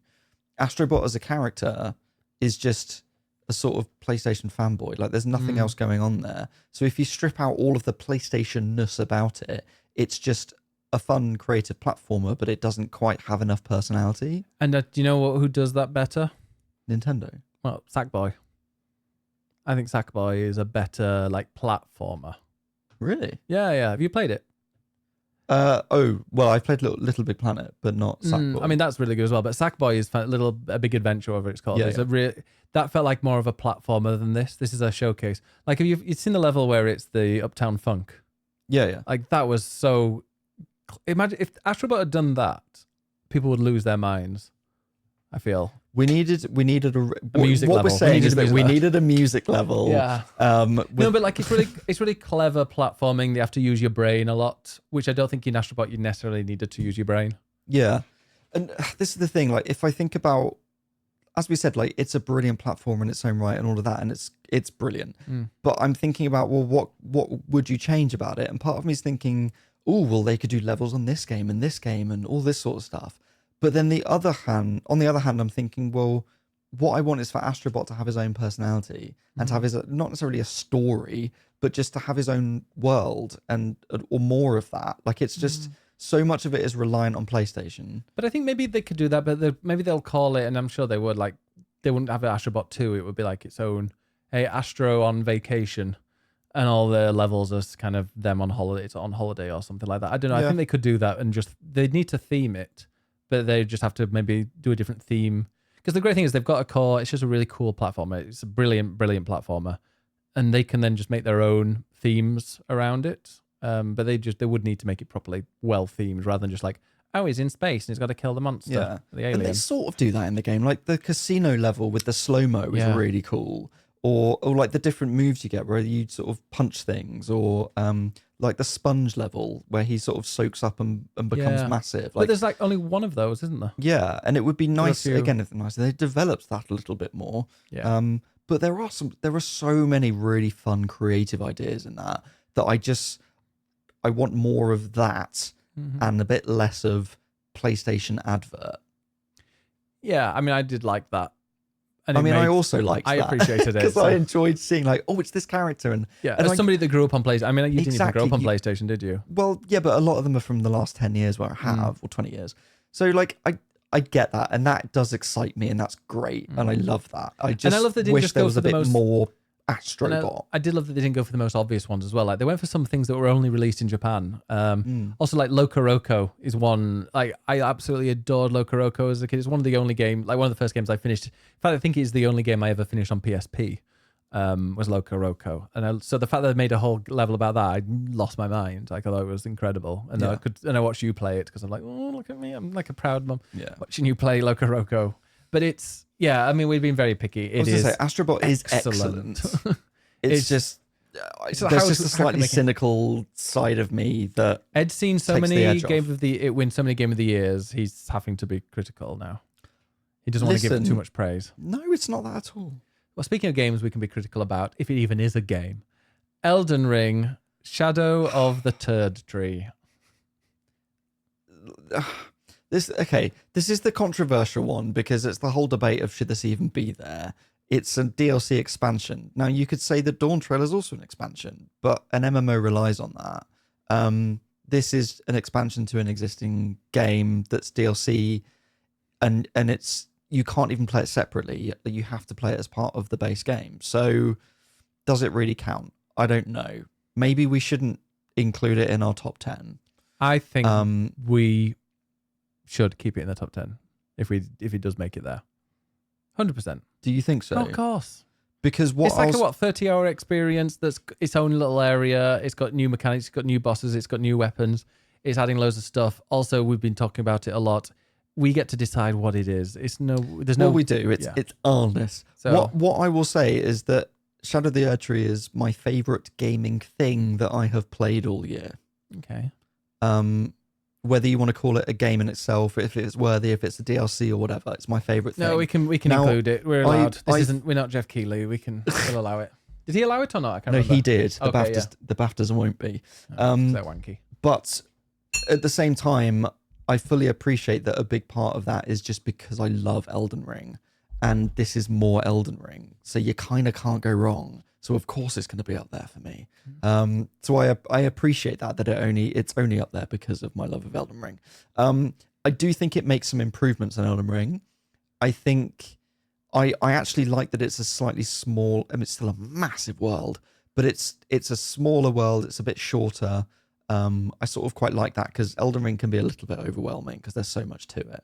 I like that the world itself is almost like a puzzle to explore. Yeah, there's like one bit like I have no idea where to get to this area. Like you can see the map is sort of made up of sort of smaller chunks. But then I'm like, well, there's clearly a chunk there, but how do you even get there? And it's like an entire puzzle, and you have to think of the world in layers. Even though the map only shows you one layer, you have to think of it as having depth, and it sort of folds in itself and curls back on itself in order to get to places, which is like a Souls level in itself. And I love the way that they've really built on that. I love the diversity of the areas. Like Elden Ring is great, but it has very distinct sections to it. And this does as well, but they're a little bit more varied. So your first area is like this sort of battlefield of ghosts, basically. It's almost like Elden Ring doing post-apocalyptic landscape. of like everything's in flames and it's after a big battle and it's just full of graves and ghosts and stuff. But then there's other areas, like there's an entire sort of green sort of castle area, and there's an area that's all blue that's just stunning. And the way that they've crafted that world is that no matter where you're looking at it from, whatever camera angle, it's like a Renaissance painting come to life. It's just, it might not technically be on par with some other games here, but artistically, I think it's my favorite looking game of the year. And then it's got even, I mean, it's the same combat really as Elden Ring. It's more of the same, but they've added in some new weapon types that are really interesting. I love being able to use like kung fu basically, and punching stuff is great. And it's got incredible boss battles. Some of my favorite boss battles from all of Elden Ring are in this DLC. I was watching like Miss Mika playing it, and I just had it on like a second screen, and I like was hooked to watching. She was trying to do it obviously like twice, doing on a dance mat or something. Yeah, of course. But it was of course. I can't remember which one. It was the one with like a white thing in a hole, and I think I pointed it to you, and you're like, "Oh, I haven't got there yet," and it looked really, really, really tricky. Oh, was it the skeleton thing? Might be On a horse. I don't know. I showed you. It was in a hole, but I'm like, wow, like I don't know if I could do that myself. But I will play it. I have finished Elden Ring this year, my first ever Souls game. I completed it. I'm like 2 trophies away from the platinum. I'm a little bit done with Elden Ring at the moment, but I think in a year or two I will be like craving more, and I will go back to it. I could just jump straight in now and play it all again. Like I adore Elden Ring. So of course, an expansion is going to be my favorite thing. Yeah. But it does the co-op one. Sorry, you're looking forward to the co-op? I cannot fucking wait for that, and I'm going to play it all on my own. And then whinge when it's too hard. Yep, I will exactly do that. So I think it does genuinely make some improvements on Elden Ring. I will say I think the world is slightly sparse. So as you sort of mentioned earlier when talking about Dragon's Dogma, and you compared it to Elden Ring, and you said how in Elden Ring you can sort of run off in a direction and fall down a hole, and there'll be a big dungeon and whatever else there. Yeah, and there's lots of discovery. This doesn't quite have that. Okay. There are lots of areas where you can run off in a direction and think, oh, is there something there? And there's fuck all there. So it doesn't quite have that same sense of discovery. But so just like Dragon's Dogma. Yeah. But just the beauty of the world is kind of enough to just explore that and see that. How's the leveling in it? So it has a different leveling system. Is that why you did I'm helping you. You're welcome. Yeah. It has a different leveling system, which is why it's separate to the main game. It's its own map that you go to separately. You have to have got like at least it's about 2/3 or so through the base game to be able to access this. But then it's I went there by accident when I was playing it. I'm like, oh, yeah, turn around here. But it's its own map and its own world, and it has its own leveling system. So you do still level up, but you're going to be coming at this at a point where like you take thousands and thousands of runes in order to level up, so you barely level up. But you get these, I can't remember what they're called. I think they're seeds. And they not like shards or something? Shadow skidders, skid marks. Well, they call it Skadu tree, but actually that's an old way of pronouncing shadow. That's why it's called that.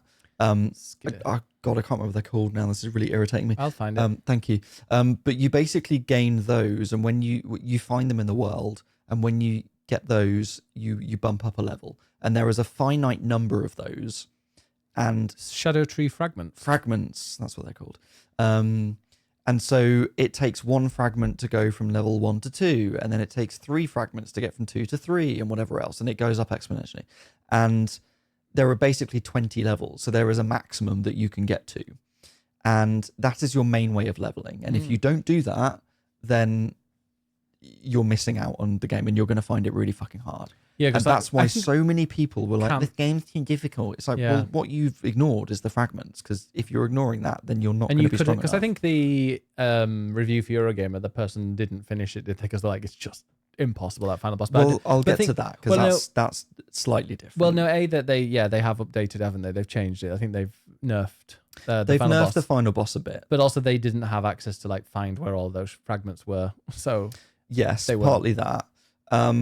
So it's kind of, I mean, look, the final boss in itself is almost a separate thing. Like the difficulty across it, for me, was actually pitched quite well. The first couple of bosses I beat, The first couple of bosses I beat first time. I heard you screaming. I was screaming. The first couple of bosses I beat first time and was like, oh, this is meant to be really difficult. Okay. And then I hit a few bosses where I was really struggling, but it's always fun. Like, even though I'm struggling and it's hard, it's always fun to try and beat Doesn't sound them. like it. And you can still go off and do other things. And like I said, it's sort of tied to the fragments, and the fragments are found around the world. So what it's doing is it's tying difficulty to exploration. So the idea is that it's trying to get you to explore the world in the full so that you're strong enough to do the bosses. It's not as simple as just grinding to get runes and level up. It's like you have to explore. And I sort of quite like that until it gets to the final boss, where the final boss is genuinely ridiculously difficult. And if you haven't explored and haven't got the fragments, you just do not stand a chance. I think I managed to do it on level 19 because I couldn't be asked to find the final fragments. So I wasn't max level, but I'd say you would have to be at least... unless you're a full expert, you have to be at least 18. They have nerfed it a bit though. They have, So it's not because it as was tricky now. genuinely difficult, and the only way I did it was to completely change my build at the last minute. But I got through it, and I sort of quite like that it forced me to play in a different way. So I don't mind it that much actually, and because I knew it was going to be hard, I expected it, and I was fine with it. Even though I was frustrated, I was fine with it. But it's just so it builds on Elden Ring in really interesting ways, and it's just beautiful. So it's Excellent. it's excellent. It's more of Elden Ring, so of course I'm going to love it, but I can't help it. This wasn't intentional, but we have 10 games in excellent. Oh, So okay. we know what our top 10 is, which is going to be easy. However, we do have a quick moment now to decide, are there any that this will be the last time we can do this, and I'm also just going to remove the very, very bottom because it's now this keyboard doesn't recognize half the time that I'm pressing a key. There we go. We now have time, if you'd like, to adjust any that we have here. I can make it as big as possible. Are there any here that you think is in the wrong category? I mean, Concord is Game of the Year, obviously. It wasn't terrible. That's as good as much praise as I'm getting. As much as I would love to shove a couple of up to excellent just to switch up our top 10, I think that was probably always going to be our top 10. Yeah, I was quite surprised Dungeons of Hinterberg you put in excellent. But I'm glad you liked that. And I'm glad you remember liking it because I know that was kind of a summer thing, wasn't it? Yeah, I mean, if you look at good, out of the ones there, I mean, I really enjoyed Persona 3. Fantasia was great. Sonic and Shadow I had a great time with. But they're not quite on a level with those top ones. I'm glad that there are not that many in the top 10 that are kind of full of recency bias. I mean, Indiana Jones definitely has some. But like, I've really enjoyed what I've played, and I know that by the time I finish it, I'll be like, that was fantastic. Whereas like Dragon's Dogma 2, when I finished that, I was like, this game was actually brilliant. And now I've waited a little bit and spoken about it, and just talking about it today, I'm like, yeah, it's still excellent, but it's not like an incredible game that I'm going to go and replay immediately. Yeah. But no, I'm pretty happy with those. Yeah, there are none that I would change. I mean, like I said, wait for a sale. Suicide Squad is wait for a sale. It's not good, but it's one that like you will not waste your time playing that game. Yeah. Concord you would, because you wouldn't be able to play it. Exactly. Chained Together you might be like, this is shit and janky and stuff, whatever. Like me. And Star Wars Outlaws, like you can play through that and enjoy it as well. Like some people will have that in excellent, I'm sure. I'm sure there are quite a few people that have got it in their top 10. Maybe we should have wait for a sale / wait for a patch. For Outlaw. No, Outlaws, And then I think you it can has put the patch Wukong out there now. as well. Mm-hmm. I think that is, I mean, I trust you having Outlaws down there, but that, if you're happy with that, that seems... Yeah, I mean, look, you might play Outlaws and love it, and that's totally fine. It's because I played it at a point before it was patched. So yeah, it did seem a bit dodgy. Yeah. So let's just go through the 10 in excellent then that make our... Especially for the audio listeners. That make our top 10, but these are yet to be ordered, which we will do shortly. So our excellent tier is Indiana Jones, Dungeons of Hinterberg, Dragon's Dogma 2, Prince of Persia, Thank Goodness You're Here, Balatro, Final Fantasy VII Rebirth, Metaphor Refantatio, Astrobot, and Elden Ring Shadow of the Erdtree. Very happy with that. And good, we have Pokemon Trading Card Game Pocket, Persona 3 Reload, Zelda Echoes of Wisdom, F1 24, Fantasian Neo Dimension Prologue A over T, whatever.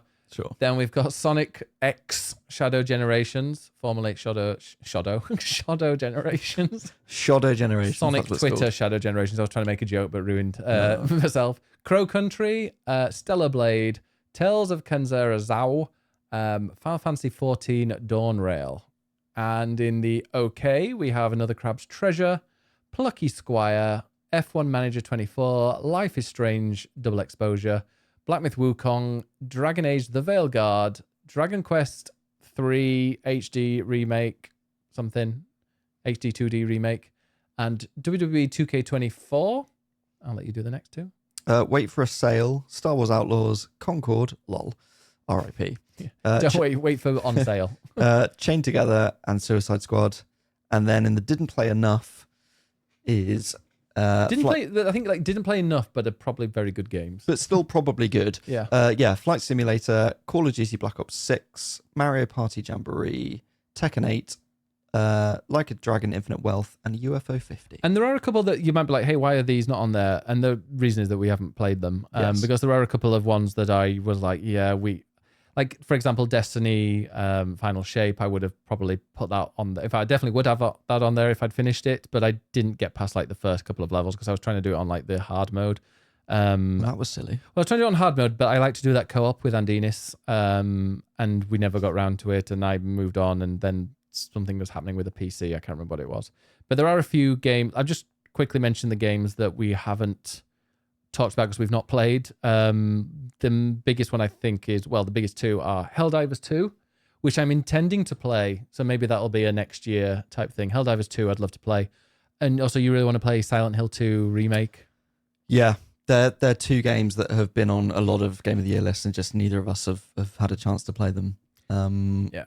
And Animal Well, we both played a tiny played bit. A bit of. So it's not really on that. But I don't think I didn't really enjoy it, but I don't feel comfortable putting it in like Wait for a Sale or like judging it because I only played a little bit and was that's not for me. Maybe Animal Well should be and didn't play enough because we both played a bit of it, and I sort of could see the appeal, but I didn't get very far. So maybe I'll add that.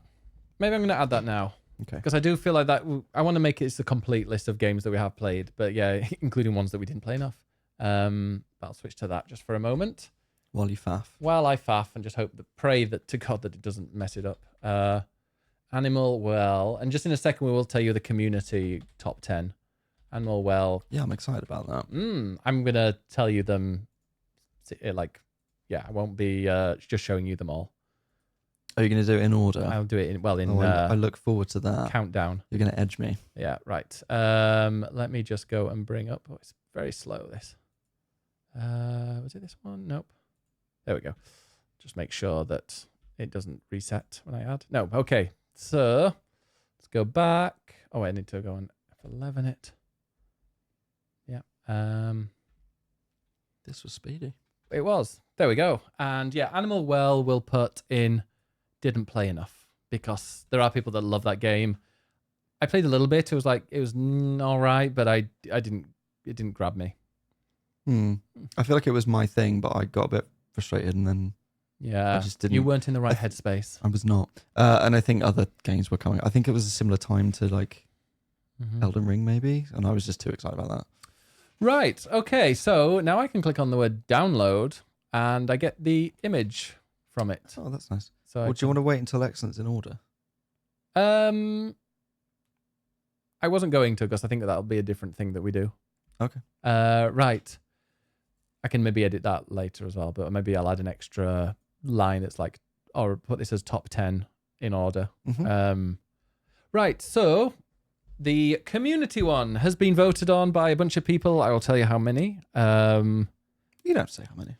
Quite a few people have voted, though. We've had lots of votes, so thank you for everyone who's voted. And yes, let me close it. Can I stop it now? I don't want the analytics. I want the results. Dun-dun-dun-dun. So then, the results of the Swapping Joysticks Community Game of the Year 2024. I'll tell you all the to tell you all of the Just do it in reverse. Just do it in reverse order. No, I was going to tell you like what games that it's going to be in, or what games are included. You'll do that. I'll tell you what. These are all completely random. Star Wars Outlaws, Prince of Persia. These are, by the way, we asked people in the Discord and on Twitter and various places to nominate games, and these are the top 10 games that were nominated. Star Wars Outlaws. It's interesting to see how similar or different they are. Star Wars Outlaws, Prince of Persia: The Lost Crown, Zelda: Echoes of Wisdom, Helldivers 2, Dungeons of Hinterberg, Indiana Jones and the Great Circle, Final Fantasy VII Rebirth, Thank Goodness You're Here, Balatro, and Astrobot. So they were all the ones. Now, let's see results. Need the X Factor style things. In 10th place, we have Dungeons of Hinterberg. Oh, In 10th. In 9th place, we have Star Wars Outlaws. okay. 8th place, there's a bit of a jump now. Those two are quite easily bottom. In 8th place, Helldivers 2. Ooh. I'll tell you points. We'll say points. So Dungeons of Hinterberg, 74 points. Okay. Star Wars Outlaws, 77 points. That's how close it was. Helldivers 2 was 100 points. Okay, 10, 9, 8. Now, we have a joint 6th. Mm. So 6th place is joint with 113 points each. Balatro and Indiana Jones and the Great Circle. Mm. So they both, they were both joint 6th with 113. I was thinking, like, with so many points, like, it's rare to get to joint, but apparently not. Yeah. Okay, now it's the top 5. 5th place with 122 points. Prince of Persia: The Lost Crown. Mm-hmm. In 4th place, Thank Goodness You're Here. Yeah. Thank goodness you're here. So that means the top 3 in alphabetical order: Astrobot, Final Fantasy VII Rebirth, Zelda: Echoes of Wisdom. I mean, 3 very good games. Okay. In 3rd place, with 143 points, Final Fantasy VII Rebirth. Mm. And that means, so out of Astrobot and Zelda Echoes of Wisdom, the game of the year, community game of the year is... It's a tie. Is it? It's a tie with 146 points each. Oh, for fuck's sake. So Zelda Echoes of Wisdom and Astrobot are your joint community games. Joysticks community game of the year 2024. Like, it was tied about 15 votes. It was those two at the top again, about 15 votes before, and 15 more people have voted, and it's still a tie. So well done. Yeah, Zelda Echoes of Wisdom and Astrobot, both with 146 points. I should probably go into it and see which one had the most, 10 points and stuff. And yeah, maybe. I don't know if I can do that. But I thought that was quite interesting. But yeah, thank you to everybody who voted. I really appreciate it. Yes, thank you, everyone. Can I do I think I might even be able to do that. This is... Oops. There's lots of stats here. Yeah, I'm not sure. But... that's like looking at where people are from. Let's leave it as joint. Yeah, we'll leave it as joint. Congratulations to both Zelda and Astrobot. A great game and a not so great game. Right. Says you. So, I'm going to go and we'll take a very quick break while we just get it set up so you can see and we can put the top 10. Right, here we go. The final part of this epic podcast that's already been going on for over 4 hours. Oh, God. And we have the 10 games, and I'm not going to repeat them because we've just done that. But we now need to put them in order, starting from 10. Do you have an idea of what you'd like to see 10? So I have an idea sort of about how we could do it a little bit, which is that there are some games that we've both played and liked, and there are some games that maybe only one of us liked, and some that maybe we haven't, I don't know, have less strong opinions on. I trust your opinion on things. Okay. Some of them. So I think maybe like the top 3 should be something that we've maybe played, both of us. yeah, I think there are 4 that I can envisage as 10 to 7. Yeah, you're probably thinking the same one as me. I'm thinking probably the top 4 there. Yes, because they're all ones that one of us has played. Yeah, that's true. Actually, yeah, yeah. I'm for number 10. I'm kind of between either Dragon's Dogma 2 or Indiana Jones. And the thing is that the reason he's Indiana Jones, I've only played like 8 or 9 hours of it, and I've only pretty much done 1 area and a half. But I know I'm gonna love it, and I've enjoyed a lot of what I've played. But it's like, have I played enough to kind of put it up any higher? That is exactly my thinking, which is why I think that should be number 10. Cool. Because I haven't touched it, so I couldn't give you an opinion. Yeah. So, and like, even though I think maybe at the end of it, Dragon's Dogma 2 is possibly going to be like Indiana Jones is probably going to be a better game than Dragon's Dogma. At this stage in what I played of Dragon's Dogma, I was completely in love with it. It was just as it went on a little bit, I was like, okay, it's dragging a tiny bit. Yeah, yeah. Do you have any? I mean, from what I have played quite a bit of Prince of Persia. I forgot that I had and really enjoyed what I played. Mm-hmm. And Dungeons of Hinterberg, you sold it very well. I'm thinking Dragon's Dogma 2 is 9. Sure. I'm good with that. Yeah. And I personally preferred Hinterberg to Prince of Persia. Okay, so should we put Prince of Persia 8? Mm-hmm. Can tell we're hungry. We need to do this hungry all the time. It makes it a lot faster. And then Dungeons of Hinterberg goes 7. Now it gets tricky. Yeah, very tricky. Yeah, I'm no idea. So what we've got left, I think, Edizu here, Balatro, 7 Rebirth, Metaphor, Astrobot, and Shadow of the Erd Tree. I think, might upset you, I think Shadow of the Erd Tree in 6th. Because he's building on, I'm not going to bring out the whole, and it's an expansion because I was the one that's like, yeah, we should include it. But it's... Okay, so out of these, we have both played all of these. At least a decent chunk of it. Apart from I've finished Shadow of the Erd Tree and you haven't touched it. Mm-hmm. I wandered in and wandered out quickly. If you want to have the top 5 as ones that we've all played, I appreciate that. Mm-hmm. I can also appreciate that, as I said, the reason I love it so much. I mean, it would probably be my number 1, but it's just that because I love Elden Ring, and that's kind of playing on a game from 2 years ago. So if you want to put it at 6, I'll let you have it. Yeah, because there's always the thing like, is that a game? Yeah, I'm happy with it in 6th.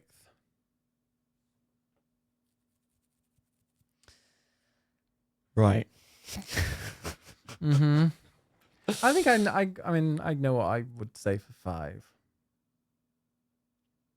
I think it's between 1 of 2. Actually, I think it's between 3. I would say Balatro.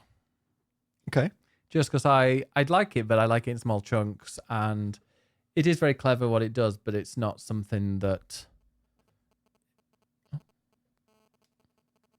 Weird phone. Oh, it's coming. Wait, it's coming through my headphones, or is it coming through you as well? It's coming to me as well. Oh, you're getting someone texting you or something. No. Like it's weird when I never hear. I never hear that sound before. No. Sorry. Anyway. No, I think Balatro just because it's great, but there is depth to it, but I'm when I can do one run and then I'm like, okay, I'm a bit done now, and I put it down. I feel that. I'm also just a bit done with it. Like I loved it, but I think it's not something I'm going to go back to that much. I think once I finish a run, I'll be like, okay, like once I eventually do complete a run, I'll be like, okay, right, that's it. Like something else now. Let's do Balatro at 5. Yeah. Still a great game, and you should all play it, especially if you've got Apple Arcade. Right then. So we have Thank Goodness You're Here, Final Fantasy VII Rebirth, Metaphor Refantatio, and Astrobot as our final 4.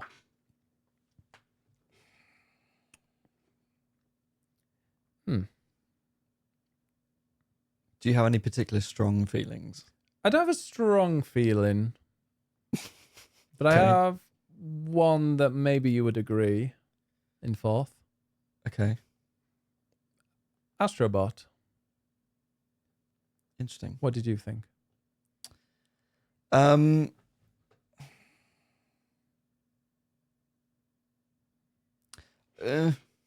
like 7 Rebirth. It's between 7 Rebirth and Astrobot, I think. Mm-hmm. And in some ways, I feel like Astrobot is a better, more complete game than Rebirth. Rebirth really had my heart. Mm-hmm. And is a game that I would happily go back to again and play again. And it's got so many little bits of it that are great, but it's also got bits in it that I don't like. Whereas Astrobot is a complete experience. As much as we chat on it slightly by being cynical, I still think we were just looking at like, because it's so good. It's like, and I It's sort of said at the looking for start flaws. of it, I'm like, it's a perfect game for what they want, but it's also like, but how can we make it even more perfect? Yeah. And I feel like it is a complete Yeah. game. Also, I mean, I loved what I played of Rebirth, but I'm also like, I haven't gone back to it since, and I will do, don't worry. But I'm also, it's not like like a Dragon where I'm like, I literally cannot put it down. I'm generally thinking like, can I play a bit before New Year? Because we're recording this, by the way, New Year's Eve. It's gone 10:15 at night. So we are very close to New Year, and I'm like, can I fit in a bit of that before? Which I won't. I'll play, I think tomorrow will be a chilled day. Have we got any plans tomorrow? Right, I'm putting my foot down. We're doing Rebirth at 4. Yes. Because of stuff that I can't tell you about. Yeah. Because I don't want to spoil it for you. But Rebirth is maximalist and a bit messy. But as somebody who's not really played the original, I got to Shadow of the Somewhere, I'll say. Temple of the Somewhere. You got the Temple of the... Yeah. Okay. That's how far I got. As somebody that only got that far, will it upset me as much as it has upset you? Maybe not. Okay. But we'll see. Well, so then I think we're saying 3 is Astrobot? Yep. Now the big question. Then the final one is Thank Goodness You're Here or Metaphor Rifantatio.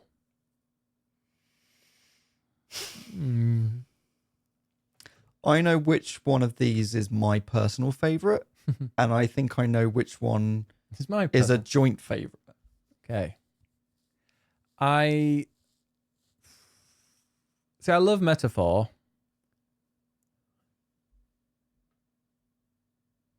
But I'm also like a third of the way through. Yeah. And there are some things I don't like about Metaphor.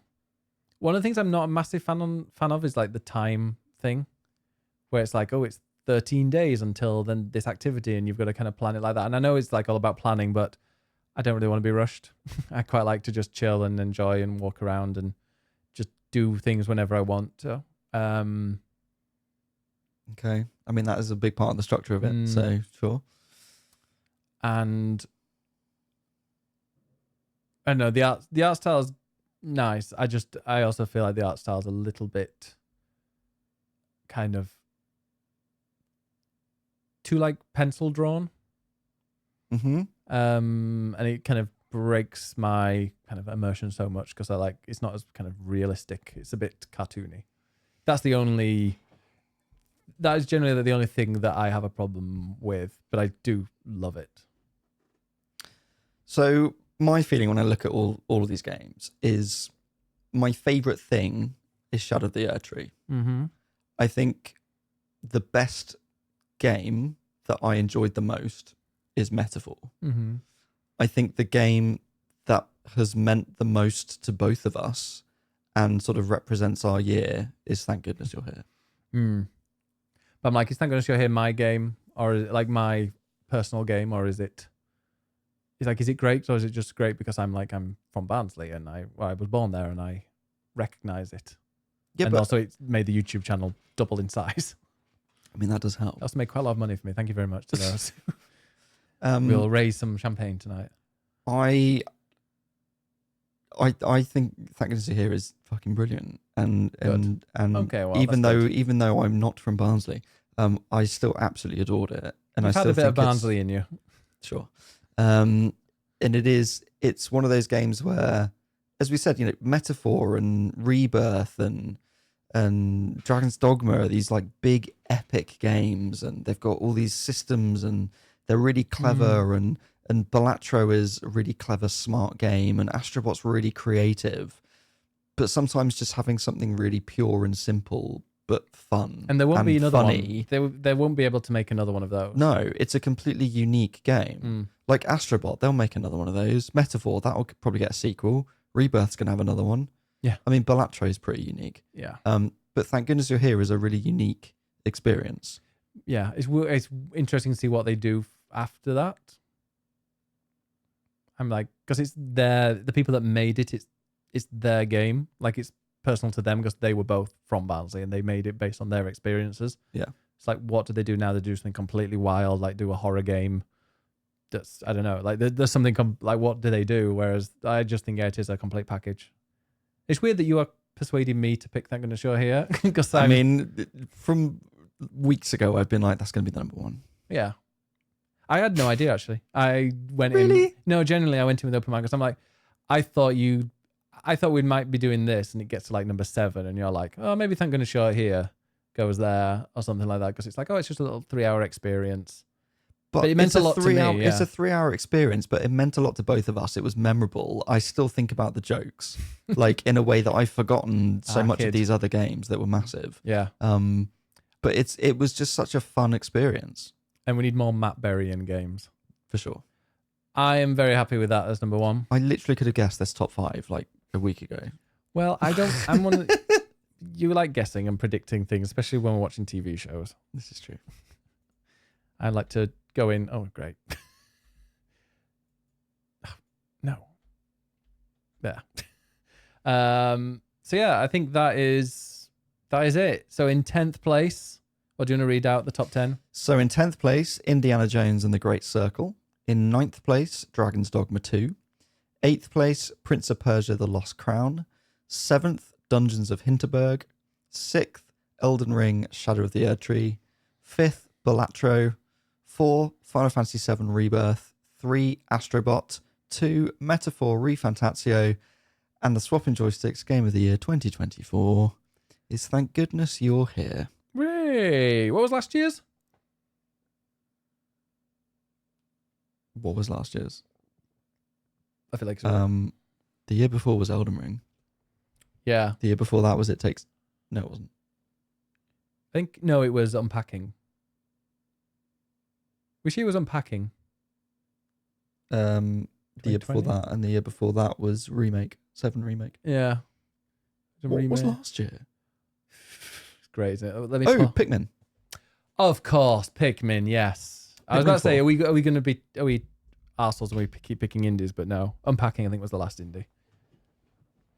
It doesn't matter if it's an indie or a AAA. Sometimes great games. And sometimes I've become a bit more in love with like indie games, just because the more, especially when you're downloading mobile games and stuff, and you just realize that there are so many games made by people who love games and want to tell a story and have a really cool idea, and they pour their love into it. And then there's some that like, okay, right, we need to make £500 million in the next 12 months. How do we make that?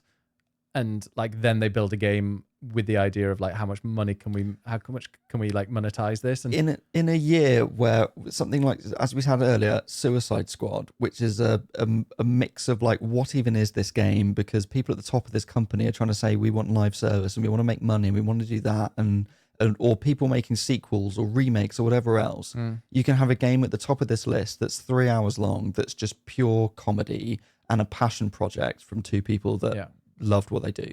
And it's been like, I think Jacksepticeye did a playthrough of it or did a video on it, and it's had millions of views. Like, it's been... Oh, I don't care about them. No, but like, the popularity of that is like, you can, with humor and with passion and like a game that you really love and you've made, it can hit the heights. Absolutely. So, Thank Goodness You're Here is the Swapping Joysticks 2024 Game of the Year. Just before we finish, what are you looking forward to next year? And what do you think will be We should do a little prediction of what do you think will be on there. I was saving this for the next podcast. Oh, really? Yeah. Oh, well, we can do that. We can save that. Let's do that. Let's do next podcast will be kind of like a look forward to 2025. Yeah, it'll be the first one of 2025. Yeah. And we'll make also the prediction of whether we think GTA 6 will actually come out in 2025 or not. But yeah, thank you so much to everybody for watching. I will put the top 10. I'll change the word excellent to top 10, I think, and then put it in order. Although you can't really do it in order there, can you? You can do one on the left and then go to the right. Okay. Yeah, I'll put it in. Yeah, I'll do that. But yeah, Thank You Show here. Game of the year. We'll be back as probably kind of back to regular time at some point. What day is it today? It's Tuesday. This will go up New Year's Day. It's literally tomorrow. And then it'll be the following week will be the next time we do it. So Absolutely.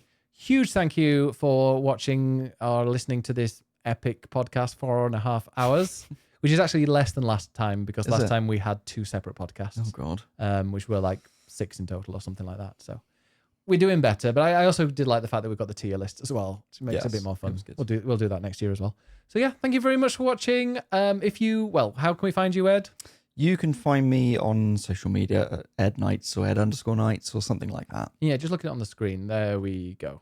Ed_Nights. And I'm Biggest Bennis, pretty much everywhere where it matters. Like Blue Sky is kind of where I post things now.